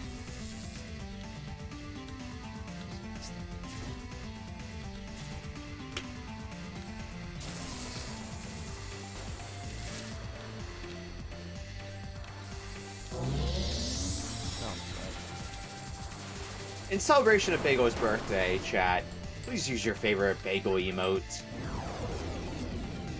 Keeping up with the new booties.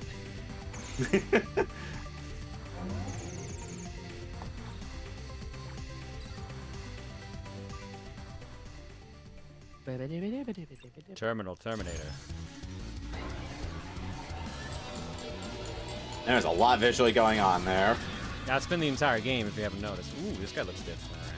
I haven't noticed. Thanks for letting me know.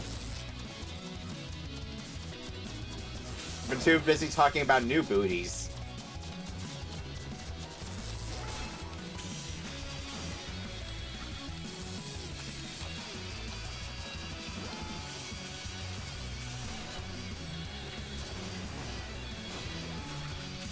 If there are no booty drawings on the Booru after all this shit, I'm gonna be very disappointed in all of you. Oh, Mama was clever. Mama was very clever.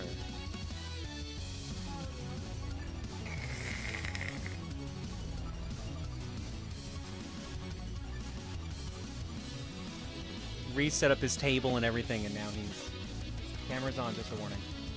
Tell me when to turn it off, I'll turn it off. It is off, it is off. People got real mad that I showed my butt on the internet, John. We can't do it again. Heaven forbid you ever show your butt on the internet. No one else has a butt but me. It's very Wait, what am I sitting on then? Mister, come on. I mean, I personally do not have an ass. I can't speak for the rest of you. Diego, what are you doing, buddy?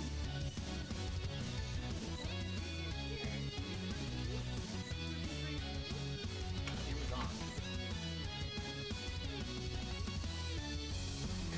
Butts are banned, but booties are forever. Keep it, I don't want to be in shot. A booty cult? No, a hyper booty. Bro. Do you realize what you just said? Yeah. And? I'm just gonna be over here. I'll just be over here. There you go, good boy. Or just walk past it. Sure, the touchdown.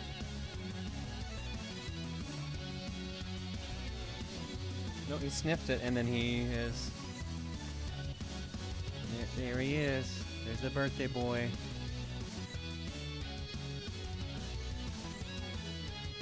He gets a little table now, because he wants a razor so he can eat easier.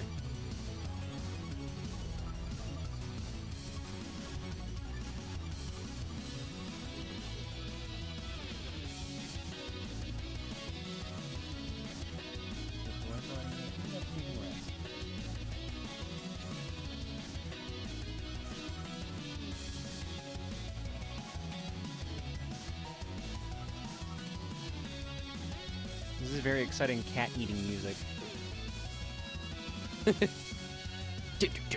She needs... Eat it. They just needs to eat to the beat. Eat it good. Eat it good. Delicious. Delicious food. For the cat. The cat will eat it. The cat will eat it. All the time. While John has the camera on him, he doesn't suspect a thing. Keep on munching. Here we go. Oh yeah, that's right. Eat it up. I've run out of lyrics to say. Make some more. Gonna make some more. Cha-cha real smooth. Found the reserved lyrics.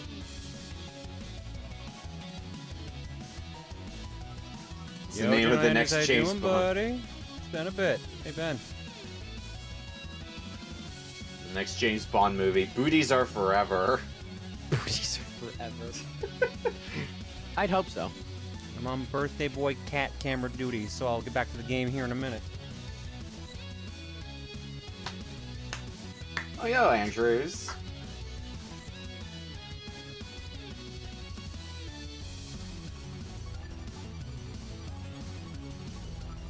Boy, buddy. You think of the whole play?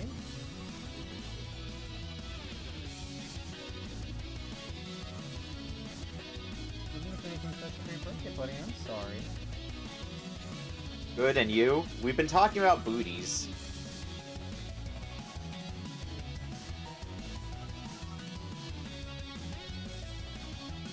That answers your question, Annie. Cat.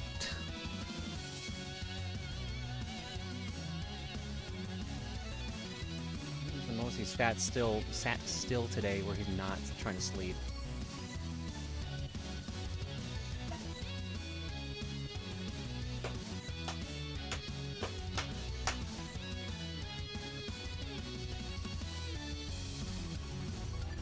You're licking the plate. Were you that hungry? Hungry boy. Very hungry. He had a special birthday meal. Reese, what can is this that he's on?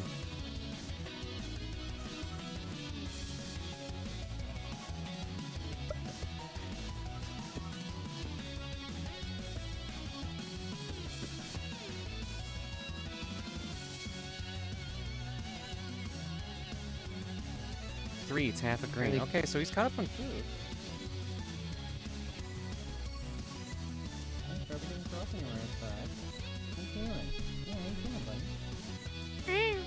Meow. Meow. Meow, father. Meow. I think Meow. that's enough bagel birthday cam. Please turn off the camera, father. I've come to see the copy kitty now, and I see a kitty cam. Yeah, we had a cat on screen at least. Oh, you see, you should have duplicated that instance of your webcam, because then it would really be a copy kitty. Oh, God. Yeah, but I was holding the camera with my hand, so it wasn't tricky to set it up. I believe you would be capable of that. Good boy, Ben. You go dig into the deep You go dig into your blanket. I actually do need to go get drinks. I'll be back in a few. Okay. Alright, where am I reading this? Halfway through the fight.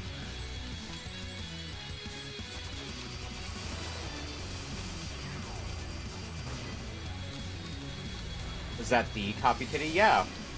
We found the copy kitty all this time. It was just Bagel. Who knew? I didn't. I feel like this is the plot twist of the century.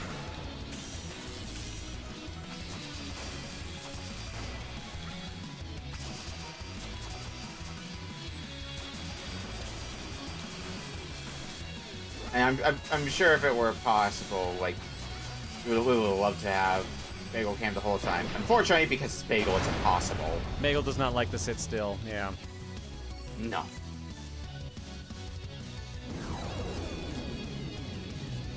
Or when he does sit still, he sits still way out of shot. Like, he's on the other side of the couch right now. Yeah. My favorite things are when you turn on the camera, and then right after you turn on the camera, Bagel moves out of frame. Father, I did not want to be recorded. Didn't ask for this. My hat!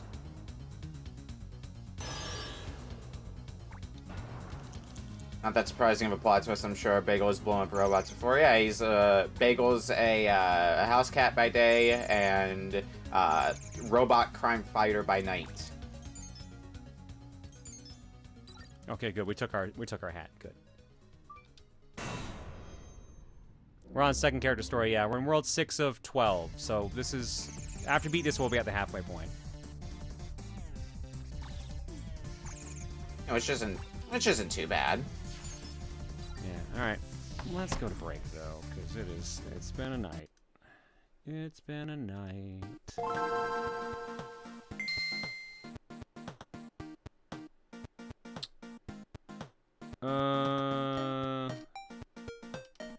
GV Lego for 33, Soleil's Butterfly for 91, Solita Ground for 66, Bagel donated about asking for a jetpack, Cole for 92, Vincent Sin for 114, Weird Al Tankovic for 111, Noms with a dono, thank you Anon, Mindstorm with the bits, Lundea Daroon for 43, Peach Chan gifted a sub to Genesu, and to Crazy Dude gifted a sub to General Andrews.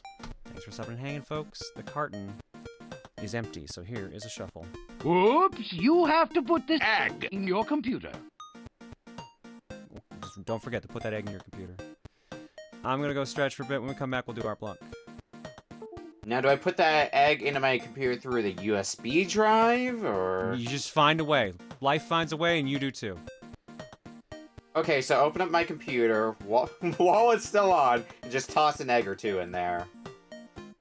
Do not do this at home, kids. You take the shell off, and you get like a soft-boiled egg. You throw it on the fan. You got a nice mince. You got a nice mince going for a salad. Is this part of your fabled cooking tips? No. I'm writing that in the cookbook. What kind of cookbook are you writing that in? The Proton John cookbook, of course. Oh God, the cursed cookbook.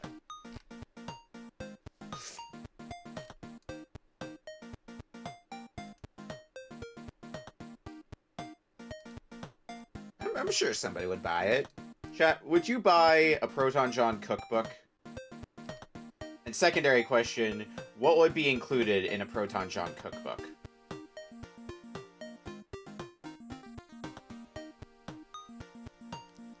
My wife is laughing. Yeah, well, let me tell you. Yeah, exactly. Yeah, do not. What happened since I was gone? Selling a cookbook now, apparently. What? What is happening? The standard stuff, Cole. It's fine. Apparently, I've been told that. Talking about John Cookbook. Okay. I was gonna list what you cook. Don't bother. You teach me how to cook, John? No, you can ask Reese. She's much better cook than I am.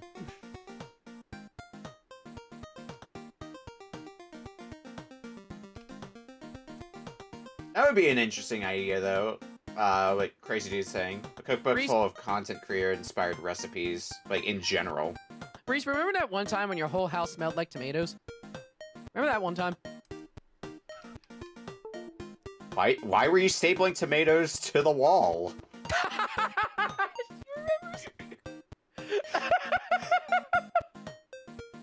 Oh, that got you. That's so funny. No, oh my fucking god. It's like she actually remembers. Guys. Okay. According to Emil, you set your house on fire when you try to cook hot dogs. No, I started a fire as a teenager when I tried to cook hot dogs. There is a difference. Bruh, it took days. Oh my god. Were you making like tomato sauce or something? Is that what you guys were doing? When the whole house smelled like tomatoes for like days, apparently. Were you guys making like tomato sauce? You were, okay. Reese had grown so many tomatoes. Yeah, she was making sauce. 5 gallons of tomatoes. It was so many tomatoes. It was an insane amount of tomatoes. I can't remember which last weekend streams it's on, but it is on one of them. I just can't remember which one. John, how did you manage that? So I put a paper towel down on my plate whenever I make hot dogs, and the paper towel was too close to the burner. Again, I was a teenager. I didn't know what I was doing, and I got lucky Dad was nearby to help put out the fire, because my instinct was to grab the fire extinguisher. I grabbed that, and then he's like, no, don't do that, and then grabbed the pot lid and just put it out that way, suffocated it that way. I remember one time when I was younger, I tried to make mac and cheese, and I just put milk in a pot and it just boiled over. Because I didn't realize, you boil milk too much, it's gonna boil over very fast. I know how to make mac and cheese now, to be clear. And unfortunately, I haven't had any, like, super disastrous instances of cooking. Nothing like, let's start a fire levels of that, at least.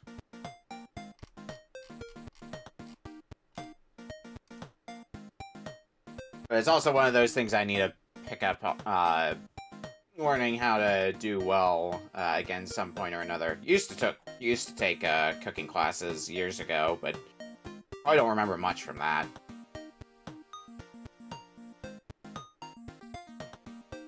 Nor would I be able to make anything too complex. One of my local friends is pretty good with cooking, though.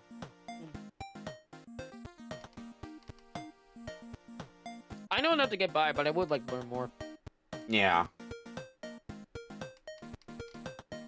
Like, I have a local friend, and we had, like, a get-together, and we just went, like, one of the things we did is we just went down to the Safeway to... Because one of my friends who knows how to cook was just like, we need to head down there to grab some ingredients, and... we did that, had a nice little Christmas Eve dinner. It was nice. Alrighty. Let's quickly go to Art Block. And then back to the game.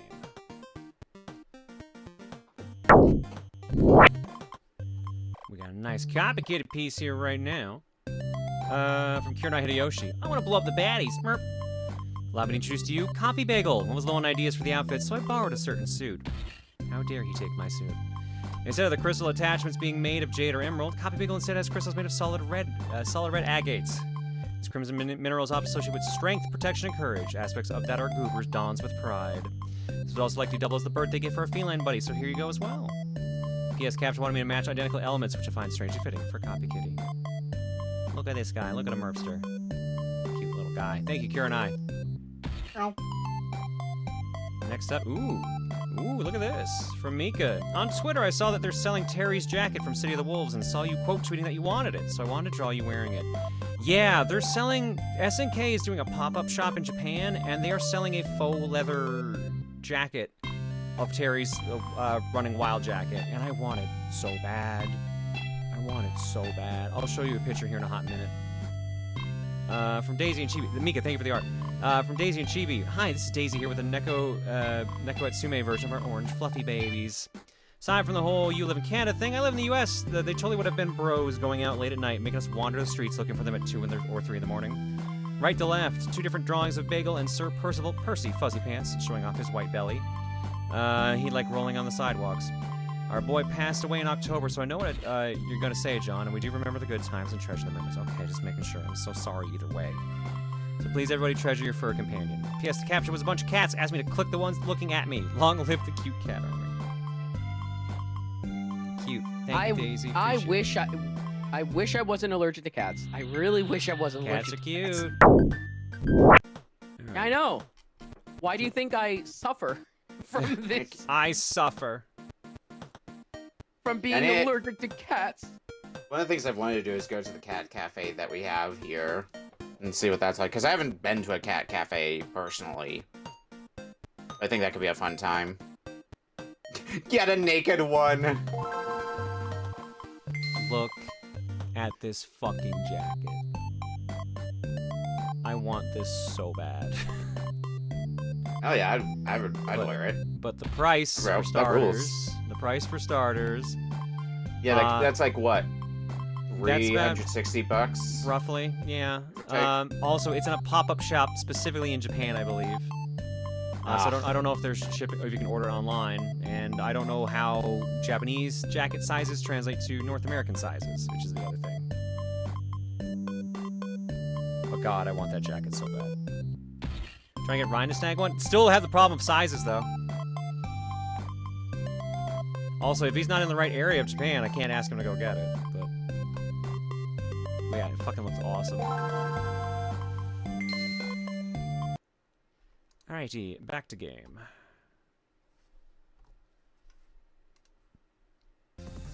$351 in Canadian dollars. I mean, for a faux leather jacket like that, that's not that bad, because it looks like it's a nice warm jacket, too, and it's looks nicely built.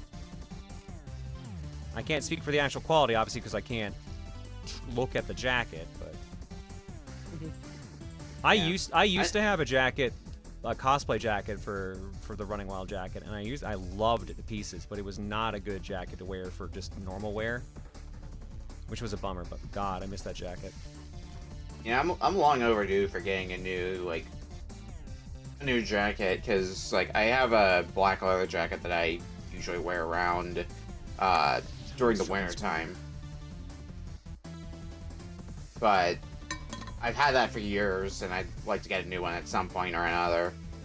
Maybe get one with like a custom design if I can find somebody who could do something like that. Low key, I have wanted the cosplay Claire simply because I get the fucking jacket. That's basically the same fucking jacket. It is, yeah. It is the same fucking jacket. Like... It just says like fly free instead on the back, and that's the wing star. So. Yeah. All right. I mean, you could make that merch potentially.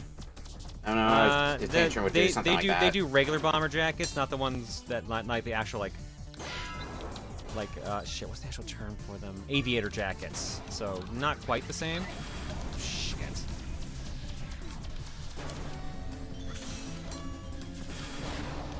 Is it cosplay if it's yourself? Yes. It's just a different version of myself. Always cosplay as yourself. Who is it that said that among our friends? Like, I think I've heard that from Meds before. Cosplaying as yourself. Probably others as well. I feel, actually, funnily enough, I could actually technically do that because I have a persona. Okay. There you go. So I cosplay as myself. I just tried to get for me, that was such just getting the clothing of what my Sona has, essentially, and just matching it. That would be, I'm technically cosplaying as myself. You know what? Yeah, one of these days I should consider cosplaying as myself. I highly recommend it. Oh shit, I almost died from that. Thrifted? I don't think you're gonna find aviator jackets just thrifting though. Maybe you get really lucky, but Yeah.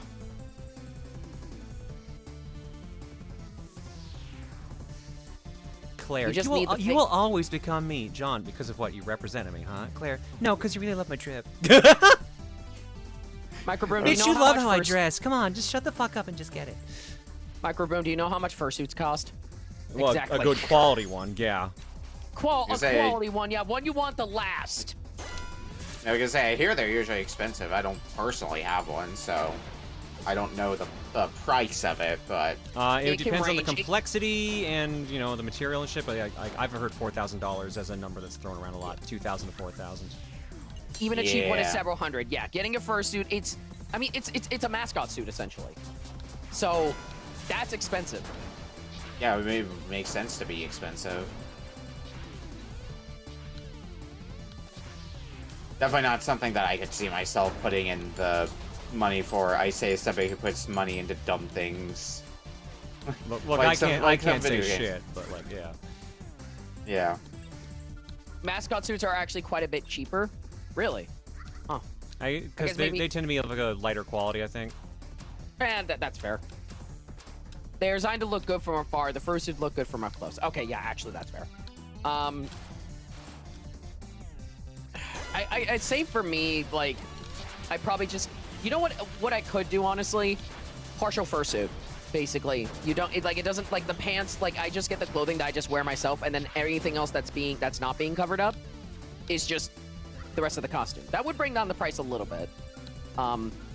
But it would still cost a lot of money, because the fursuit head by itself can be, like, a couple $1,000. But partial, And then you want to have like a cooling thing inside so you don't fucking die and exactly. all Yeah. that shit. Which is probably why maybe doing a partial would be a good starting point. Because that way, at the very least, if I just wanted to, you know, if I wanted to go to the bathroom or something else like that, I could just literally just take off some of the parts and I'll be fine. I think another direction you could go is like the direction of getting a Kigurumi. I could get a custom Kigu maybe. That would be kind of neat. I feel like that's like a nice middle ground of like not going full on in of getting an entire fursuit and therefore it being a little bit cheaper.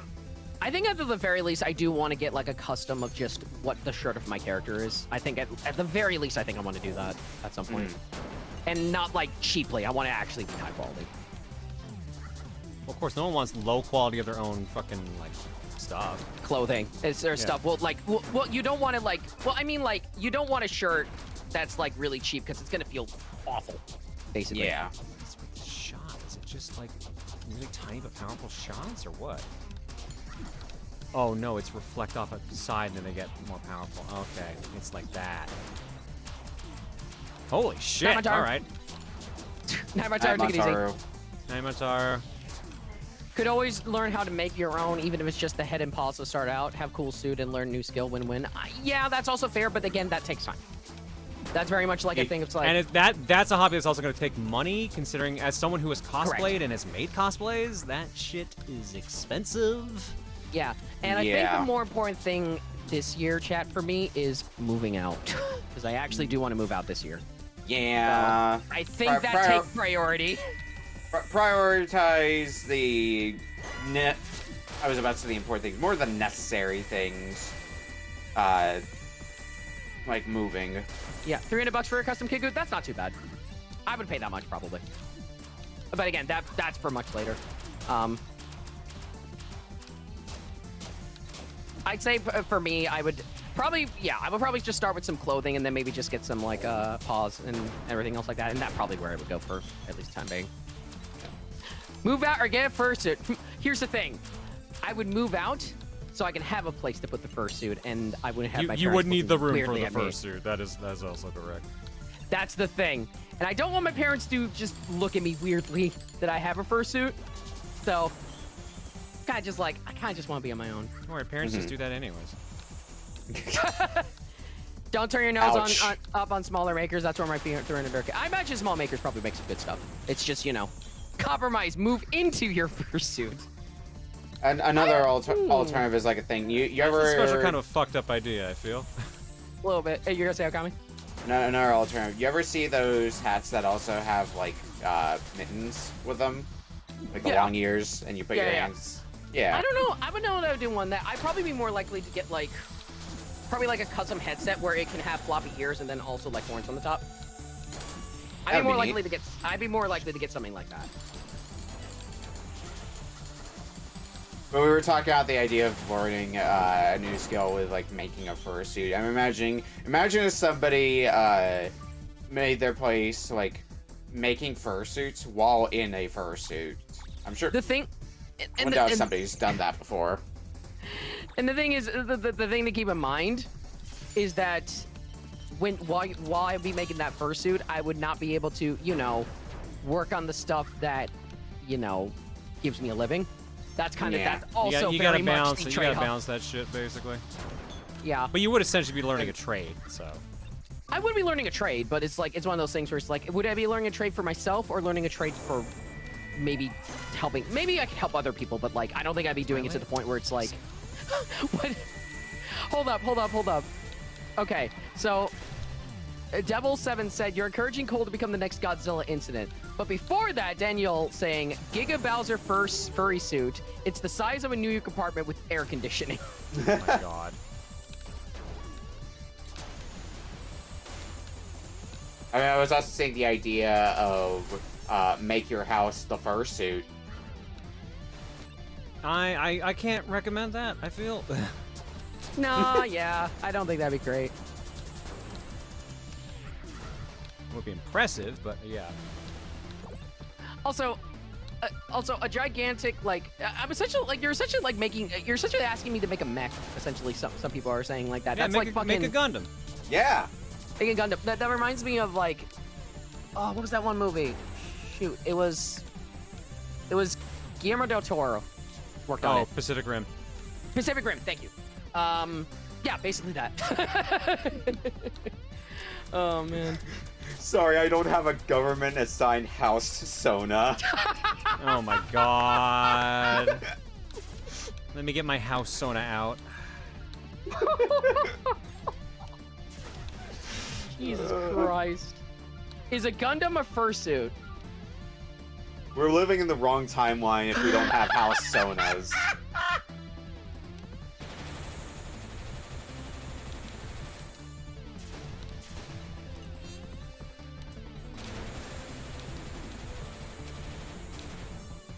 You get Cole? I think he's No, recovering dead from now. whatever the fuck just happened. No, I was sending messages on Discord. Don't worry. I was just doing that. Don't worry. I'm good. All That's right. still funny as hell. Speaking of Gundams though, isn't it funny that we're technically getting a Pac-Man game that is technically kind of a Gundam game? Because Shadow Labyrinth allows you to go into like this Gundam-esque character whenever you're fighting enemies. I am low-key excited for that game. That game actually looks kind of fun. I'm actually very. I think the way where you can like turn into Pac-Man and then just go along the walls and everything else like that for travel, I think is incredibly unique. So I'm excited to play that, honestly. Yeah, I'll likely. Yeah, it has something about it has the same energy as Norse Rising. It has that same kind of energy. Yeah, for some reason. yeah, I can agree with that. I think it looks more complex than Yars Rising, though. The combat looks more complex. There's gonna be a lot more systems for leveling up and everything else like that, but I see what you're saying. It's kind of like that, because it's also Metroidvania, right? Yeah, exactly. Yeah, I role-play as a homeowner. His name's Bill, and he's 58 years old with a divorced husband and 2 kids. He bought his house when he was 19 and working a $5 an hour job. Jesus. Oh my god. Incredible. $5 an hour job, and owns a house. Goddamn. Good God. But like, both the games that we were talking about, like, both being Metroidvanias, and both, like, not being super tied to the source material, from what I saw. Unless I'm misremembering, what's Shadow Labyrinth? Because Shadow Labyrinth is sort of based off of the secret level episodes that's up on Yes, it's on Amazon. It's based off it's based off It's based off the Amazon show, I believe. I think is what people have said. Okay. But I think I think gameplay-wise, it just looks super fun. The combat looks like something I would enjoy the hell out of, definitely. I'll probably most like either I'll get it on Switch 2 or PC, one of the two. It's getting a Switch 1 port as well. It's just a matter of how well that will run. Yeah, I mean, I'll get it on whatever. Yeah. I'm not too picky. As long as I get to play video game, I will be happy about video game. Exactly. Exactly. When is that coming out? I gotta check when that's coming out. It's summer. Oh, you know what's also coming out this summer? What? Other video games? No, the new Shinobi game. Oh, that had a date? Yes, it's August. I didn't realize that had a date yet. Hold on, Well, let me check. Shinobi Art of Vengeance coming out August 29th. Oh shit. We're getting that and the new Metroidvania-esque Ninja Gaiden game too. But that's This year. No, wait, that is Good this year. timing. Shit, it's Ninja Gaiden 4 that's next year. Good Oh, time for Metroidvanias, and So many, lots of ninja games. Also, next year is Samurai Pizza Cat. What's with all the samurai and ninja stuff recently? It's just God. my childhood's come back. They're doing me some solids here. Yeah. congrats on reliving your childhood once more. Yes, because I've I never just think done that before. I just think the new Shinobi looks absolutely gorgeous. That game looks amazing. You should look at some of the trailers for it, because I'm unfortunately fallen so much out of habit of like tracking like pre-release info about a game. I've fallen super out of habit of that. I don't do it anymore just because I'm so sick of them like spoiling shit about the game. I want to figure it out on my own. That's why. Yeah, that's fair. partly Also- why I have like stance like please stop talking about Switch 2 stuff like that. But also I was just sick of the discourse. Yeah. I'm apparently, and from what I looked up, the developer for the new Shinobi is Lizard Cube. Same people who did Wonder Boy, the Dragon's Trap remake, and Streets of Rage 4. So it's that studio. Yeah, and they do good work. I enjoyed the Wonder Boy remake. That thing, the remake of Wonder Boy does a very neat thing with its retro graphics. Yeah, you can switch between them on the fly, right? You can switch between them, and you can also have it be like half the screen is the modern style, while the other half of the screen. Oh, I is didn't the realize you retro could style. do that. That's neat. That's crazy. I was gonna say because like Halo Championship Edition, Halo Anniversary Edition did that where you could switch between the two styles. Yeah, the Master Chief Yeah. Collection. All the Master Chief Collection. No, it was pre-Master Chief Collection. Pre-Master Chief Collection. Master yeah, Chief Collection and then did Halo also- 2 Anniversary Edition. Halo 1 was a 360 game. Halo 1 Yeah. Anniversary. But yeah, it's also crazy to me how a lot of these games are very much tied to, because Lizard Cube did stuff. I think did some stuff for .emu, because I think Streets of Rage 4 was, I think .emu. I think Dot- dot at the emu. very least was that Yeah. one. It's weird how .emu is getting a lot of the crazy like revival and like these insanely quality games. I mean, this It's year almost they're like getting they've proven themselves. Weird that. yeah, but like this year they're getting Ninja Gaiden obviously, but they're also getting the new Marvel beat 'em up. Well, Ninja From Gaiden Tribute? is the Blasphemous devs. Yeah, it's the Blasphemous devs. I think it's being published by. I think it's. Is it? Hold on. I don't know about that part. You Ninja might be right. Gaiden. Ninja Gaiden Blasphemous. What's the new Metroidvania called, chat? Ragebound. That's what it was. Ragebound. Emu. Yeah. Emu is Oh, the it actually publisher. is .emu? Wow, okay. Yep. Again, I tell you, man, they're doing so much cool stuff. Emu also did Shredder's Revenge, correct? And that was also made by Tribute Games. That was one of my favorite games when it came out this year too. So. Yeah, Daiemu tends to be one of those companies where it's like, if I see their name on something, it's likely going to be something I'll like. It's most likely going to be a pretty good time. Yeah. Well, especially nowadays, anyway. I will say dibs on Venom in the new Marvel game. Dibs on Venom because he actually looks really good. Oh fuck! You know what I forgot? .emu published Ys Origin on consoles. Did they? Huh. Yeah. Go figure. They've done so much stuff. My God. They also, I think they also published Windjammers. Windjammers 2. Windjammers 2 was them, yeah. Yeah. Correct. I think they did the re-release of Windjammers 1 as well, based on what I'm seeing here. That sounds right.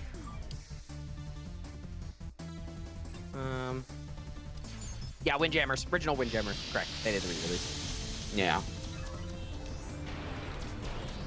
Metal Slug Tactics as well. They also have the re-release of Zombies Ate My Neighbors. Which that was hit or miss, depending. Cole wants 15 inches of venom. I respect that. Jesus Look, Christ. the man's been pretty open about what he likes, so. I will say, here's the thing. I've been on and off about Venom in terms of his look, because sometimes it can be a bit too, like body horror sometimes. You But mean in the the case monster of, can look like a monster? What the hell? Why I is mean, my phone vibrating? Because it's 1 a.m. Oh, 19 inches, sorry. Important we get that correct. I think the design for the new beat 'em up is very much just like that. Looks great. So. When are we getting Venom driving a semi again? I have my preferences, guys. Even in terms of character designs. Penguin Vault. What is it with you and penguins? This is like the 4th stage that has penguin in the title. I have no idea what you're talking about. This is only the 3rd penguin stage. I don't see what the problem is. Wow.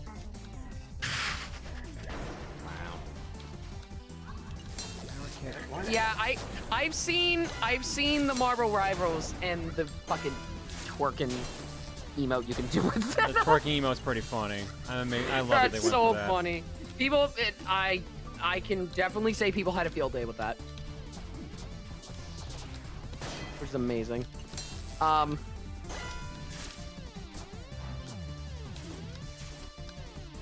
His taste in characters has overlap with his taste in men. Kinda, yeah.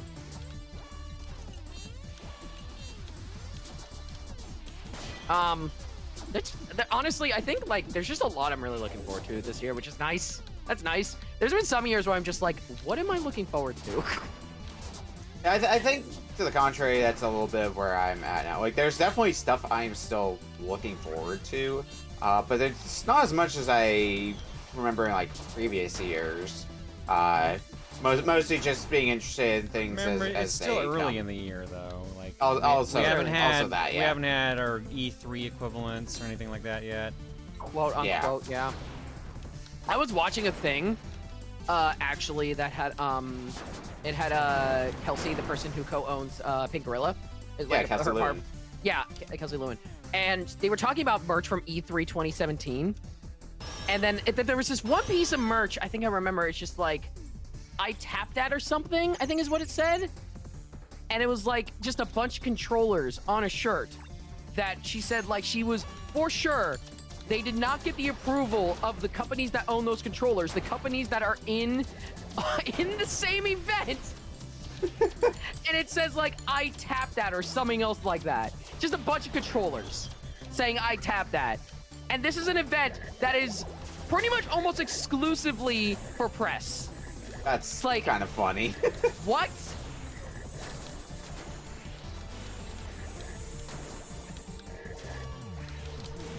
How do you get away with that? What? Oh, the shirt? The Yeah. shirt. Yeah, like, I think pretty easily, honestly. Most people don't usually pay that much attention. Even sometimes the copyright holders, they got their moments where they just don't pay enough attention. Yeah, it's just one of those things of like it's hilarious that it's being done like how in plain sight it's being done. Again, you'd be surprised if you can get away by hiding in plain sight or just stealing things in plain sight. Either way. Okay. Fair. I do need to point this out from Drops. And I'm sure he means very well in this. I cannot help but point out how funny it is that chat usually gets on Cole's case for liking men in media, yet this time some of y'all are getting on his case for not liking men in media. LMAO. Double standards, baby! I like what I like. The end. How's that not hitting that? I would really like things. Yeah. Oh man. Here we go. Nice. Cole on call starter pack. That's good. That's good. I love that. Oh, he's immune. Oh, that's why. No, drops. You need drops. You need to send me that image again that you posted of me being like me standing, like it's like the one me where the guy's standing and he has his hands in the prayer like stance and everything else like that. I'm sure you remember it. It's been a bit. Because that's what I'm reminded of. Oh, right, the Like fucking Gundam writer. The writer of so much of the Gundam series, he realized the money people don't give a damn or read his script, so he just started naming characters whatever the fuck he wanted because he could get away with it. Oh yeah, like Quattro Vagina or whatever the fuck they named him. One character's name literally just meant 4 vaginas. No, that was the mistranslation, I think was that. It was like Quattro Vagina, and then in one of the Gundam games on like the PS1 era, I think they just mistranslated to Vagina. Jesus Christ. Really drops. good. It's a drops where it's like, this is my favorite gender or something. Like, shout out to these. It's got to be my favorite gender or something else like that. I think it's that meme drops.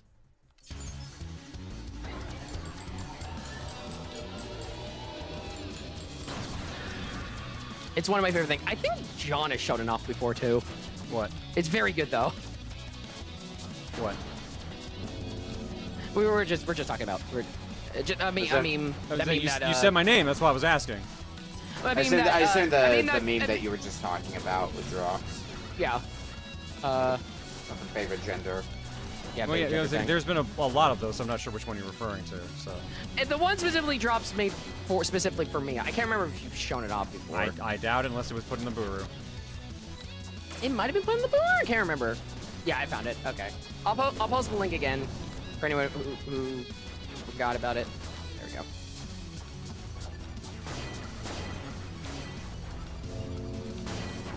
Thinking about Quattro Vagina and me having to stop my brain from saying, chat, who wants a Quattro Vagina? Oh yeah, it is on the Booru. Okay, so he's shown it off before apparently. That was all the way back in the OG. That's how we got half the Xeon machine names like Gelgoog, Zagok, and Gog. Gundam names. They exist. Sometimes there's just you gotta name something more for being a shitpost. Yeah.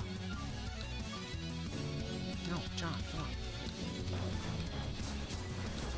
Yeah, 8 legs, 7 vaginas, living the life. 8 legs, 7 vaginas. Oh, Neil CC Rega.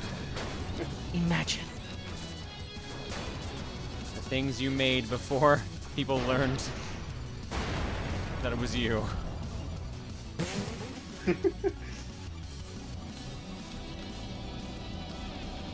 Very much the start of a lot of different internet memes.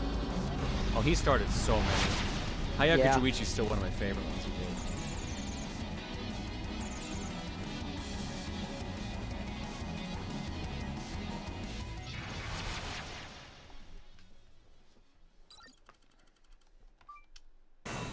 World 7. Now we're at the halfway point.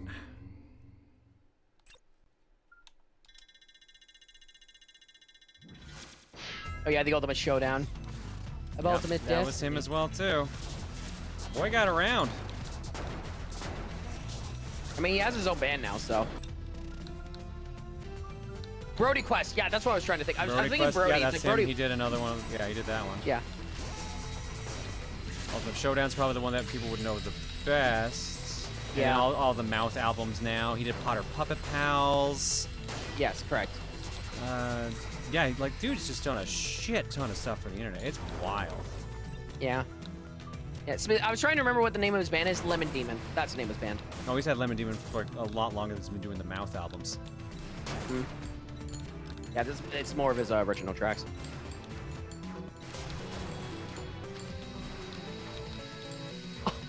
Wesker Quest. Wait. Oh wait. Yeah, wait. Wesker Oh, Quest. oh, I forgot about this one. It's been so long. It was Star who made it. Yeah, God Star damn it. made Wesker Quest, yeah. I think that was even pre-transition Star, too. I remember how long ago Star made that. 7 years ago. Again, yes, that's pre-transition Star.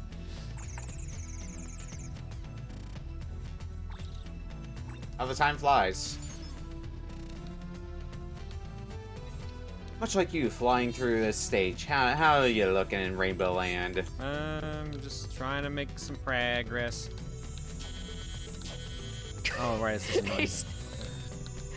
Hi, Star. How you doing? What? Like what? How me doing, Rainbow Land? Happy Pride Month, everybody. My eyes hurt. My eyes hurt. Legally distinct from Rainbow Road. Yeah, legally distinct. Anyway, my eyes hurt, but I do feel gayer, so I'm. Y'all talking Neil while I'm busy? How dare? We were talking about your stuff too, that when you made Wesker Quest.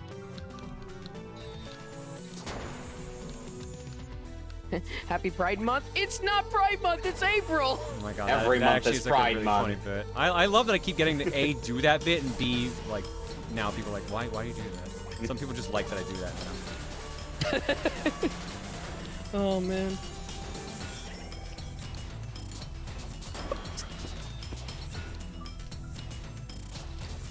That's 2013. That would have been 12 years ago.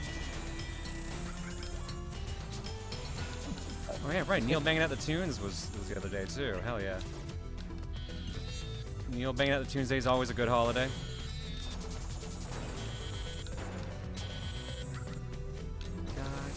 Oh, there we go. That's what we want. I don't know what combo this, but I want it. How dare you mention my editing projects while I'm busy working on something? How dare you? I'm not the one who brought it up, to be fair. I don't actually. Someone in chat brought Wesker Quest. Maniacal. Yeah. Yeah, Maniacal is the nice job bringing it up. So I can beat him up later. Good. Yeah. Good. By all means. Anyway, I'm just doing a funny bit. I didn't want to clog up the call, and I still have to finish that thing I was working on. So later. Go do the thing you're Go working work. on. Shit, I forgot to tell her to take her E. Maniacal, I feel like I could It's beat you. 3 o'clock our time that she does that. Okay, fair enough. I'm sorry. Maniacal, I feel like I could beat you up. Yeah, it's 2 a.m. our time, Cole. I believe. Yeah. West Coasters, baby. West Coast. You're not West Coast. You're a fake West Coaster. What do you mean fake West Coast? You're a mountain Fake. pie. Bro, I am from the most East Coast place in the continent. So like I'm allowed to have a little bit of leniency on my West Coast life now, I feel. Don't make me bring back my half-hour time zone. Oh right, it's right. There's a half-hour time zone in Newfoundland. Newfoundland, baby. That's what's a pain in the ass to call my parents because they're 3.5 hours ahead of me.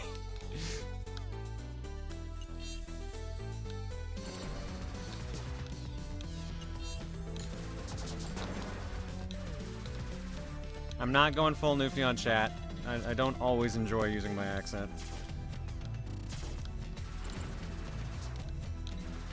Yeah, There's a reason I I can't sort of imagine- lost it. I can't imagine how, like, someone who has to schedule things with people from different time zones. I can't imagine just like having to schedule things from being in a half-hour time zone. I mean, Instead, like, you just get used to it. You just learn to adjust. yeah. I get that, especially as someone who, like, even if I've been on West Coast for however long now, if I'm talking to people online, I will default to writing things in Eastern time zones. Because that seems to be what a lot of people default to. Ryan, am I a joke to you? Well, he's in Japan.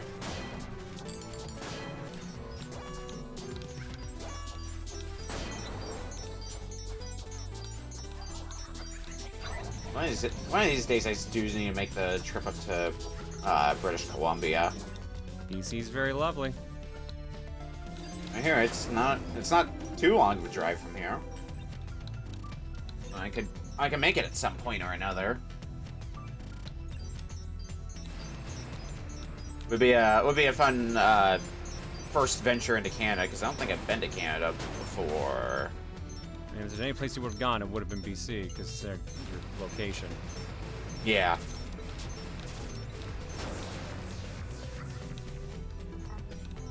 I have the worst. Remember that accent. I BC sound like a backwoods hillbilly. I mean, it just depends on location. That's all it is. Man. Remember that BC stands for bring cash if you do make the trip. What is this about to be? Oh, okay. The other thing I would like to do at some point when it comes to visiting Canada is to take a ferry to Vancouver Island.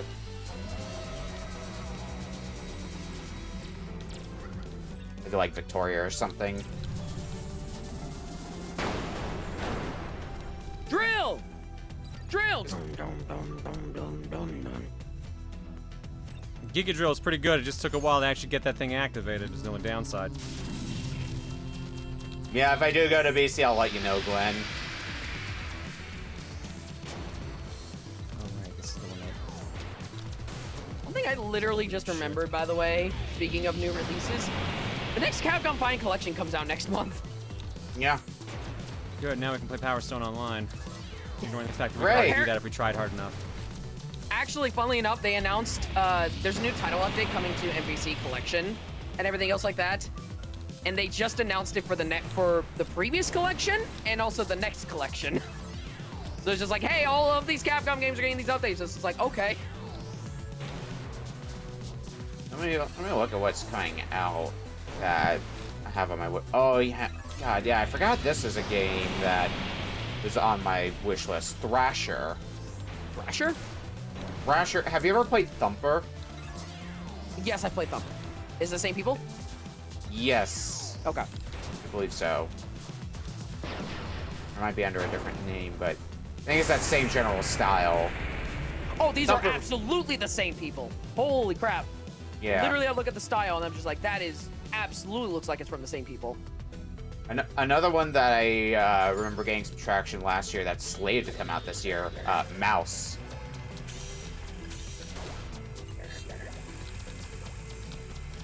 It's like that was like the first-person shooter in the style of, I think, Steamboat Willie. Oh, Oh, that that's one! cool. Yeah, no, that Yeah, one's real cool. that's cool. Yeah, Mouse PI for hire. That's cool. Yeah, that game looks cool.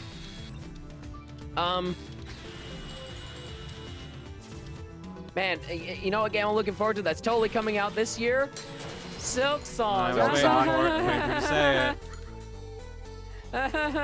it. Please Watch this actually actually be be. Watch this actually be the year. If this is one of the other games apparently, you first. apparently the main marketer for Silk Song has said that it is still coming to both Switch and Switch 2, apparently. I mean, So yeah, that because was Switch apparent- 1's gonna be supported for at least 2 or 3 years. Yeah, so apparently it is still coming to Switch 1. So we got that details at least. Looking but through we'll my see. Steam, looking through my Steam wish list, another game that I forgot is slated for this year that I want to get just for the name alone. Dirtbag Mahjong. Is that the cheating one or one of the horny ones? That's the cheating one. Okay. I like yeah. how that's our distinction between Mahjong games. Is it the cheating one or the horny one? Tell me I'm wrong. I played enough sexy Mahjong games for reasons that nobody would believe. I had to play a sexy Mahjong GBA game for a challenge before. the new And racing. my goal, take a picture of a butt. We're getting 2 Sonic games actually this year. Sonic Rumble comes out next month, and then later this year we get Sonic Racing Cross Worlds. I think there's one other. Oh yeah, for the something that was weird to see announced, but all in the same breath, not entirely surprising. Golf with Your Friends 2. Oh yeah. Oh right, that How'd was get announced. Yeah. Oh, this is one I forgot about. What is it? Mio? I think it's what it's called. Mio? Mio. M-I-O, Mio. or Mio Memories in Orbit. That was announced during a direct, actually, Nintendo Direct. But looks very. It looks to be another Metroidvania, but it looks really neat. What else?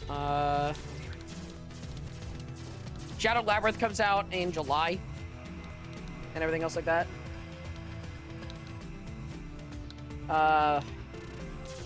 What else?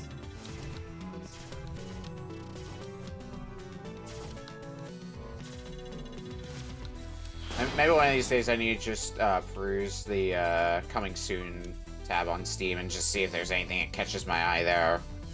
There's one I actually just remembered, and it's the one I'm probably looking forward to the most because it's finally releasing. Breeze in the Clouds is finally coming out this year. That's the game. That's the furry beat 'em up that Carlos is doing some of the soundtrack for. Oh, sick.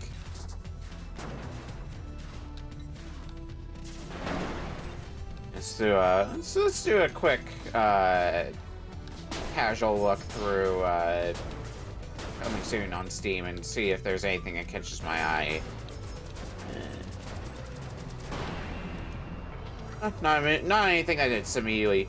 Oh well, I guess 100 Line that we talked about earlier. Yeah, I forgot you that's mentioned that one coming to earlier. Steam.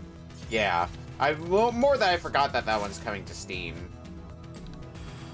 Because I know Raincoat eventually came to Steam, but it was a timed exclusive on Switch. Yeah, it was.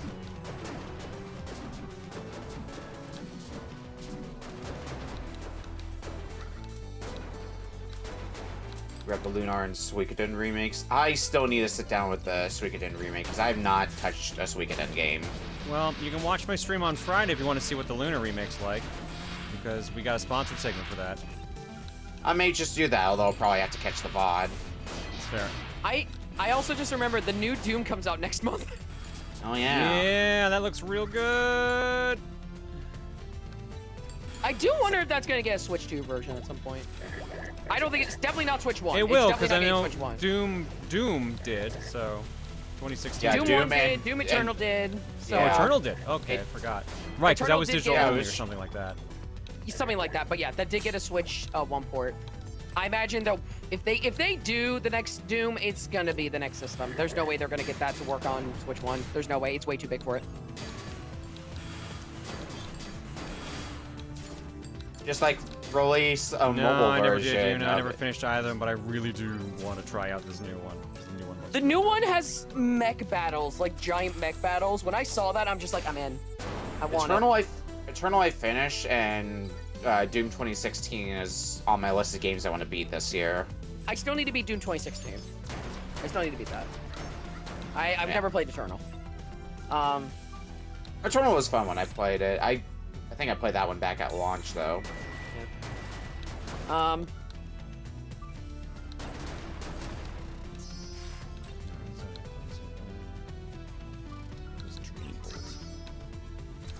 Oh my goodness, I forgot, but they're still doing. Who knows whenever this is coming out? Mina the Hollower. That's the next game from Yacht Club. Oh yeah, that When is at some point this year. Some point this year. Also, Shovel Knight, like the Shovel of Hope DX. That's coming out this year. Why can't I pick that up? Oh yeah, that's one that's a little bit harder for me to get hyped for since I don't know what they're adding for There's Shovel of Hope DX. over 20 characters are playable and everything else like that. We know that. They added all the I- content I- from the previous game, previous release rather. Because I'm approaching it with the same mindset as Yuka Replayly. Yuka Replayly looks like it's definitely changing up quite a bit of stuff, from what I hear. From what I hear in the trailers and everything else like that. At the very least, it's going to be a probably a much more polished version of the game. I mean, that is the point, yeah. Yeah, that is. There's a lot of people it's one complained of about that game when it came out, and then they did some control tweaks, and people said, "Oh, it's way better now." Well, I think now they've even said like for the new game, it's very much like you can chain your moves together a lot easier in the newer release, like in the upcoming release apparently. So that's one of the things they've noted. It was so funny when they announced the multiple different platforms. They said like, what was it, like PS5, Xbox Series consoles, PS4, Steam, and then they just said Nintendo. Well, 'Cause because they they weren't allowed to couldn't say it yet, yeah. Yeah, so now it's confirmed to be Switch 2. So it's really funny how that worked. They say my favorite one is you know the advertising bit they did that was done for the Simpsons game, the one that's just called the Simpsons game, Oh yeah. where it's like coming to every platform and like some of the platforms listed were ones that definitely were not still in circulation. Like, coming to TurboGrafx 16, coming to ColecoVision, yeah, sure. They wanted to make the jokes. 'Cause that's what half that game was, just making, like, video game jokes. Pretty much. Will Wright is a villain in the game, if memory serves. Will Wright. Okay. No, that's a real every person. Simpsons- That's a real person. Oh, that's wait, that's a That's the creator of The Sims. Okay, I'm gonna leave now. The Sims, Sim City, like he made a lot of shit that's very famous. That wasn't a bit, Yeah, literally. It's him.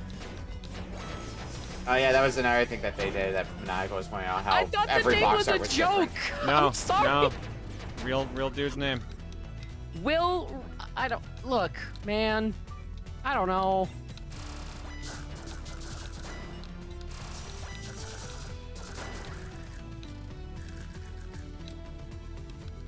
Was there also a bit in Simpsons game where, like, one of the other antagonists was just straight up the creator of The Simpsons?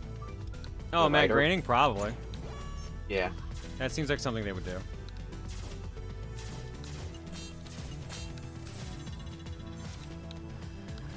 Yeah, the Will Wright that Mr. Wright in SimCity was named after.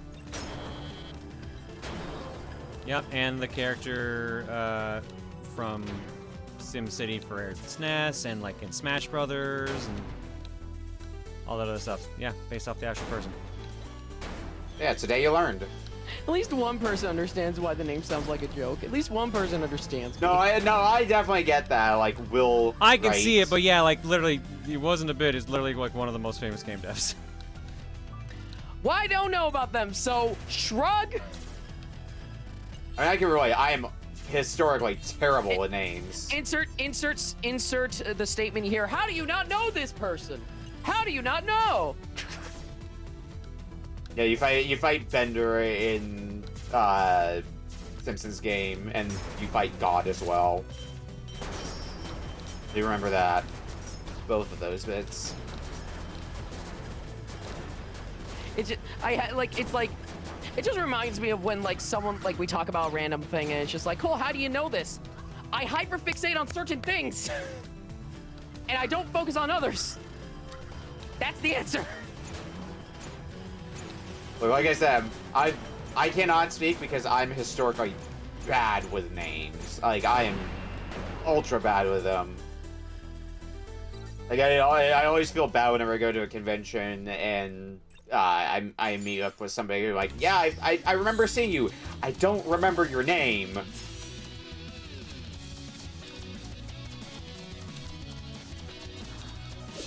As the final boss of the Simpsons game is the Simpsons game an RPG. I think one level is an RPG. Yeah, they do a Or at least- Pokemon knockoff. Yeah.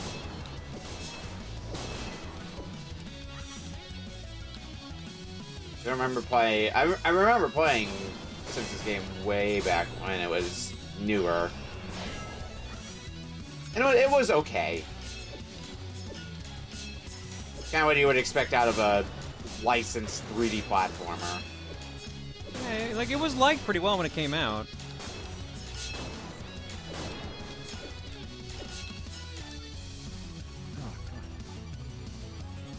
Oh. Blech. Yep. Fighting off sneeze, sorry. Ah. Never did play the DS Simpsons game, or any of the mobile versions of the Simpsons game. Nor do I especially have a burning desire to or anything like that. Wonder if that's one of the ones where I forget if I assume it released for PSP, like, because sometimes you had for multi-platform games, PSP version would be the console version. Other times it would be like the same as the DS version. I don't know which ballpark Simpsons game falls under.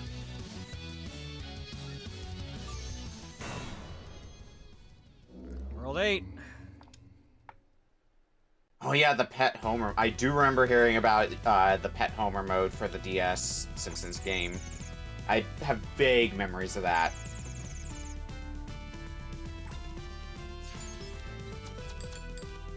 Basically like the PS2 version, alright.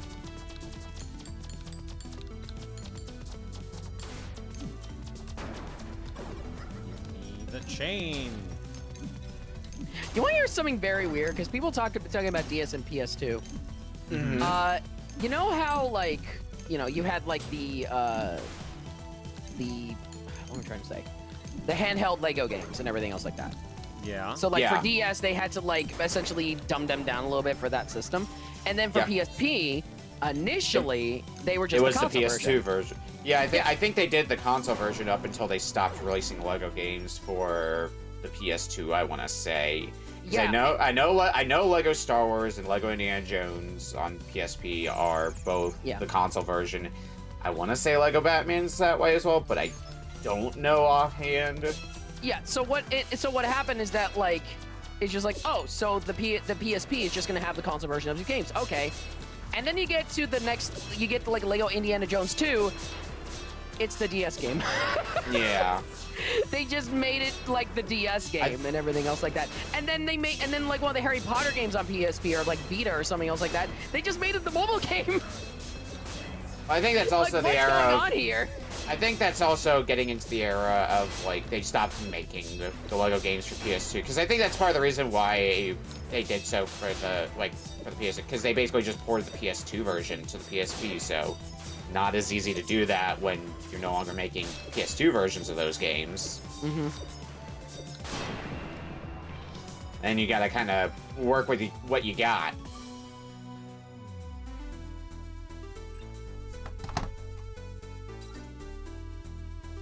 It is still, like, impressive to see, as somebody who has not used, who's very much underused their PSP, it is impressive to see some games on the PSP and, like, how well they do, or how well they look for being a PS2 version on the go in that era.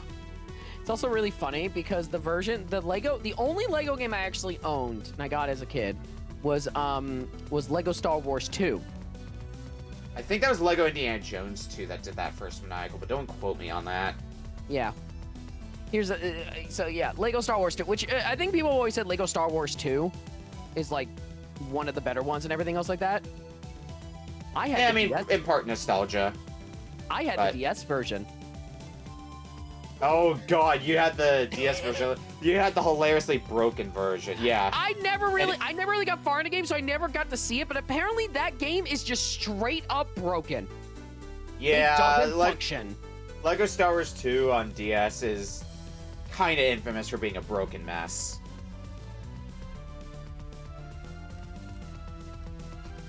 I had Complete Saga on DS, which was definitely a bit more functional, but later on I did get Lego Star Wars 2 to experience the janky mess that it is. Yeah, Golden Trilogy was Lego Star Wars Complete Saga, Lego Batman 1, Lego Indy 1. See, like, those are ones that I hold memories for. It's hard to say whether or not they are the best of Lego games, but they're definitely ones I gravitate towards because they are the ones that I grew up with. I feel like Lego's kind of in that ballpark of the best one is the one you grew up on. I've heard the more recent Skywalker Saga one they did was actually, like, extremely good. It was. But apparently you also suffer from game crunch. Yeah. incredibly I would be surprised badly. how many games are made that you like or like that. Unless you're a Nintendo fan, then that's a lot less often. Yeah. Yeah. Well, no, here's the thing. It's either... Well, here's the thing. It's like, with the rest of the industry, it's like, oh, game crunch. With Nintendo, it's like, there's no game crunch, but also they release some games that have very little content, the sports games. So, That's them rushing games out in that case. basically, yep. Like, I know it's a little bit cruel, and I get it, but when I saw that Super Mario Strikers was coming to GameCube Online, it's just like, oh look, a good Mario Strikers game on Switch. I know that's cruel as fuck. I mean, a lot of the more recent Mario sports games aren't exactly, like, well-liked. They aren't exactly winners. I'd say the most liked ones are... The most liked one, I think, is probably Mario Tennis Open, honestly. That one I think is the most liked. Which on one the, is Mario Tennis? on the Is ones that- on the Switch? Yeah, no, Mario. Sorry, Mario, Aces, sorry. do you mean? Aces, Yeah. I meant Aces. Open is the 3DS game, I bet. Yeah, Yeah. which is still pretty good. But yeah. Not Grown Up do better? As I recall, at least some of the Mario sports games on 3DS were good, because I remember the golf game being good as well. The golf game's pretty good. I would say... The golf game on Switch took a lot of work though. Like that was missing a lot On of content. 3DS, I mean. Oh, 3D. Oh no, the 3DS one's fantastic. Yeah, 3DS That one is literally one had like best. sponsorships from like oh shit, what's that brand that's pretty famous for golfing? Like Titleist or something like that? Yeah, apparently, it was Gold Rush specifically is what it was called. But I think that's considered one of the best Mario sports games, honestly. And then there's Mario Sports Superstars. Yeah, That was- that game exists. It was. It exists. It has amiibo cards with it. Super Rush is the most fun Switch sports game. It just needed more support. I mean, that's the case with pretty much every Mario sports game, unfortunately, and also Switch Sports as well. Unfortunately, their sports lineup on Switch was honestly not the greatest.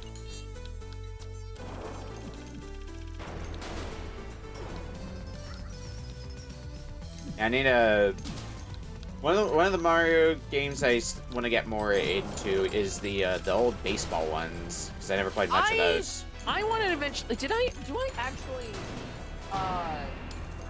I bought Super Slugger. Right, I bought Super Sluggers in packs. I do have Super Sluggers, so I do need to replay that actually. They gave Super me a start Sluggers. because my score was close enough. Oh my god. Super Sluggers was fun when I played of it. Yeah, that's actually a childhood game of mine. So, that I definitely want to replay, and maybe I'll try Mario Superstar Baseball at some point. Yeah, I don't remember ever really growing up with any of the Mario sports games. I think the closest was playing a demo kiosk with Mario Power Tennis.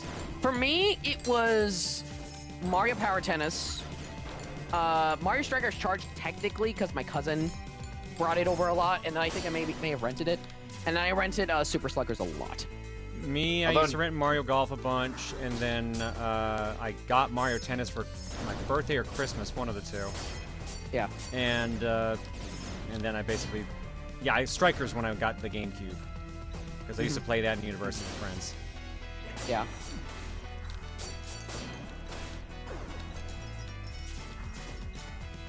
Yeah, I've been kind of recently getting into Toadstool Tour. I want to play more of that because that game's fun.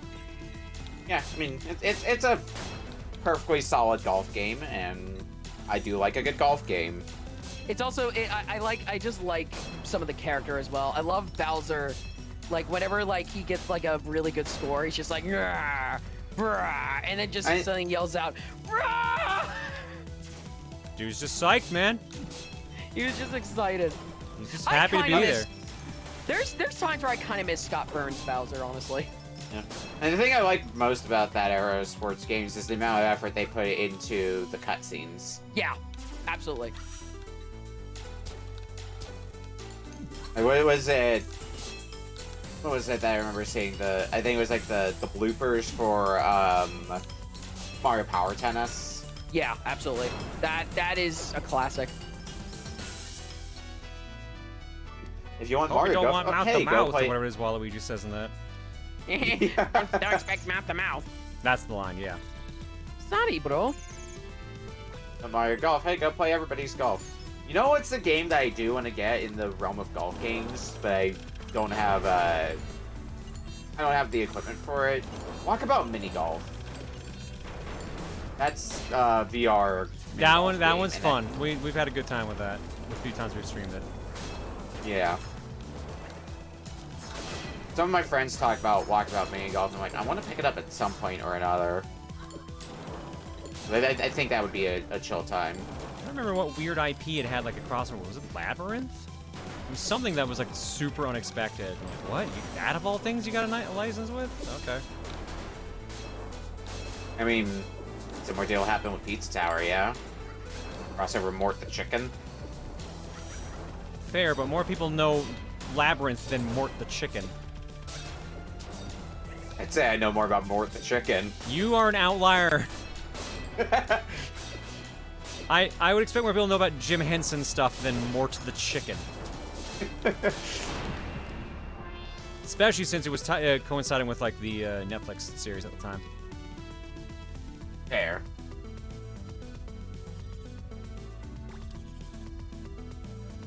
I think there was a...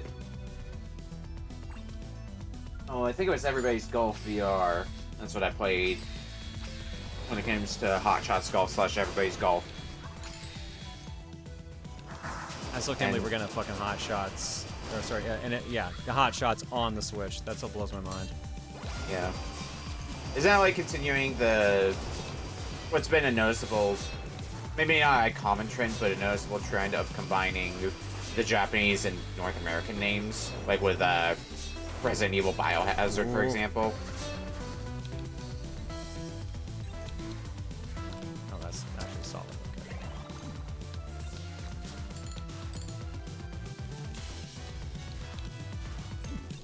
Okay. Yeah, it would be good to see a new Ape Escape. Like, oh.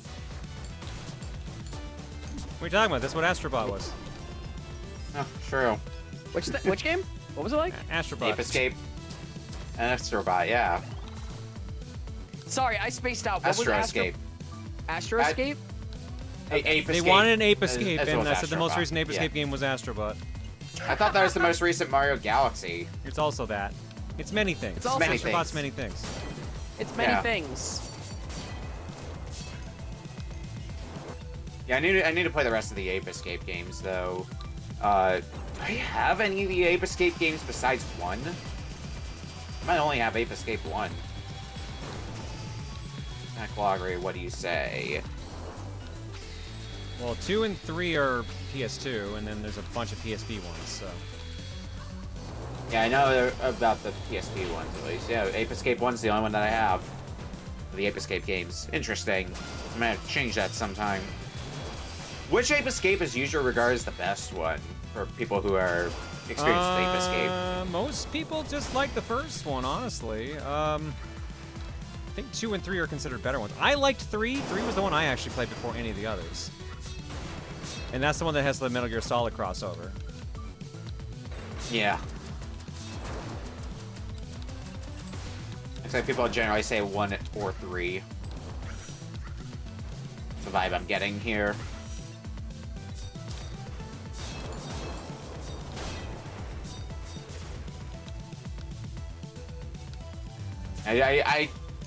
Last year I did a bit more of a dive into my PS2 library. I might need to do that some more.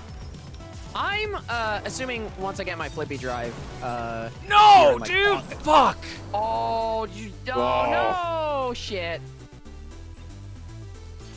I was gonna say once I get my flippy drive in like August because there were delays. I'm definitely looking forward to going through more of the GameCube library. You know what's a PS2 game I want to play more of? Because I haven't put a whole lot of time into it. Beat Mania. Beat Mania seems Beat really Mania fun, is a honestly. whole deal. You gotta be careful getting into that. Yeah, I mean, I got the PS2 one with the controller, so... Yeah, that's similar it's to- not considered the best. You have to like mod that to make it better, apparently. No. I mean, it's considered like it's probably a similar instance to like DDR because it's the same company, right? Yeah, it's Konami. Yeah. Or Bamani if you want to get technical. Bamani. It's Bamani. It's Konami.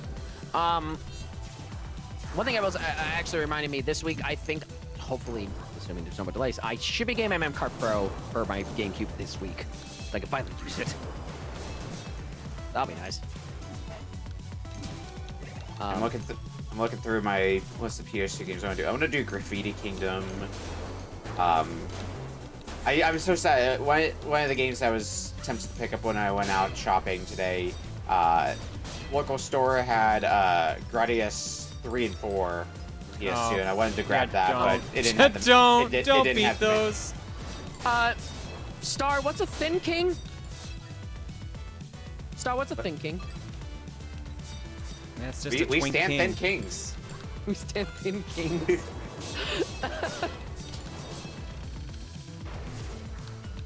Sorry, I'm just trying to figure that out. I think Amber's bothered me about doing finishing Half-Life 1, so I should probably fix that. That might not be a bad idea.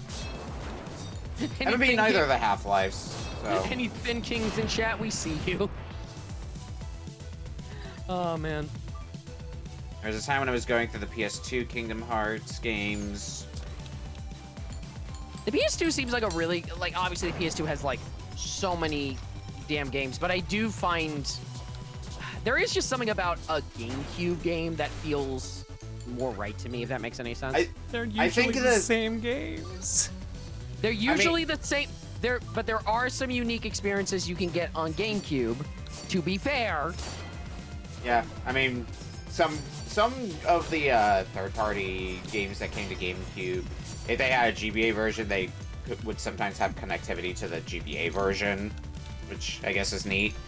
But also, like, I kind of get from the similar idea of, like, N64 versus PS1. Like, PS1 and similarly PS2 have a lot of versatility, but you put a bunch of people in the same room who had a PS1 or a PS2, they all likely play different games, whereas with N64 and by proxy GameCube, there's more likely to be overlap in what people play. Yeah, that's probably more what I mean.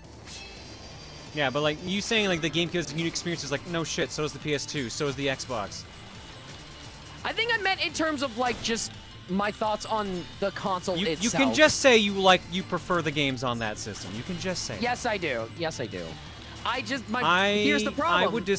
I would personally I would rather play PS2 because A, there's more games on there. B, I like the selection more, and C, oh my god, I just realized how many fucking weapons I have. And C, like honestly, the PS2 has a ridiculous amount of selection.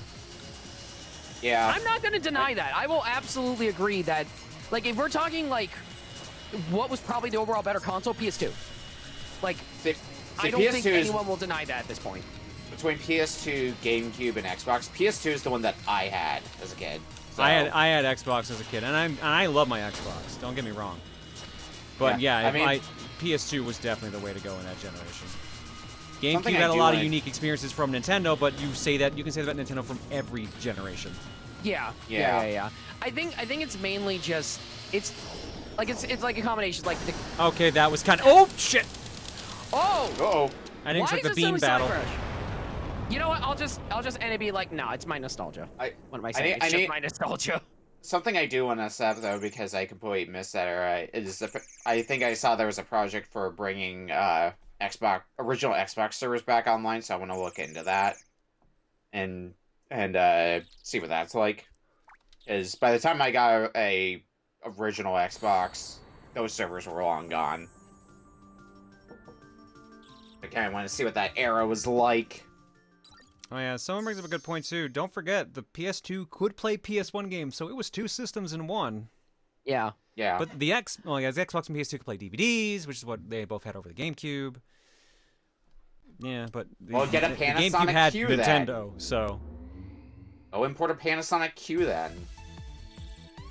Oh, that's true. Yeah. Legit though, Panasonic Qs, if you've never seen them, they look really cool. Let me find a picture here for anybody who hasn't seen them before. It was a Japan only was it thing Japan? where I thought it was China. No, that's the IQ. Never mind, that's the IQ I'm thinking of. That's a different beast altogether. I think the thing I was probably trying to say is that the selection on GameCube appeals to me more. That's probably what I was trying to say. That would be much more fair.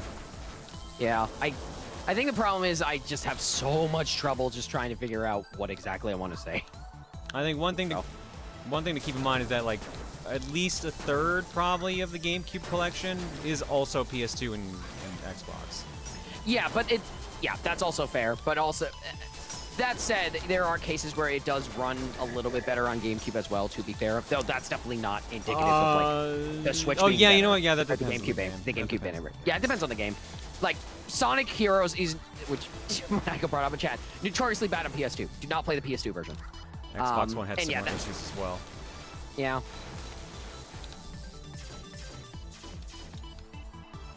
I mean, Yeah, it's also why I was training up. That's not really a dig, because honestly, it probably wasn't really that much of a power difference anyway. I personally like, and this is in part because I'm more familiar with Nintendo consoles. It takes me a bit of more time to think of PlayStation exclusives as opposed to GameCube exclusives. Yeah. Like they're still there and I can still think of them, but they don't jump to me as immediately as like Nintendo exclusives. Yeah. Wait, what are you saying exactly? Like it takes me a bit more to think of PS2 exclusives as opposed to GameCube exclusives. I can still think of them. They just don't jump to my mind quite as immediately. Yeah, I was gonna say I feel the exact opposite, man. I like the GameCube and stuff, but man, like there's Kingdom Hearts 2, basically anything Square made. Ratchet and Clank, I guess Sly exclusive. Jack and Daxter. Oh yeah, what definition of exclusive are you doing now? Because are you counting games that have since been ported? Because that's kind of cheating. Your mileage may vary on that, but for the sake of the argument, sure, we'll go with at the time. I was thinking, including re-releases, just because that's where my mind is at right now. Including re-releases, that's super cheating, because A, the big library was the PS2, and B, Nintendo is weird about their re-releases. Yeah. And Xbox is backwards compatible up to the current console, so that's also kind of cheating. I think the funniest thing to me, I think, is how, like, PlayStation obviously probably had the much bigger library of exclusive games compared to Nintendo with PS2 and PS2 GameCube. Sorry, say then we that get again? to Say that phrase again? Sorry. PS2 had more exclusives than the GameCube. Oh, yeah. At its generation. Yeah. It's funny we go to that. We go to PS3 and Wii, and it kind of balances out a little bit. We go to PS4 and, well, Wii U actually, never mind. Wii U was kind of bad. Yeah, so once again, don't. what's it going down? Yeah, well, I was thinking about it more. And the other reasons why I don't think about PlayStation PS2 exclusives as quickly, even if I had a PS2 growing up. You can just say you're Nintendo-centric. You're Nintendo-centric is all I gotta say. No, I have a lot of the multi-platform stuff. Oh, well, that too, I guess. That's more my point of that one. I think what I was more getting at is like, it's like back then, it's like PS2 compared to like PS2 or like PS1 compared to like N64 GameCube. It's like way more exclusives. And then you look to now where people question why they should get a PS5 because of how, like, it's because of like the, like how many of those exclusives on PS5 get ported to PC. Gaming nowadays is so much different from the PS2 generation. It's not even a fair comparison. Like, consoles just had different experiences for that, and like not all could match up. PS2 is the era where like things started kind of evening out a little bit in consoles' favor. But yeah, no, I don't know. That's a little unfair one. You can get a PS5 because every game has issues running on PC without having an upgrade shit constantly. That is also fair. That'd be an argument. Well, that's exactly why people prefer that's why I prefer consoles over PC gaming, because eventually your PC's going to age out. Exactly. Like, and obviously happens with the consoles too, but at least like more or less it's a bit more plug and play. Yeah. Yeah, it's more plug and play. Exactly. Man, that's an era that I miss, the era of plug and play. Although I guess they are still being made. I just don't see them as frequently nowadays. I think what I was trying to get at, it's like you have PlayStation and Nintendo, and then you have Xbox, which has always been in the middle and seemed to never get out. I don't know. The 360 generation, they won, I would argue, until you bring the Wii into discussion. They won until the end, when they kind of floundered. It's a very complicated they floundered situation. when they got to the Xbox One, and Don Matic kind of fucked them over. That part I don't think many will disagree with. Nah. PS3 started getting its footing around the end. I will agree with that as well. Yeah. Okay, that's fair. Yeah, PS3 had an extremely rough start, which then eventually transferred over to the Xbox One because of fucking Don Matic. Yeah. Dumb Matrick just doing dumb shit. Oh, it's Matrick. Sorry, you're right. Yeah. Dumb Matrick. Yeah. 360 was in that generation between PS3 and 360 at least. 360 was the one that I had, so it's definitely the one that I have more, I guess, nostalgia Keep fighting for. enemies using a flaming whip. Nice. Well, I mean, you had it, assuming you didn't have a console that broke down over time. Yeah, I didn't have. Oh no, Red that Ring part at Microsoft fucked up. There's no questioning that. The Red Ring issue was stupid. It was for the original Some Xbox. people do forget that the PS3 also had a similar issue, but it was not to the level that the fucking. It was not to the level. It was like a yellow light or something like that. Yeah, it was the yellow light of Yeah. death, is what they called it for the PS3. But it's like what I can't remember what it was, like 20% or something else like that, 20% compared It was to a over very high amount. Yeah, but compared to over half of the original units of the Xbox 360. Over half. That is insane. Yeah, I don't remember ever having to deal with the Red Ring, but I may not have gotten my Xbox like right at launch. Because something that I know people talk about when people are talking about their nostalgia for the Xbox 360 that I don't have any memories of. I don't know if it's because I forgot it entirely, or it was after, or if it was, or if I got a 360 after that era. The era of the blades, like the blade Xbox menu. blades on 360. Yeah, no, Yeah. those were neat. I missed that era of things. I owe some dukes here because I think I might have missed Prometheus earlier, and I don't think I did, but I'm doing a just in case one.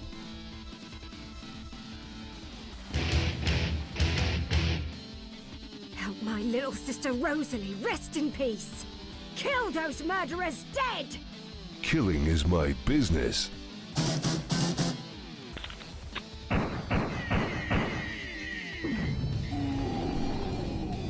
And business is good. Some of these I always forget we have them. Earthshade, here's yours as well. Pancaked. You get the much shorter one. I'll throw a freebie in. The name's Nukem, Duke Nukem. You want a brand new car, a Chrysler Town & Country. Holy shit. That's right. Where is it? Tough shit. I forgot about that one. A lot of ones I haven't seen in a while coming up tonight. Yeah. I need that. There we go. Remember the original Xbox 360 UI and how different. How many different revisions did It's like the 6. 360 UI? My Xbox kept redoing their UI, which is so frustrating. Yeah, I only remember like 2 of them. well, around the time Dom Matrick came around, they really redid the UI, and they brought up their versions of me and everything else like that. The Avatar? Yeah, the avatars. Oh, the ones that they had rare, dude? You know, those were actually pretty good. Honestly, I like those. No, yeah, those are cool, to be fair. Okay, who remembers this, though, from the Xbox generation? I've seen a video about this. I want to see if people can recognize this. Who remembers Game Room? I do. Yeah. I have a lot of Game Room games, or had, I guess. Yeah. It was very much like... Yeah, Game Room was very much... It was supposed to be their answer to Virtual Console when they already had their answer to Virtual Console. I think I saw a post about Game Room on... I used to watch the Giant Bomb coverage, and I loved watching them fucking talk about it. That seems to be where people know about it. I think I saw a more recent memory from, I think it was Bad Game Hall of Fame. Oh, Bad Game Hall of Fame definitely has probably touched it, yeah. For me, it was... I watched the video from Stop Skeletons from Fighting. Derek covered the game, and it's a very interesting story.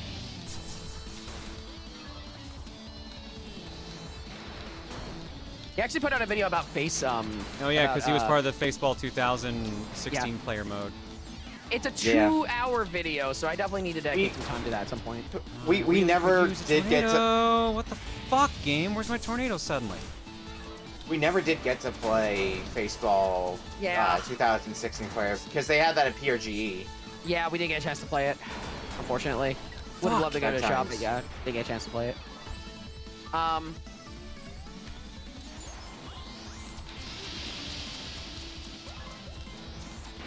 Anything that I remember from the Xbox 360 games, the like XNA indie games. Oh yeah, because that's where I made a game with zombies and it came from, and shit, what's the one I was like, Time Viking and Space Raptor? Yep. I got this listening to Scott Studios ones. I never did really get too many of those ones. I remember some of my old. That's where Aben Hawkins and the 1,000 Spikes, or what got later referred to as 1,001 Spikes. That's where that originated from. That was an X&A game. Was that also where DLC Quest came from? I can't remember that being on there. Yes. I'm not 100% sure on that one, but I wouldn't be shocked. Did Dusk come? I thought Dusk was just straight up an XBLA game. Dusk was an XBLA game. Yeah. Wait, did you say Dusk? We were talking about Dusk 1,001 and Spikes and DLC Quest and stuff, but yeah, Dusk was a regular XBLA game. Okay. I thought when were you saying Dusk or Dust? Dust, an Elysian Tale. Okay, yeah, that was definitely something that Xbox helped out with. Yeah, so. No, I remember getting roped into it was Castle Miner that I got roped into with Xbox 360 friends. Dust is very interesting because it's a very interesting game because that's also where a lot of voice actors kind of got their start and everything else like that. Of a lot of the stuff that I got over the years on XBLA, Dust and Elysian Tale is one of the standout ones for me. Is like that, Scott Pilgrim and Castle Crashers. Dust is a very good game. Dust is very, very good. Yeah. That's where like you can hear, but yeah, it's where a good amount of voice actors are sort of like the early days. You can hear, what's his name? He's the Smash announcer. Shoot. Oh shit! Yeah, no, I'm blanking on his name now too. Like He also Xavier, plays his Xander or something. Xander Mobus. Xander Mobus is in there. Sean Shiplock is actually in there as well. Like that's where a good amount. Like that was the early days for a good amount of voice actors. Interestingly enough. Oh yeah, and Davin something who would go on to he was the voice director for Dust. Would go on to voice Sonic in Sonic Prime. Right, that was an interesting fact.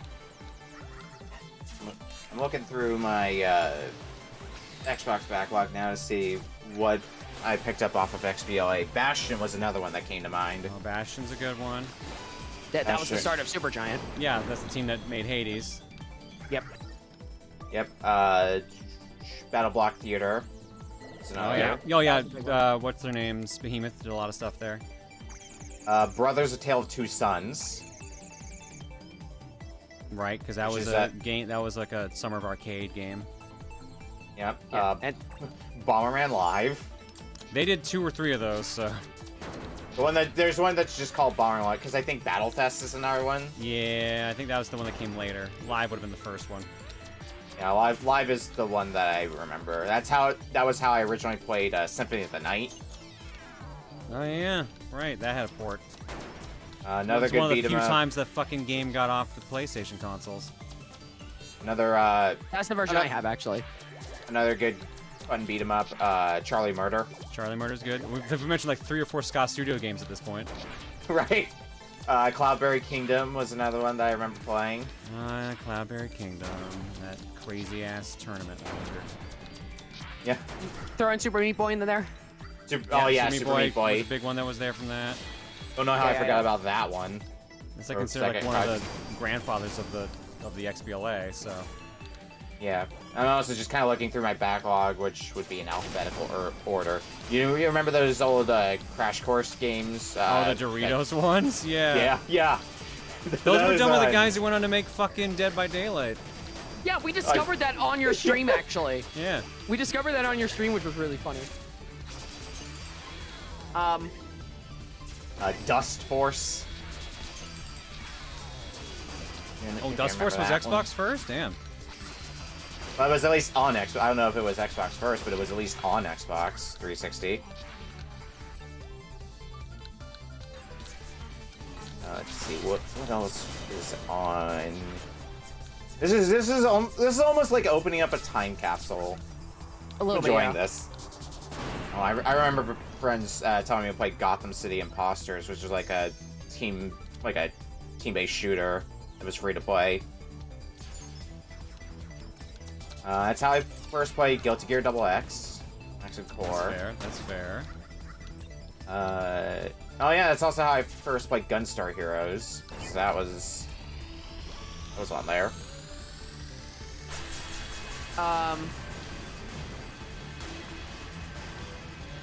Posted a thing on the egg pack since Dust came up. I will check right now. Oh yeah, I really enjoyed Dust. I want to replay it at some point. There's a reason why it's a standout one for me. Oh yeah, that's how I played Mega Man 9 and 10, XBLA. I played it on Wii. I played that on Wii. I forgot I owned Mighty Number 9 on Xbox 360. And yeah, that's also how I played Minecraft way back when. Not that I play it nowadays, but I played the Xbox 360 version. Same deal with Terraria. See, I just saw your post on the egg pack. Cute. That's very cute.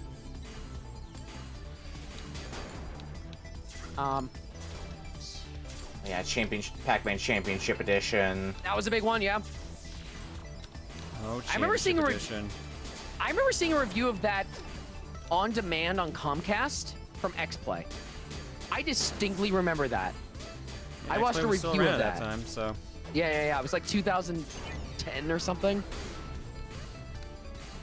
Yeah, there's all the Sonic games that I own on 360. Probably got them on sale for like $1 each.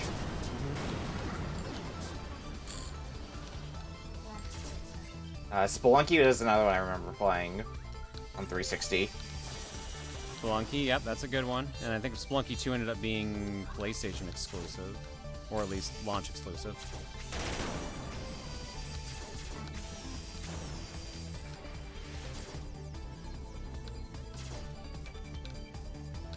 What else in here? I think I've gone through at this point most of the ones I remember playing from like the download-only stuff, or the, I guess rather the XBLA stuff. I think I remember playing a bit of The Walking Dead. The Telltale games. Oh yeah, the Telltale games, that was like the early days. Yeah. I know, Cams, I'm waiting for my alarm to go off. Yeah, because I think there was like a time where you could get either like very cheaply or just outright for free. You could get the Walking Dead Season 1. DB already watched an episode of Tarbles, the latest one that had Steven and Tom in it. Oh yeah, that did happen. I did see Tarble Quite posting the about episode. that. I could believe it with that combo. I have watched a little bit of part of the episode. Poor Steven. Or Steven. Or Steven.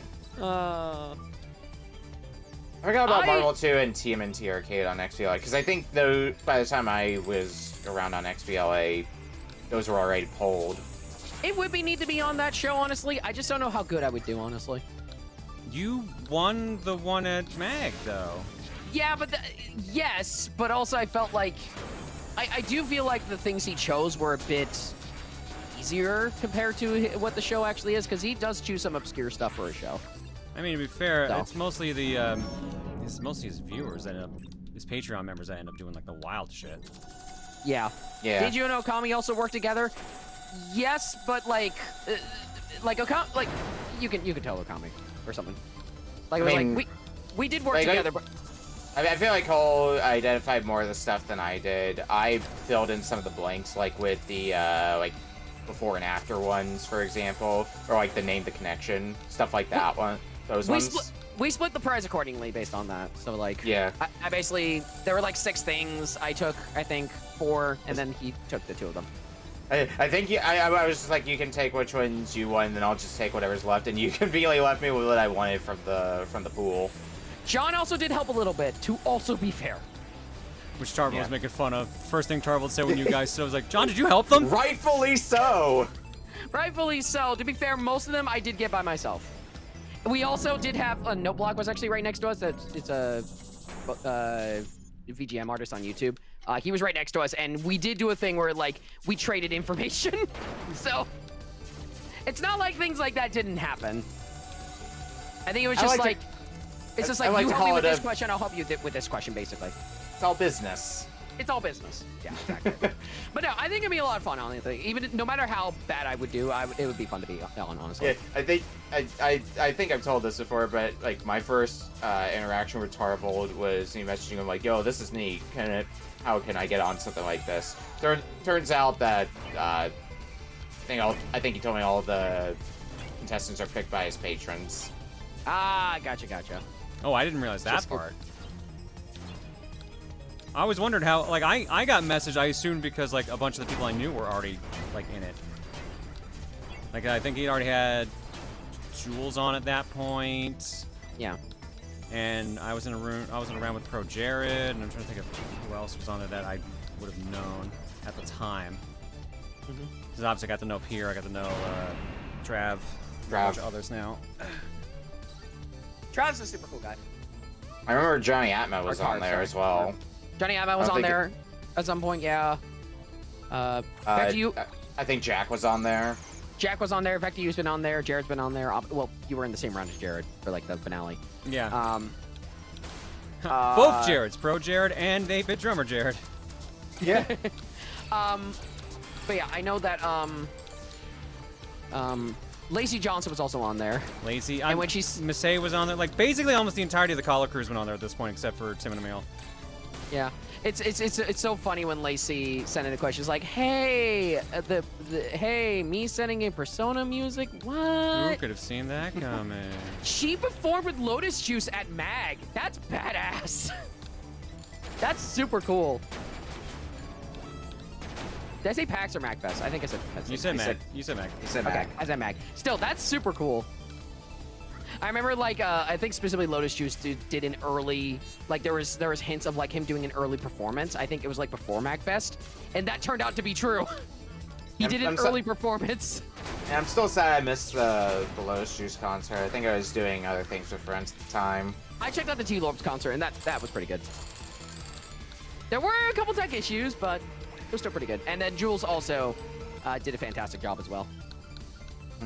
He got to show up the cool thing where he's been working on, where it's like it's like Pokemon, it's Pokemon Yellow, but it's like he has it so that like he actually programmed it to have various different covers synced to the music and everything else like that. It's kind of similar to like some of you've probably heard of MSU1 for Super Nintendo emulation. It's similar to that, which is really cool. Yeah, the room had such great energy. I loved it. Well, okay, you were talking about the Lacey thing, but the Jules concert, super fun. Please get a bigger space for them next year, please. That room was small. Oh, there was some weird moving around from rooms from what the rumor I was hearing talking around. So. Yeah, the extra concert room was very hot, too crowded, and the people who were running it were just like, please send them feedback so that we can get a bigger room next year. But be nice about it. Yeah, I was hearing about that same thing. Fuck that. It was a fun concert. I had a great time. There was one. I miss MAGFest. There was one. I remember there was one moment where it's just like, I think I made a joke, and it's just like, Cole, I know that was you. I was like, I'm trying to remember. Hold on. I need to look up if it's actually on YouTube.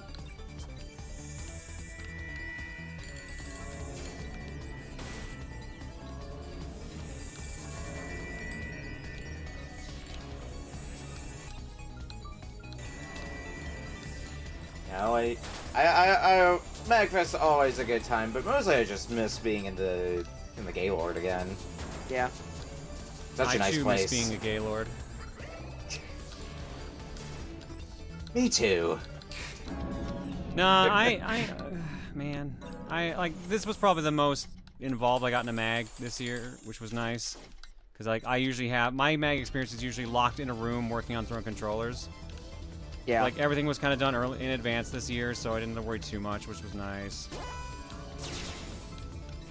So I had a pretty good time, all things considered. Come on, dude. There we go. Yeah, I don't know. I'm just bummed out because there's a non-zero chance I might never get to go to one again. So. Yeah, sorry about that. I hope you will end up being able to though. It'd be good to see you again. Would be nice. We'll see. We'll see how she go. We'll see what the future has. Yep. I'll be the boss of this world, and then we'll call it here. Sounds good. Because this should be the stage before the boss. Someone in the community needs to make you a VR chat room to host throwing controllers in. I mean, they do have VR chat room at MAG, so technically they already got that. No.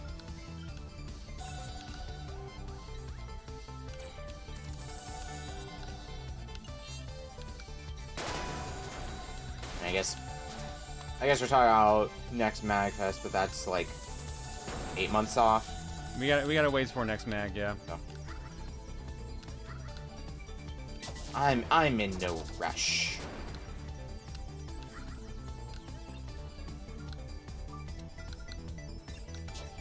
A lot of stuff that needs to get done this year anyway, before I even think about mag.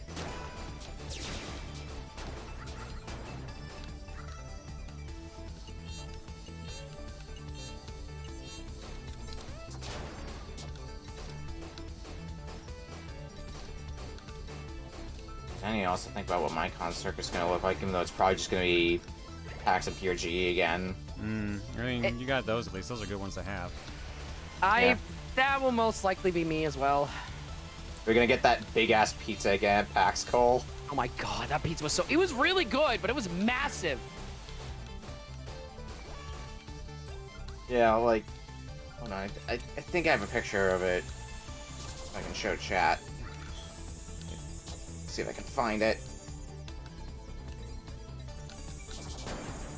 However far back, I gotta scroll through my phone to find it. I am not walking that again. You know what? That's entirely fair. That was a long walk. There we go. I found the picture I took of that PAX pizza. Yeah, it was a lengthy walk, but this was mod pizza, I assume. It was not mod. It was not mod. Oh, okay. It was a more local place. It was very good, and it was a huge ass pizza, and the slices were by himself huge. I put a pic I took in VIP room and in the chat. Wait, that place was a mod? That's a place that we went a previous year. That's the place we went in 23. I thought that was a mod pizza. It wasn't mod. I can tell you that. Okay. Yeah, we got like 3 of those pizzas and downed all 3 of them across our... Because we were like, what, a group of 12 people? Yes. But the pizza was very good, but the slices were massive. Surprise. It was a good time because we downed those pizzas and then we walked over to the Pink Gorilla in the area. It was great. Yeah. I always enjoy going to Pink Gorilla. Pink Gorilla's a good place, it turns out. Did some shopping there earlier today. They're gonna be opening a place in Las Vegas soon. So. Yeah, I keep seeing updates about that, which is it's nice that they're expanding outside of the state. It does make me sad that I'm not able to go to that on the regular, but I can live with that. Not exactly a day trip to go to Vegas. Yeah.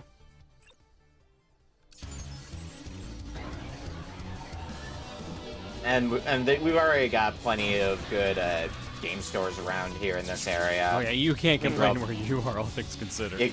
Yeah. A lot of very reputable stores as well. Like, I'm sure people have had that experience of like places overpricing their games or some other thing going wrong with them. A lot of the places here usually pretty solid. There's a few misfires, but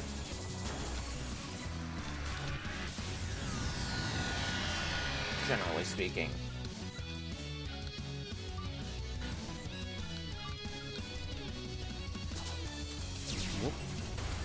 Shit. Random MagFest food memory. You guys remember when some of us went to Cadillac after throwing controllers? I remember that because that's where the picture of you burning came from, Maniacal. Burning? Yeah.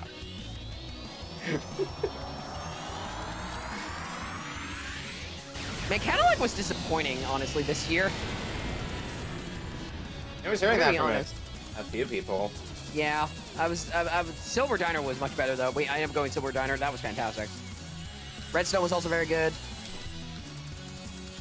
If you want a good place to stop, because one place I added to my list of places to hit up at Mag this year, the Yard, which is the milkshake place. Yeah, it's expensive, but apparently they're really extravagant. So. Yeah, I mean, the milkshakes they make there are works of art in of themselves. Mm-hmm. It's like a one and done thing, basically. It's like a one and done. I mean, you say that, but that might end up being what some of my roommate crew end up doing. It's like they make a trip to Cadillac on day 0 and then afterwards go to the yard for dessert. I was just incredibly impressed with Silver Diner. Like it was basically, like everything was basically exactly perfect. Essentially, it was so nice. Great environment, great service. Milkshake was delicious. Wait was long for food. I mean, that's unfortunately commonplace with when you're doing conventions. We did wait a bit on Redstone, but it was worth it. Redstone was very good. Yeah, Persian, you wanted to take me somewhere, but everywhere else was so full, we just ordered Domino's.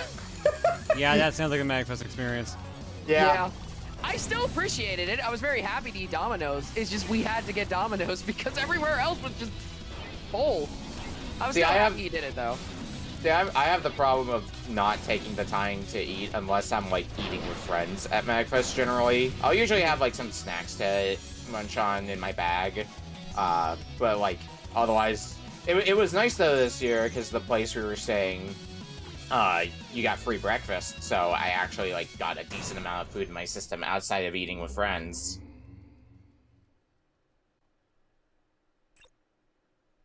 Alright, so, next week we'll do Worlds 10, 11, and 12, and then that'll be it for Copy Kitty. We won't be doing any of the hard runs. Okay. And then we'll be starting next week the Legendary Starfy. Nice. Hell yeah. Good progress today. You essentially, like, because you went from World 11 to World 10, so you essentially almost did I went from 12 to 10, yeah. 12 to 10. It was pretty close, though. Yeah, that map matches up, because I got through, 1 through 11 last week, and with how many fucking pauses we had tonight. If we hadn't had so many fucking pauses, I think we might have been able to at least either get back to 11 or 12. Yeah. If not finish it. Sorry about that, guys. Tis what tis, unfortunately. Yeah. Oh yeah, ending at 4:20 Eastern. Nice. Yeah. So we have, it looks like, 32 stages left. It isn't bad.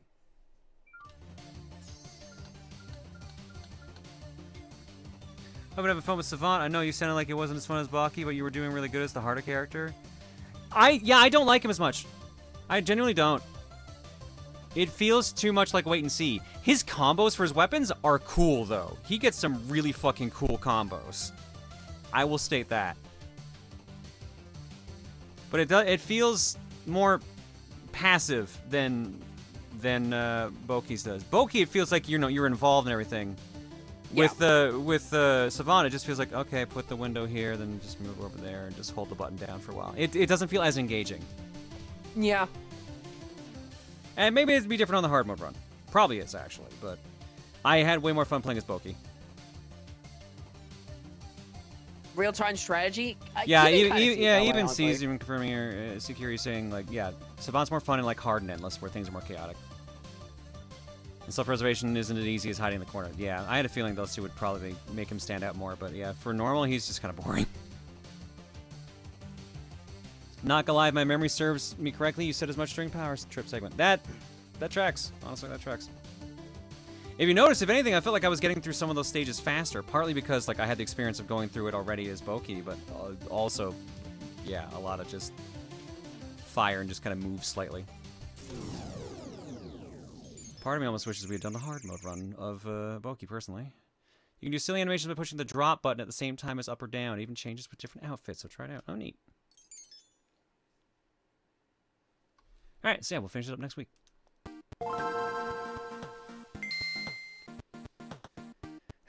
Fun time was had. Schedule for the week, folks. Tomorrow I'm over at Lefty the Clown stream.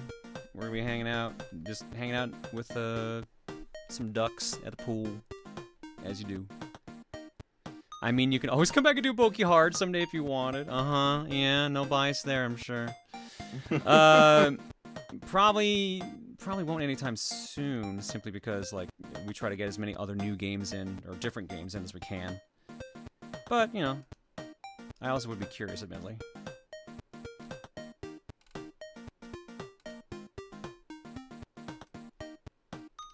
There's always a cookie, if you want to put in a cookie choice for it. There's always Cookie, and Power Trip is this Wednesday, actually, so whoever wins Power Trip can get me to play whatever. Lefty the Clown stream is where I will be tomorrow around 4 o'clock Mountain Time. Just gonna be hanging out at the pool, answering questions and stuff like that, just vibing. Rosa will be there, not me, but you know what I mean. Did I say Power? I meant Power Trip, sorry. I have so many things named Power, all 2 of them. Yeah, Power Trip is Wednesday, so if you win the raffle, you get to pick the game we play next on stream. I think our starting game... What is our starting game? It's a cool video game, I'm sure. Pokemon Mystery Dungeon Explorers of Sky, picked by RotoEve. That is a cool video game.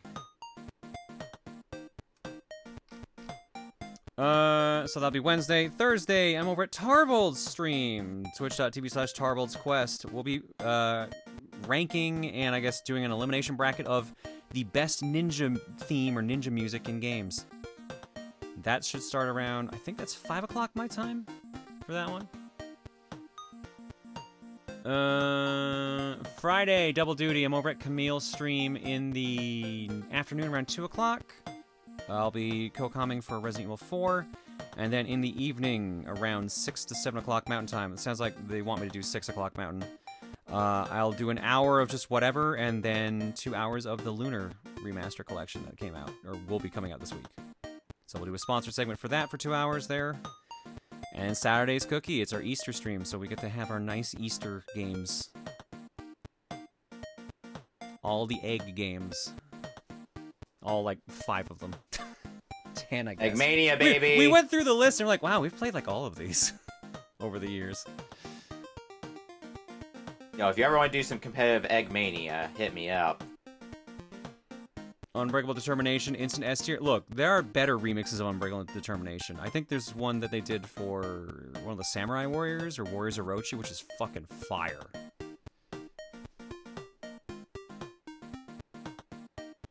Prepare for a buttload of weed gars once it hits midnight on Cookie stream. Oh yeah, no, I'm expecting that. Isn't there a platform out there where you can play as an egg who breaks from fall physics? Yeah, we've streamed that one already. Yeah, that's foul damage, right? Yes. Yeah, I'm looking on my list of games with the word egg in them on Steam. Egg Returns Home, we've streamed. Egg Squeeze, we beat. Egg K47, we streamed. Apparently we've also done Iggy's Egg Adventure. But I got one that we haven't done, which is probably what we'll start with, which is Lost Egg. Because that looks really silly. Lost Egg. Did you say Billy Hatcher? No, someone suggested Billy Hatcher, and I was like, oh, that might be good. And then I actually went through the list and like, no, I'd rather do this. Oh yeah, we streamed Elemental Gimmick here. I just went over my Steam list, 8. That's all. I lost my egg. What? Oh, that's the game did. The game lost my egg. Yeah, that's the schedule. Like, I'm on stream, a stream every day this week. So, here's Tarbold's. Shout out if you haven't been there before. Let's test. That's a different show. There you go. That's Tarbold over there.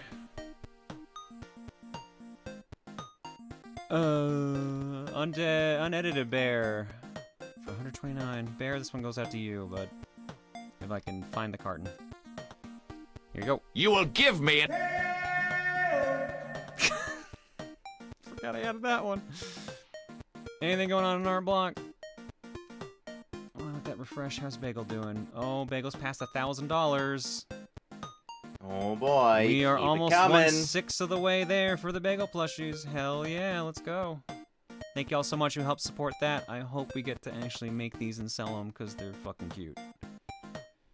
Remind me, do we have a time frame?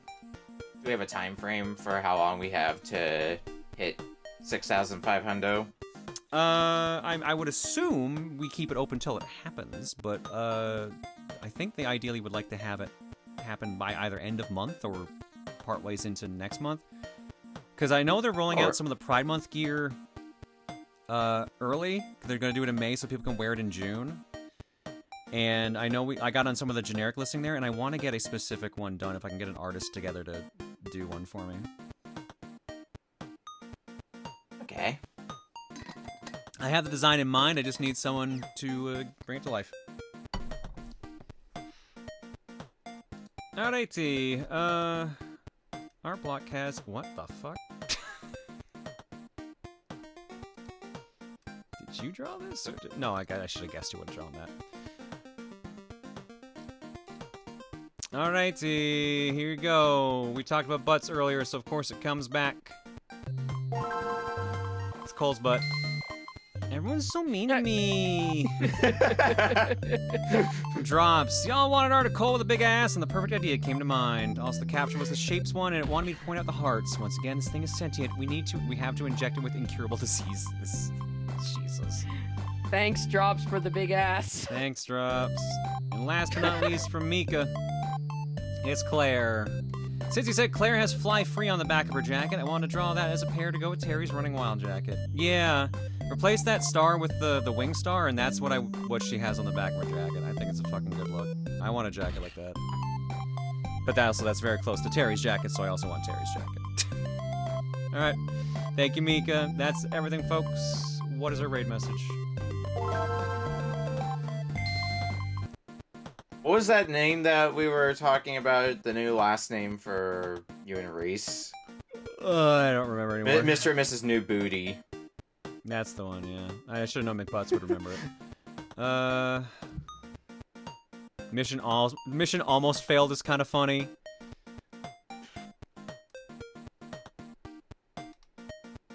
Let's see. Mari's playing Satisfactory. Stealthy Golem is playing Swords and Bones. The fuck is Swords and Bones?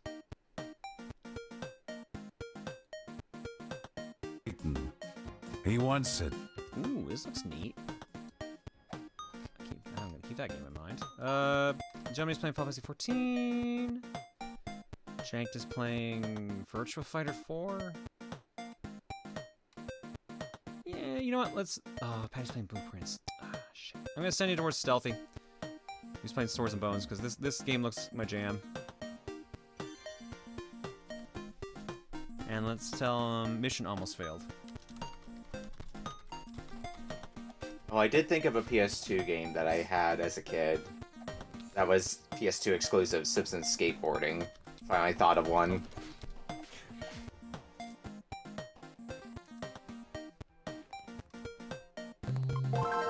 Anyway, have a good night, folks. Go give Stealthy some love. Like I said, this looks just retro enough to be my jam. Do they want me to have a spell at this point? I'm out. I'll catch y'all tomorrow.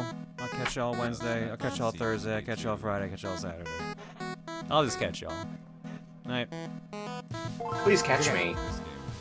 I was gonna say, God damn it! Why are you stealing my joke? Why you gotta steal my joke? You gotta be faster on the draw than that. Well, now I don't want to be caught. I want to be caught. Okay. Don't All right, catch fair me. enough. Have fun not getting caught. Alright, I'll toss the bag out.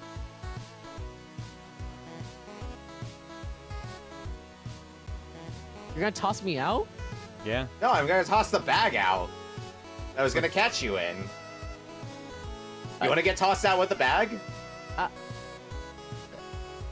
So anyway, night everybody.